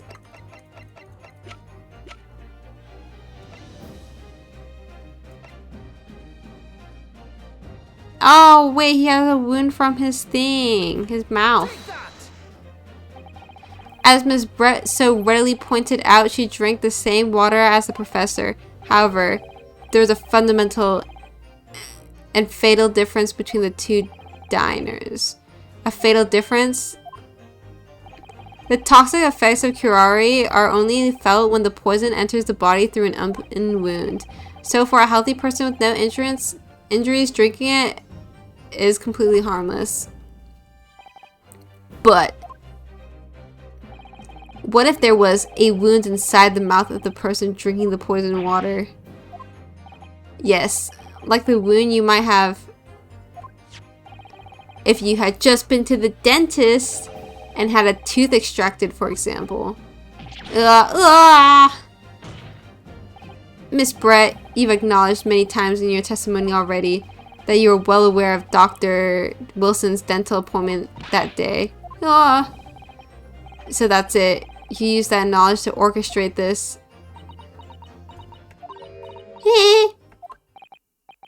Is she laughing? I don't like to repeat myself, but honestly, I can't resist. These childish courtroom games and your half-baked arguments are so puerile. What do you mean? Don't worry, little schoolboy. You'll find out soon enough.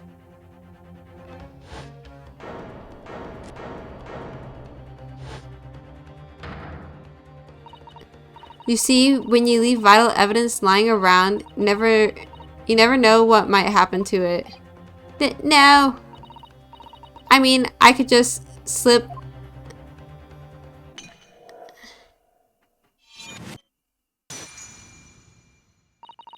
Oh dear, how careless of me. I'm afraid some crucial evidence may have just been tragically destroyed. No! What just happened? It's the English woman. She smashed that bottle and in the Supreme Court, what a blunder. Officer, what are you waiting for? Clipped up as much of the water from that broken bottle as possible at once. You're wasting your time. This delightful carpet under my feet here was a gift from the British Empire. I assure you it will soak up the water beautifully. You have neither the technology nor the presence of mind to recover it. Ah! How could you? You won't get away with this? You can thump the bench and shout as much as you like, little boy. But I'm afraid we'll never know. Now will we? If there really was poison in the bottle or not. You. And let's not forget, we still have some very compelling evidence left intact. Isn't that right, counsel for the prosecution? Oh, of course you're referring to this photographic print, I presume, dear lady. That's right. And really, looking at this photograph, it's clear as day, isn't it? The poor professor was sitting with his back to me. So of course, the only person who could have shot him from the front is this little schoolboy. No, you killed the victim that day using curare. And then, in order to frame Ryunosuke Naruhodo for the crime, you waited until he picked up the pistol you'd arranged for him to find on the floor, before you shot the professor's dead body in the chest with your own hidden gun. Then, in the confusion that followed, all you had to do was turn the dead professor and his chair around. You see, you had every opportunity to commit this crime. What a wonderful imagination you have, young man. A hidden gun, you say, and I shot the professor's dead body, did I? Well, I'm terribly sorry, but you don't have a shred of evidence. Exactly. And as you have nothing to report or to support your wild claims, the prosecution's stance remains unchanged. The victim, Dr. John H. Wilson, was killed by a gunshot to the chest and delivered in cold blood by the accused Ryunosuke Naruhodo. Ugh. This is unbelievable. How could this be happening? We had her, but now... Is she really going to get away with it? The way she destroyed that evidence was obscene. Ryunosuke! Yes. We've come this far, but now you're the only one who can finish it. What? What do you mean? We've lost a vital piece of evidence, it's true. So if there's any clues left for us to use now, they must be in your head. In my head? Tell me before that your powers of observation were the one thing you could really depend on. Well, yes, that's true, but I didn't manage to notice that this woman was a foreigner with a swan on her head. So think back again now. Try to remember every last detail about that scene that day. Everything you saw, everything you felt, every color, every smell. What I saw, what I felt, every color.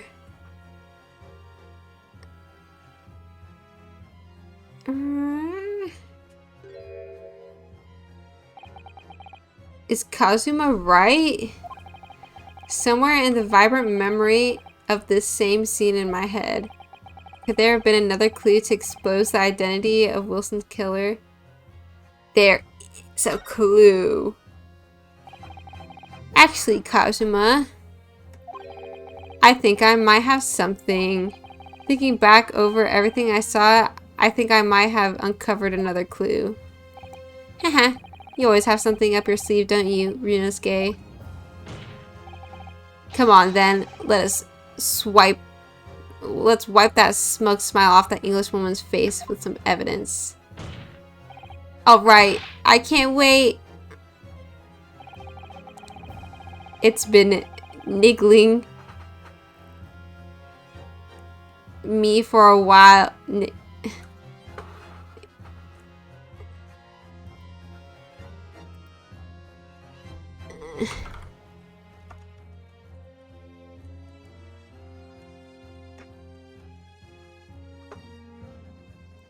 Niggling.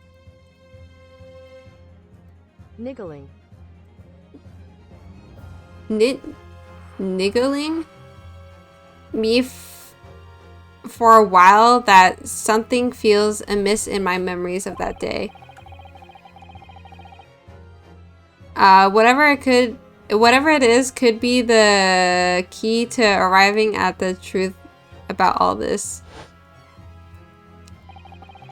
It's here somewhere. A clue that shows who Dr. Wilson's real killer must have been is... Well, clearly it is this lovely piece of blood. Take that! Inspector Hosonaga, answer me this. Yes? What is it? Oh, he's still miles away, probably thinking about that bottle being smashed. As you've said a number of times now, you strive for perfection in your investigations, don't you? Absolutely. I wonder, therefore, if perhaps you took anything else from the scene of the crime. Like, for instance, the plate of steak that you took to the victim's table that day. Wait a minute. Where are you going with that? Where are you going with this, little boy? It's just a memory that's been troubling me. What memory? I saw the scene shown in this photographic print with my own eyes that day. And I saw on the wooden base of the plate that the steak was served on, with a splattering of blood. What? Oh, really? And what of it? Obviously, that must have happened when you shot the professor. No, that can't be the case. Take a good look at the photograph and the relative position of everything there. The plate of steak is almost directly behind the victim. If I'm supposed to have shot Dr. Wilson in the chest from the front, there's no way that blood from the victim could have ended up directly behind him. Yes. For blood to have made it onto the plate implies the plate was between the victim and the shooter, which means the shooter must have been sitting opposite the professor as you were. Giselle Brett, I beg your pardon? This is beyond ridiculous, fabricated nonsense. Is the court seriously expected to believe something the accused has apparently just remembered seeing?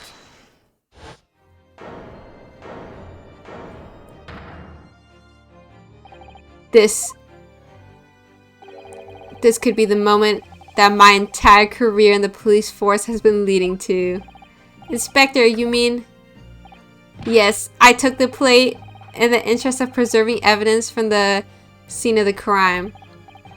I took it, meat and all, and I don't care if they call me a crime scene thief because of it. You did what? I took the steak that you had been eating, Miss Brett. I took the steak that the sergeant had been eating. Ah, and I did it all for the name of justice. Then we can find out for sure whether or not there's a bloodstain on Miss Brett's plate. We must examine it now.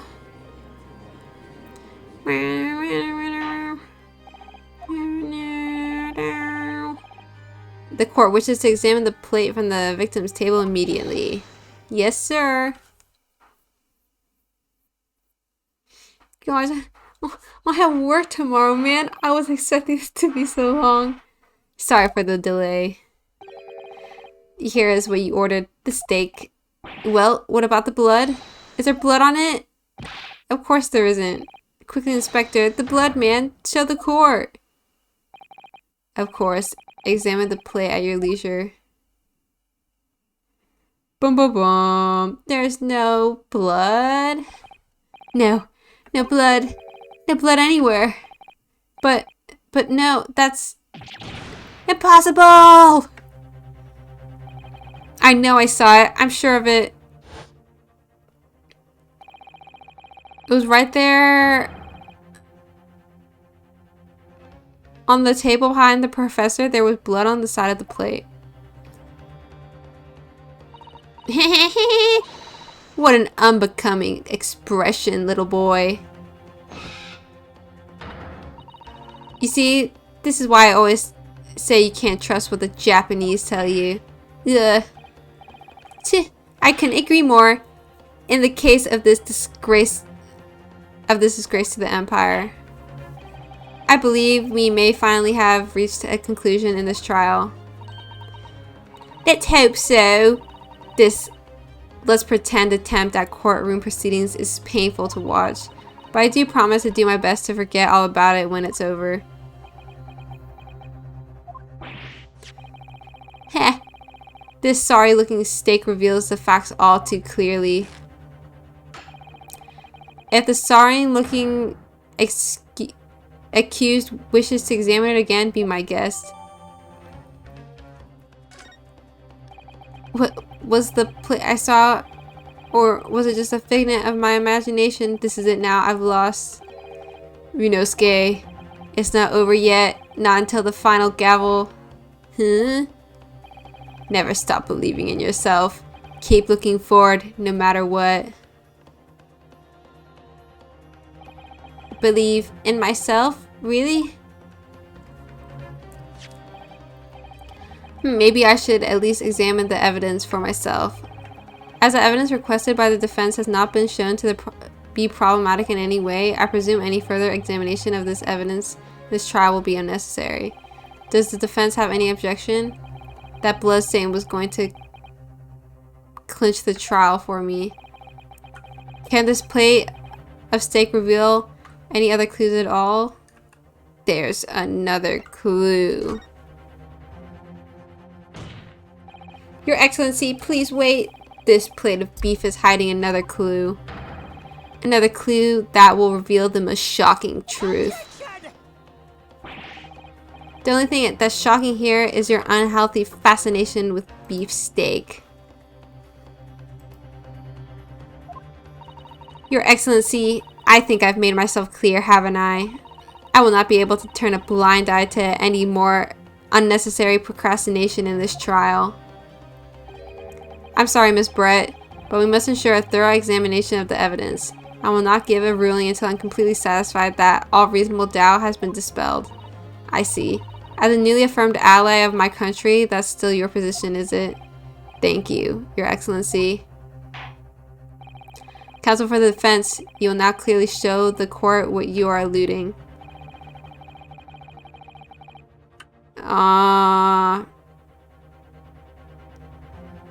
Maybe it's a burn? Because there should have been a burn if he singed himself.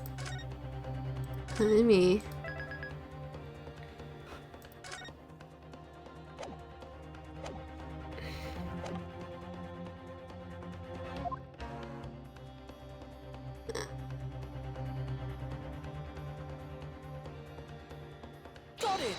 Got it! No counsel. Okay. Let's try a little something else. Can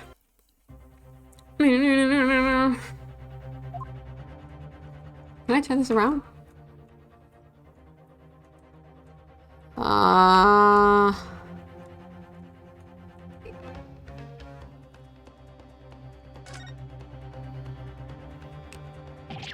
Huh? What in the world is this? I think it's a Koban coin, and the hallmark is from the Hoei era, I believe. No, I don't mean what is it. I mean, what's it doing there? Wait, did you say it was a Hoei Koban? Yes, and apart from the meat juices, it looks to be in good condition. I imagine it's very valuable. This isn't the first time today there's been talk of a Hoei Koban. I've heard of pearls before swine, but I've never heard of bullion and bullion. And I don't think you ever will again. This is extraordinary though. This means...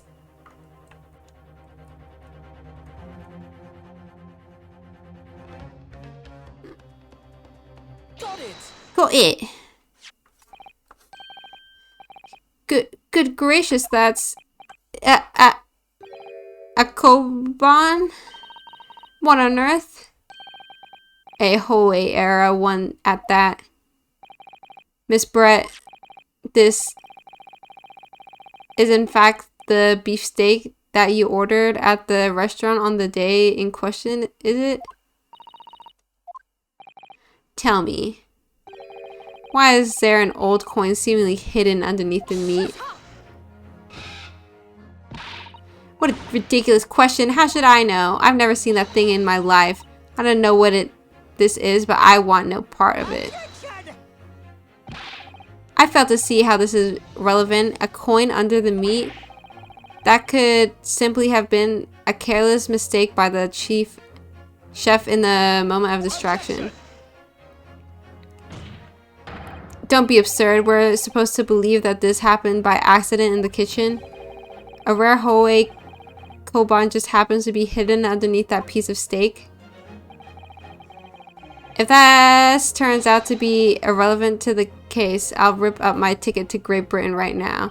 He's right. It can't be a coincidence. Your Excellency! Yes, Counsel.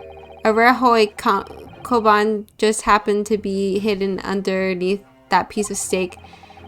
If this turns out to be irrelevant to the case, I'll give up my lawyer job right now. By all means, don't let us stop you. No one invited you anyway. Perhaps, little boy, you should realize that it is you who is irrelevant, even though I'm the one on trial here. The point is, it's essential that we ask the owner of this coin if he can explain what it's doing under that steak. The owner? Yes, it's obvious. There's only one person it could belong to. The owner of the koban that was found underneath the beefsteak is this man.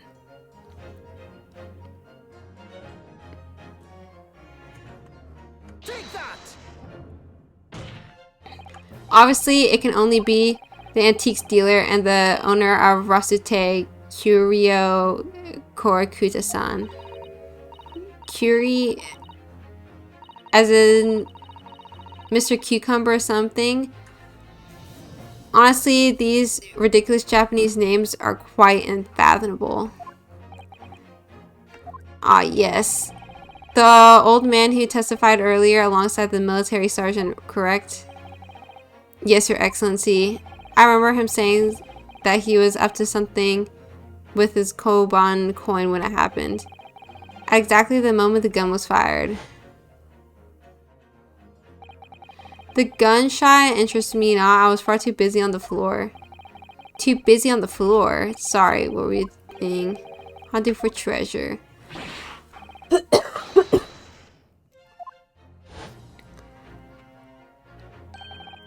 Then this Hoei era koban, do you mean to tell me? No, please. Why would Korakuta-san's koban be sandwiched between the victim's beefsteak and its plate? It makes no sense. Which is why I'm asking to bring Korakuta-san back to the witness stand so we can ask him. Officer, bring both witnesses that testified earlier back in there. Or back in here without a moment's delay. I can't believe we've come back around to that pair again, but I have a strong hunch, that if we chase down the real significance of this koban, we'll find the key. We'll find that it's a key element in the case.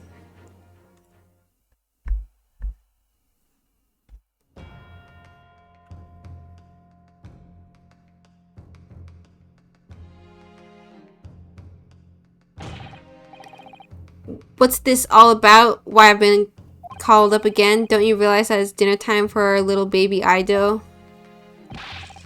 When my son's belly is empty, he's fiercer than a pack of wolves. Exploited by the police, we were, like miserable dogs, forced to bear false witness. And when cast from this courtroom, myself, I became a ruined man in a trice, a worthless, withered antique. Nothing more have I to say. The sun has set on this Rasute shop owner's existence. Be that as it may, Korakuta-san, something has come to light that requires our clarification. As far as your Rasute memory serves, have you ever... Yes, that's it. The one, the very exact one that is. The resplendent... splendiferous Hoei treasure that my rusty bones managed to misplace that fateful day. It can't be. As I thought. Young man, enlightened this decrepit old fool, put me out of my misery. Where was my treasure? Where was it dropped? Oh, I'm not sure if it was dropped anywhere. We found your coin sandwiched between a beefsteak and its plate, soaking in the seasoned meat's juices. Sandwich? Soaking? Seriously? Clearly it couldn't have fallen there by accident, which means somebody must have hidden it there on purpose. Somebody concealed my Hoei treasure between a slab of meat and a metal plate. Who would do such a thing? Such an unconceivable... unconscionable? I think it's unconscionable.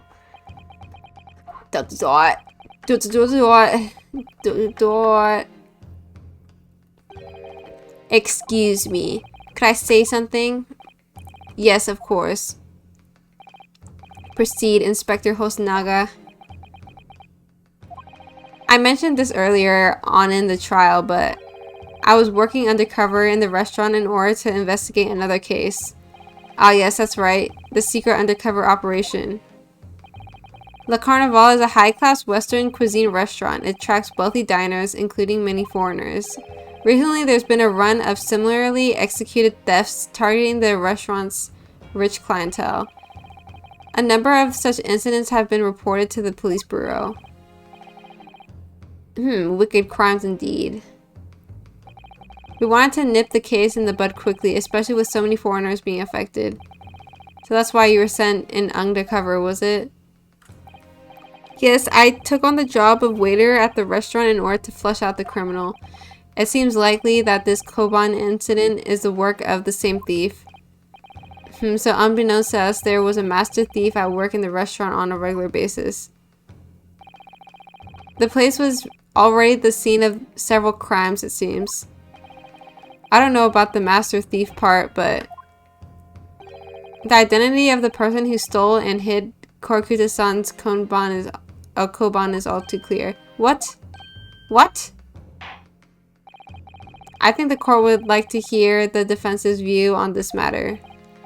Tell us, who is the despicable scoundrel that stole Kokuta-san's Koban and hid it under the stake?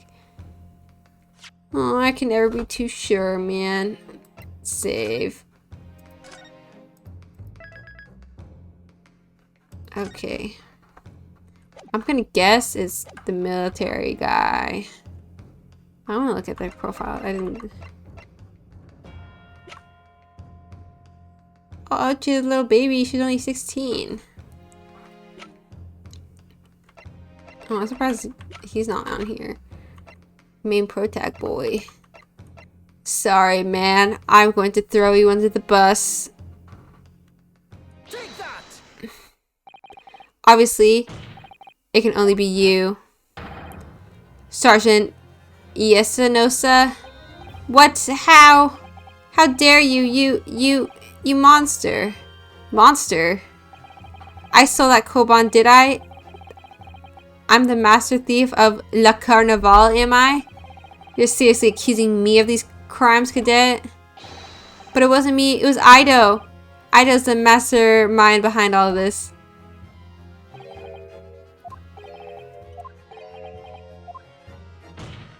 You would push the blame for your crimes onto your own son, an innocent little baby? It's you who's the monster, Sergeant Nosa.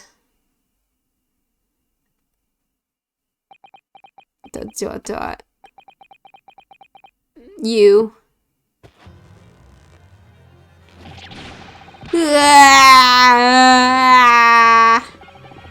Clippity clop, clippity clop.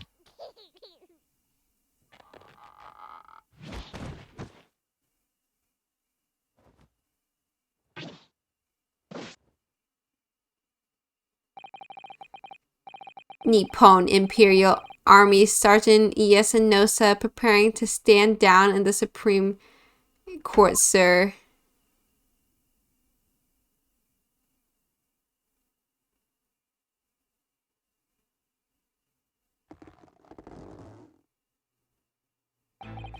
Do any of you know of the extraordinarily low wages the Nippon Imperial Army pays those it expects to keep our country safe?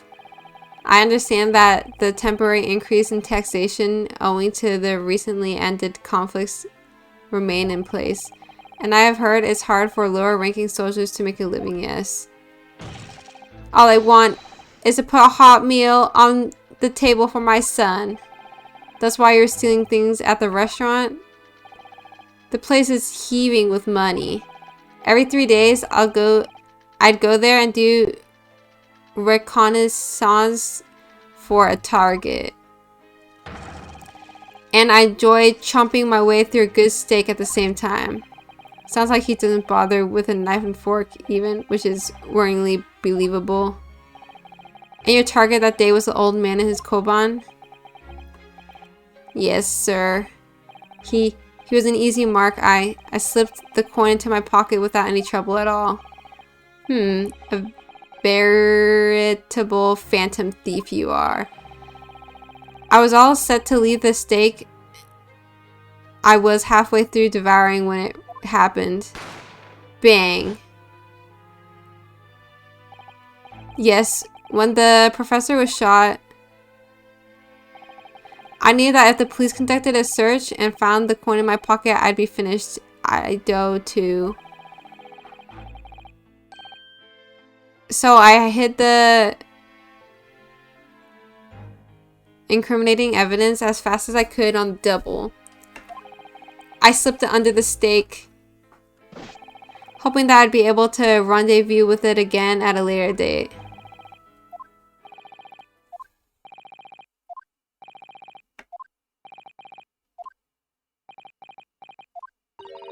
This is ridiculous. Perhaps you could carry on with this absurd prattling in your own time? Well, Miss Brett. Oh, of course, dear lady, of course. How rude of us. I'm quite sure there's no need to detain you any longer at all. May the esteemed gentlewoman please be excused, Your Excellency. Indeed. The theft of the koban was clearly perpetrated by this baby-saddled sergeant.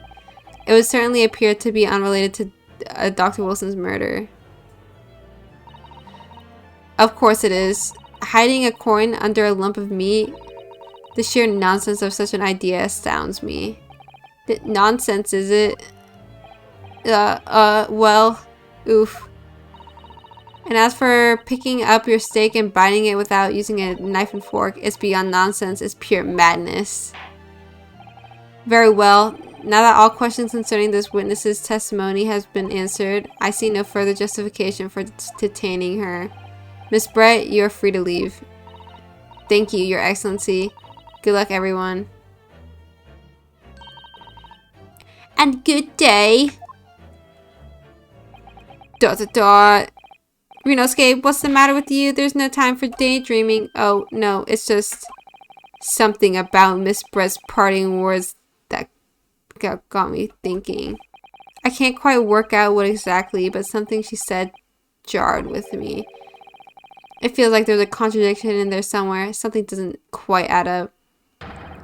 If that's the case, don't just stand there thinking. Make your voice heard. Sorry? You can think later, but if you don't call out now, it'll be too late. The trial will be over. Hold it! Hold it! Wait, Miss Brett. What is it now? I'm afraid, just one last time, there's something I'd like to ask you. I'd like you to explain the contradiction in your parting words from just a few moments ago.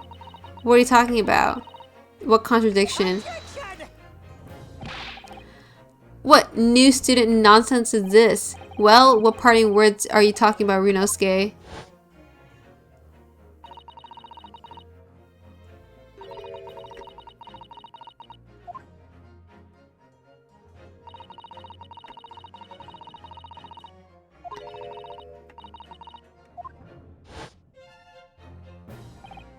Yes, I'm right. What she said there exposed an undeniable contradiction. I'm going to need to see evidence counsel.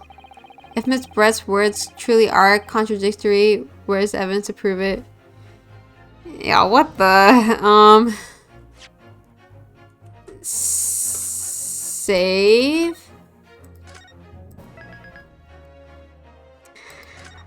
Go.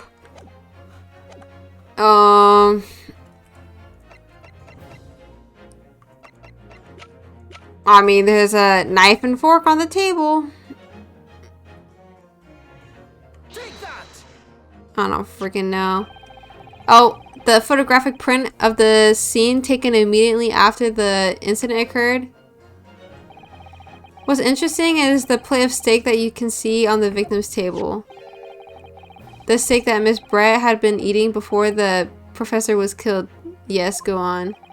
More accurately, Your Excellency, the steak that was on the victim's table just before the professor was killed.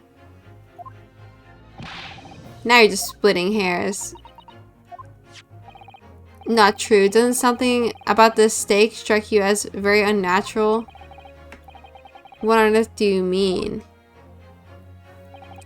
It's extremely obvious. I'm talking about the shape of the edge where it's been eaten. I see you've noticed it too, Miss Brett. Noticed exactly.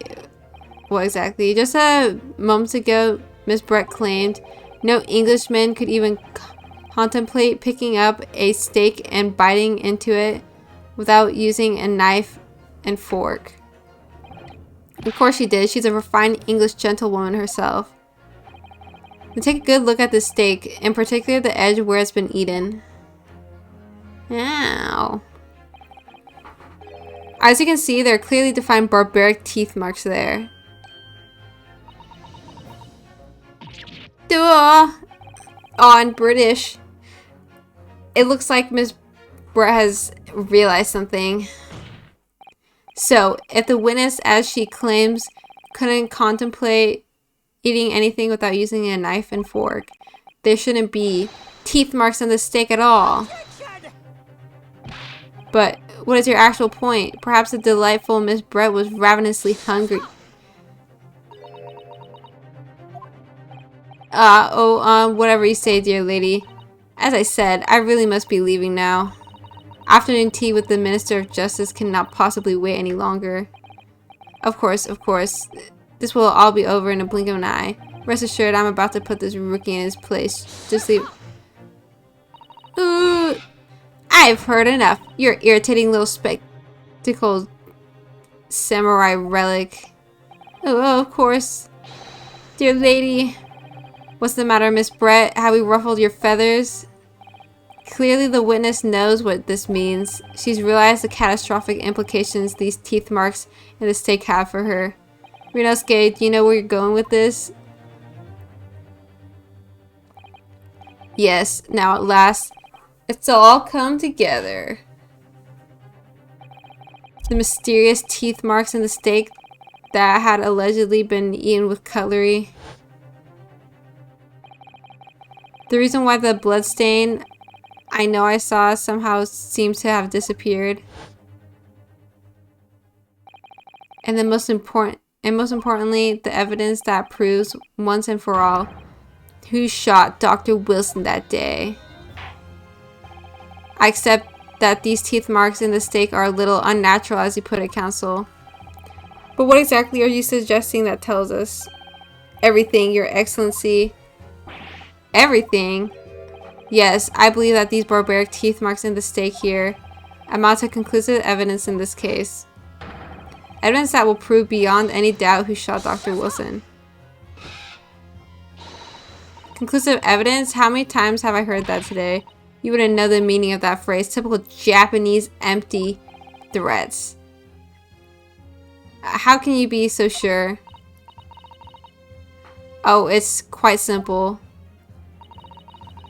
If you really had such conclusive evidence, you would have presented it to the court long ago. Actually, the evidence I'm talking about hasn't been brought before the court yet. Hasn't been what? But just because it hasn't been shown yet, doesn't mean that the evidence does not exist. Isn't that absurd? The trial has run several hours already, and you say that there's evidence yet to be brought forward? There can't be. I don't believe you have it. I don't, but there is someone who does have it, someone in this very courtroom. And if that person is willing to submit the piece of evidence I'm referring to, it will solve every remaining mystery about this case. Very well. I have the feeling that this will be my last request of the defense in this trial. Who possesses the conclusive evidence that will reveal the truth about this whole affair? I'm guessing it's Mr. Waiter. Okay. Oh jeez.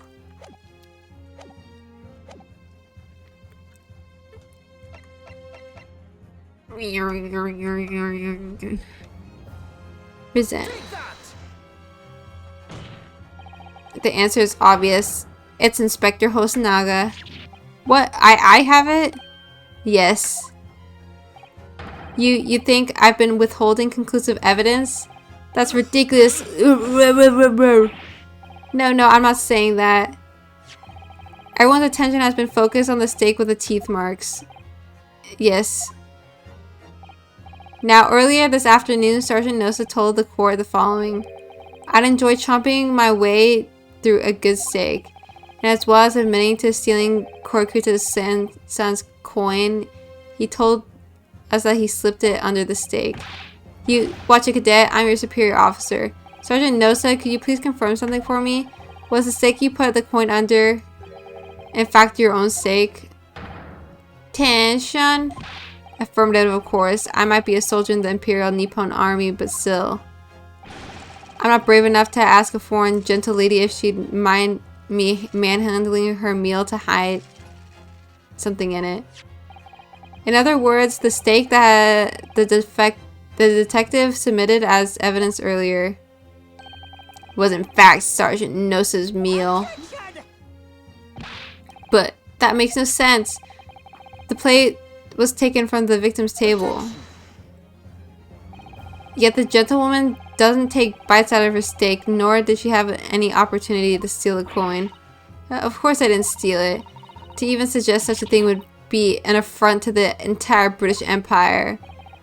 Well then, how do you explain this paradox? Exactly, surely you're not going to suggest the sergeant swooped the two steaks over.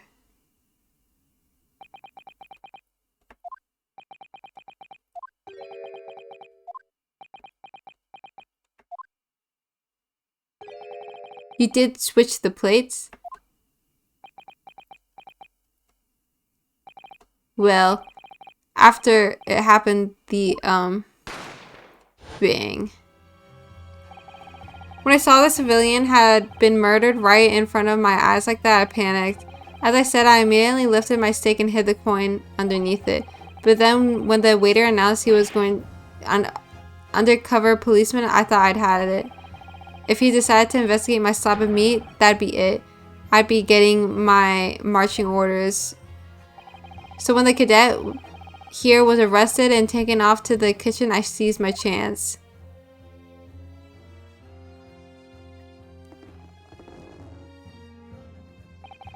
With military precision and timing, I switched my steak with the one on the foreign lady's table. What? You can't have. I never saw you do such a thing. It was called Operation Lightning Bolt. There was no time for strategic planning. It was do or die, I tell you. So yes, I did what I had to be done. Unbelievable. Something in my eye. Ever fear not, Prosecutor Son. What now? I swear on the brass buttons of my uniform, that is all I did, sir. All you did? That's plenty, Sergeant. So, if Sergeant Nosa switched the plates over, it means he took Miss Brett's steak and the plate it was on back to his own table. Yes, that follows. Inspector Hosonaga. Yes. Earlier in this trial, you told the court this. You said that you had not only taken Miss Brett's steak after the incident, but also the sergeant's. That, to preserve evidence, you had taken both. That's correct. Then please present it to the court now.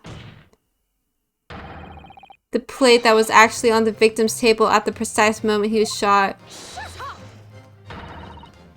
What can that possibly tell us now? I mean, a cold slap of tough meat, I couldn't have the slightest bearing on this case. No, you're not wriggling your way out of this time, lady. I beg your pardon? Surely you're not that forgetful.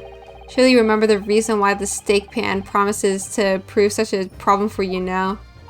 You know, you're the ones who decided it was a problem, not me.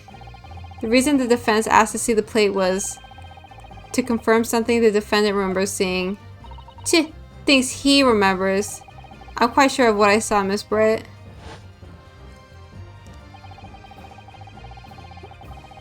On the side of the plate that was directly behind Dr. Wilson, There was a clear splattering of blood from the gunshot wound to the victim's chest.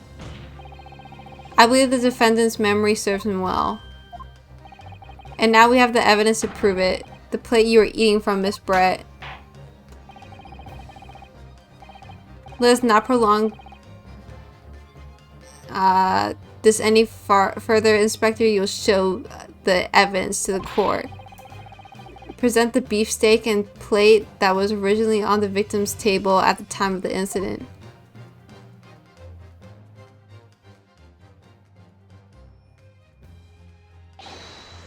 Yes, sir.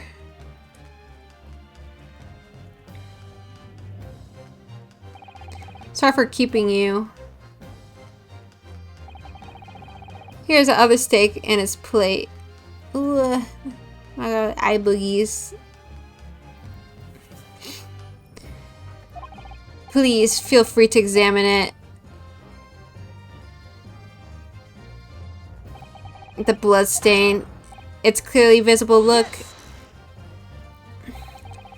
Now this makes everything clear. The blood you can see on the side of the plate shows that at the moment the victim was shot, he was facing the table with his back to me.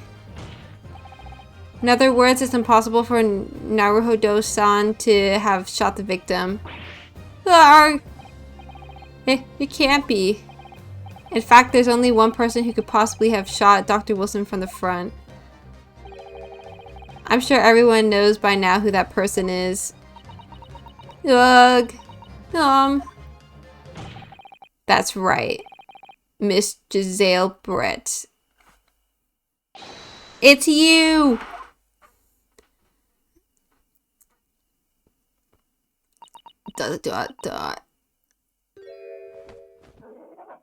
Oh my god, her swan died.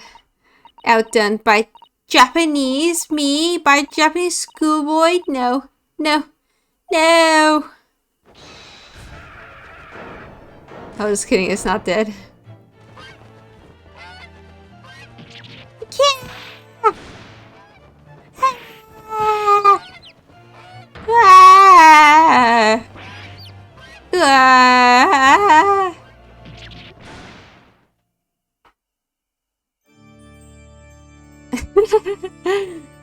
Oh gosh, she's descended.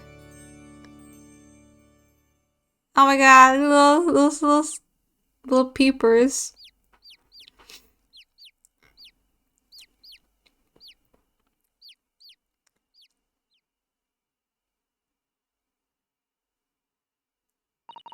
Please excuse my little outburst. I briefly lost my composure.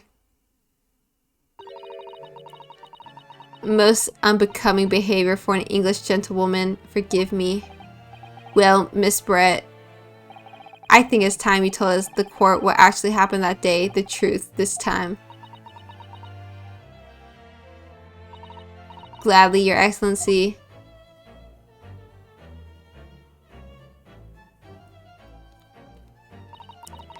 It was I who took the professor's life using curare.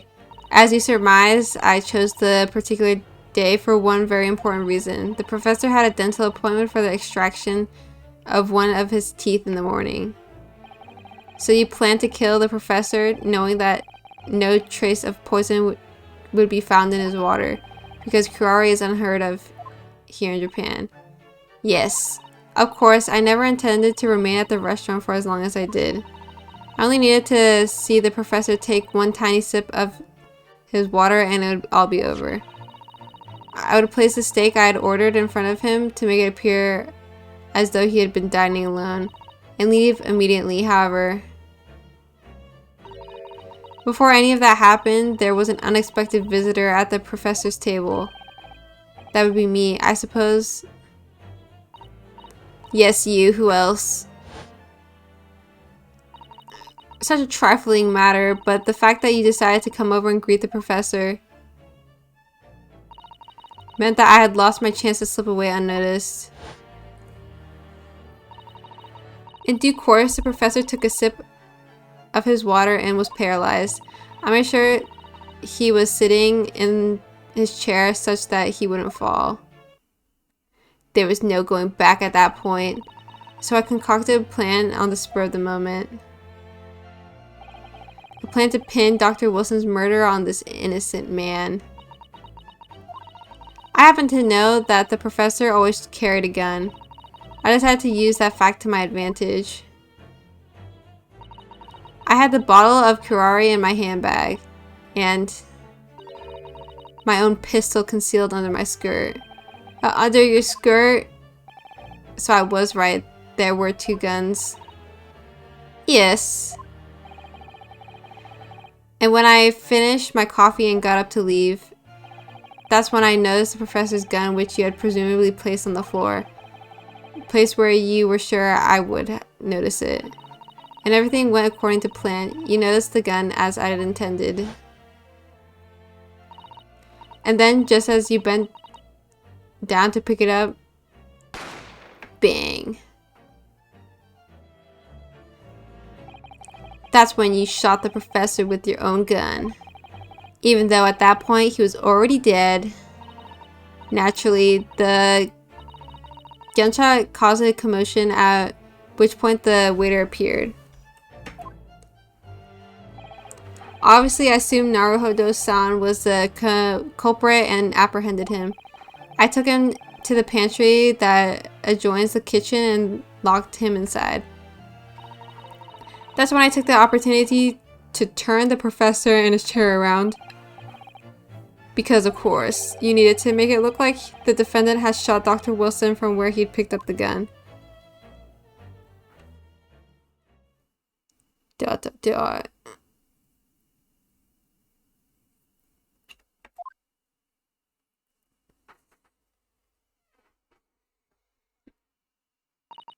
So there you have it. That is the entirety of my misdemeanor.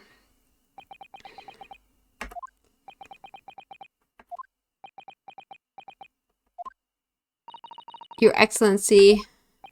Yes. I wonder. Might I speak with you in private later? I shall call on you.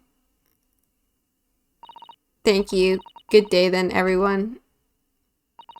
I hope you can forgive me, Naruhodo-san.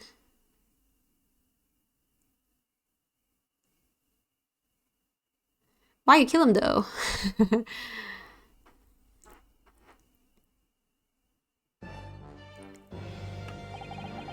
It would seem this trial has finally run its course. I presume the prosecution is in agreement. This can't be. Taketsuchi Aochi does not lose. Not to the likes of this rookie student.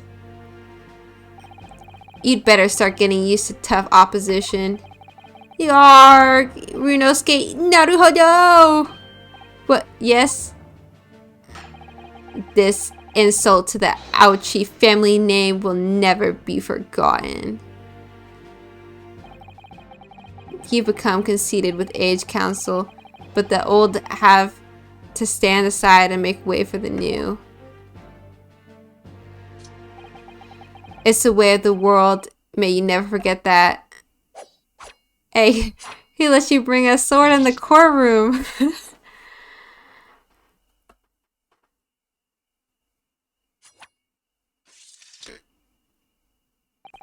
1,000 millennia may pass, and still the Aochi clan will never measure up to the Naruhodo clan.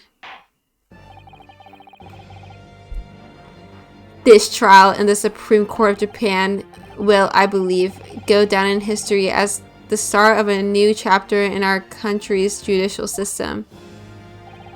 Despite being summoned as the accused, you, Runosuke Naruhodo, presented an excellent case. I thank you, Your Excellency.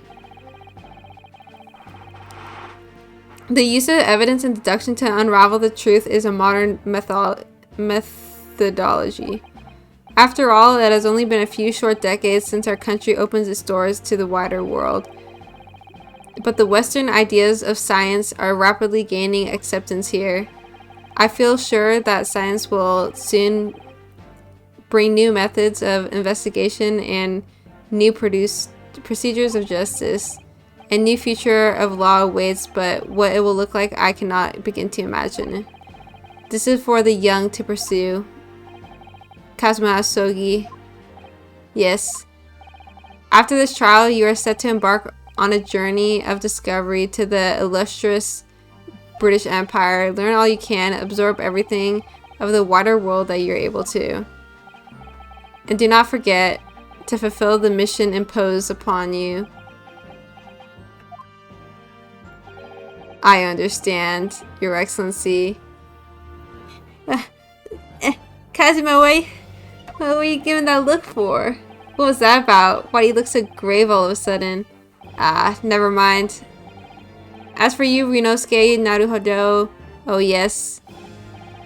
In you, I sense, how can I put it, unusual potential. I very much look forward to seeing how you carry that onwards. Thank you, Your Excellency.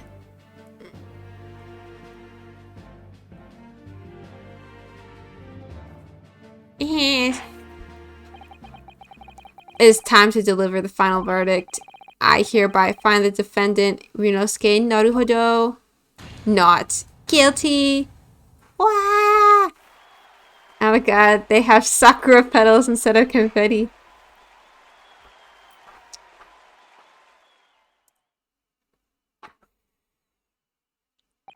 This court is now adjourned.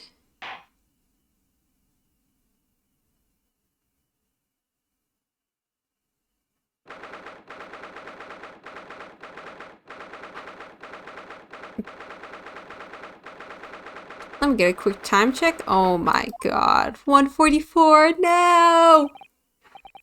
I can't believe it. I can't believe what's happened. I made it. I made myself. And I defended myself and made it through that horrendous trial. Rinosuke, you finally pulled it off. Congratulations. Well, I couldn't have done it without you. Thank you, Kazuma. No. No, it was a pleasure to watch you at work. So you owe me an extra large sukiyaki from the place on Yume University Street. Don't forget. Good afternoon. All your hard work has certainly paid off.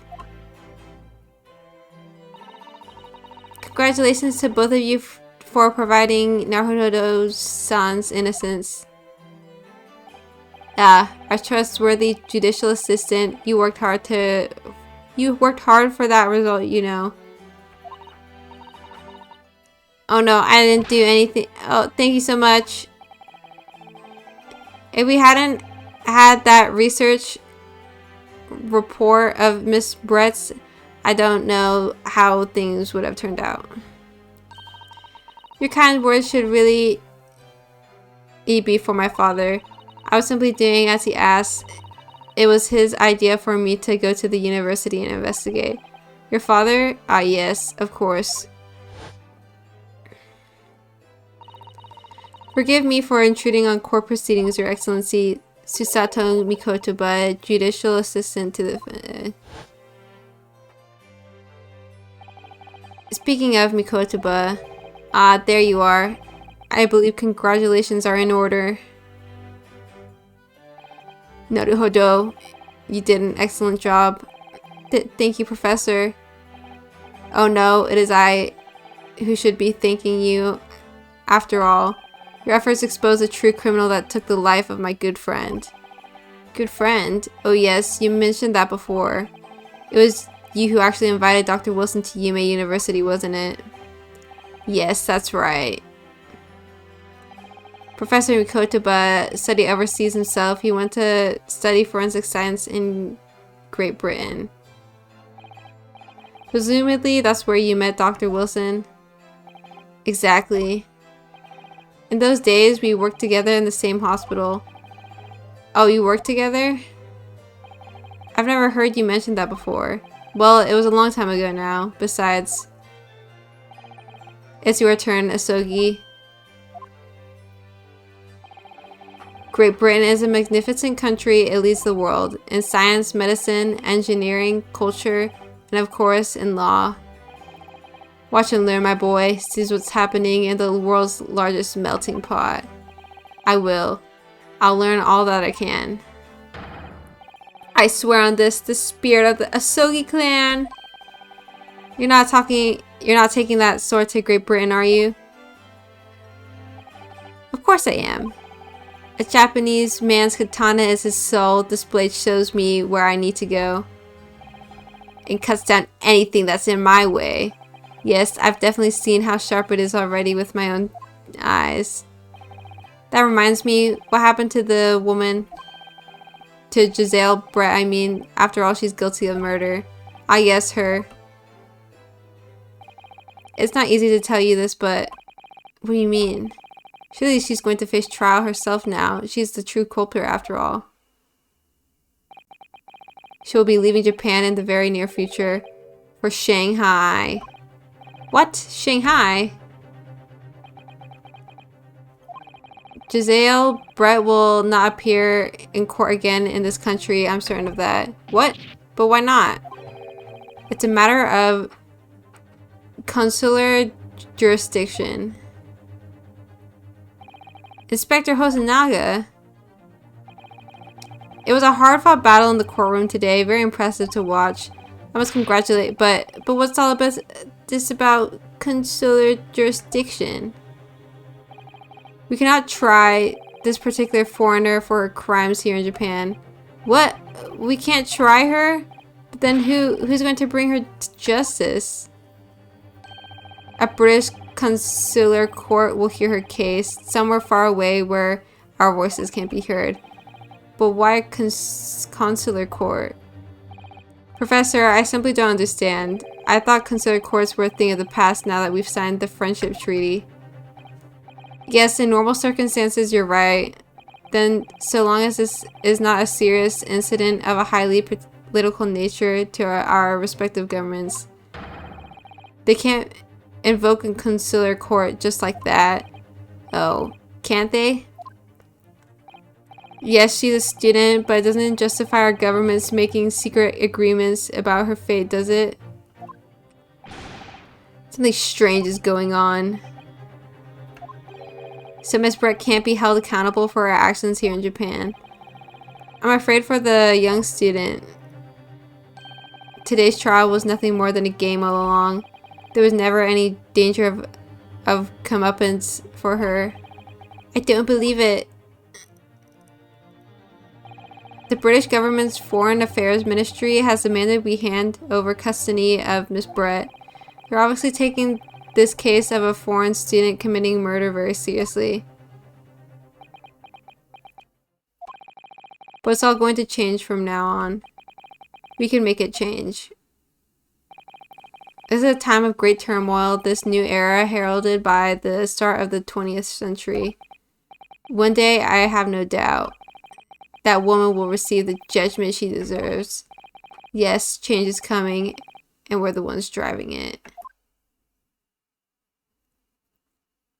Nod. Well, I think that's enough seriousness for now. This evening calls for a celebratory drink. But Professor... You're right, this is no time for gloomy faces. We should celebrate Ryunosuke's not guilty verdict. Let's start having some fun. In that case, might I suggest Le Carnival? As a head waiter, I should be delighted to provide you with ample food and drink. You're Detective Hosonaga-san, aren't you? Let's not worry about details for now. To Le Carnival, will you accompany us, Professor? Of course, Le Carnival's food is second to none.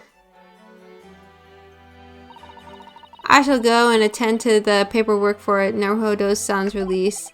Oh yes, thank you.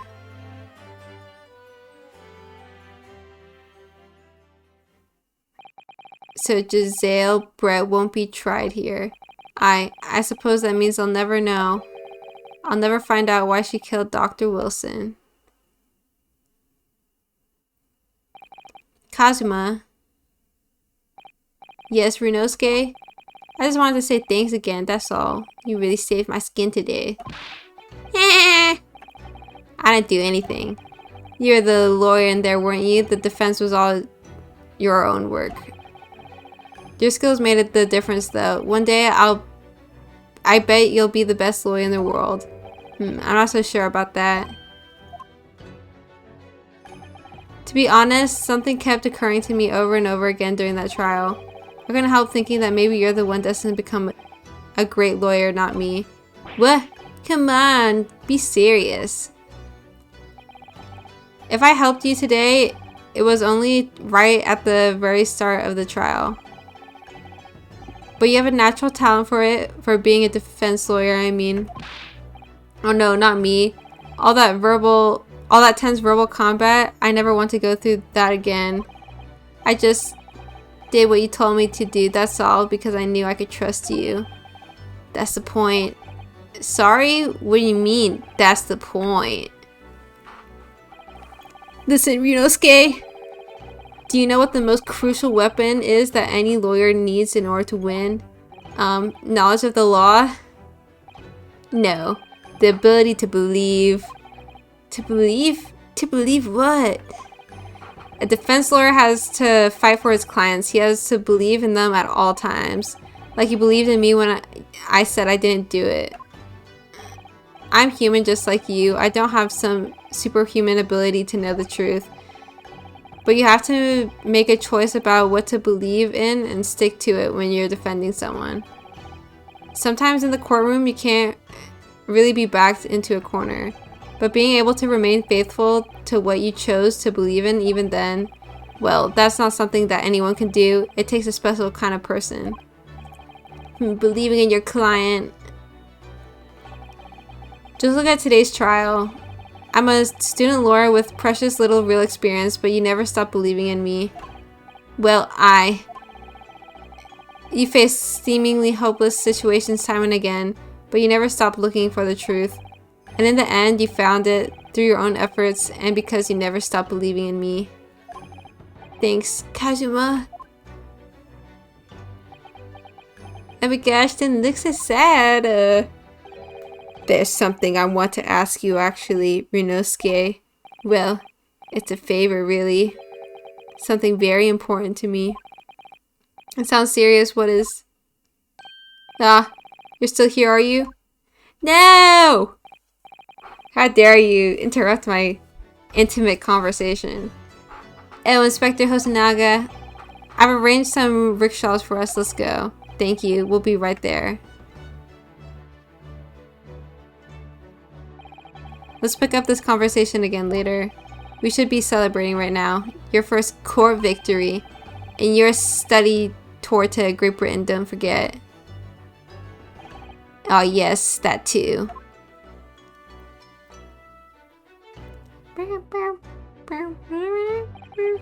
So my very first trial came to an end. Kazuma, Professor Mikotoba, Susato-san, who acted as my assistant, Inspector Hosonaga, who didn't really play much of a part, but still. It was because of their help and support of all these people. It was because of the help and support of all these people that I managed to get through that trial. But more importantly, Kazuma hadn't yet managed to ask his favor of me. Little did I realize just how much it would change my life.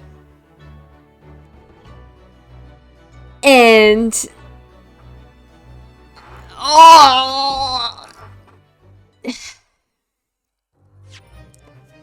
save. I'll pick this up again at a later date. Okay, well, it saves, right? Okay, well, thanks for watching the first episode. My voice is like fried. I think talking this long, especially in like a visual novel style, it will literally destroy me. But you know what? It's okay, you know? I love Ace Attorney. So I'll just, you know, I'll do it in doses. you probably won't even see this until like a couple weeks later when I... Well, actually, maybe not that far, but yeah, I'll keep you posted. Anyways, good night.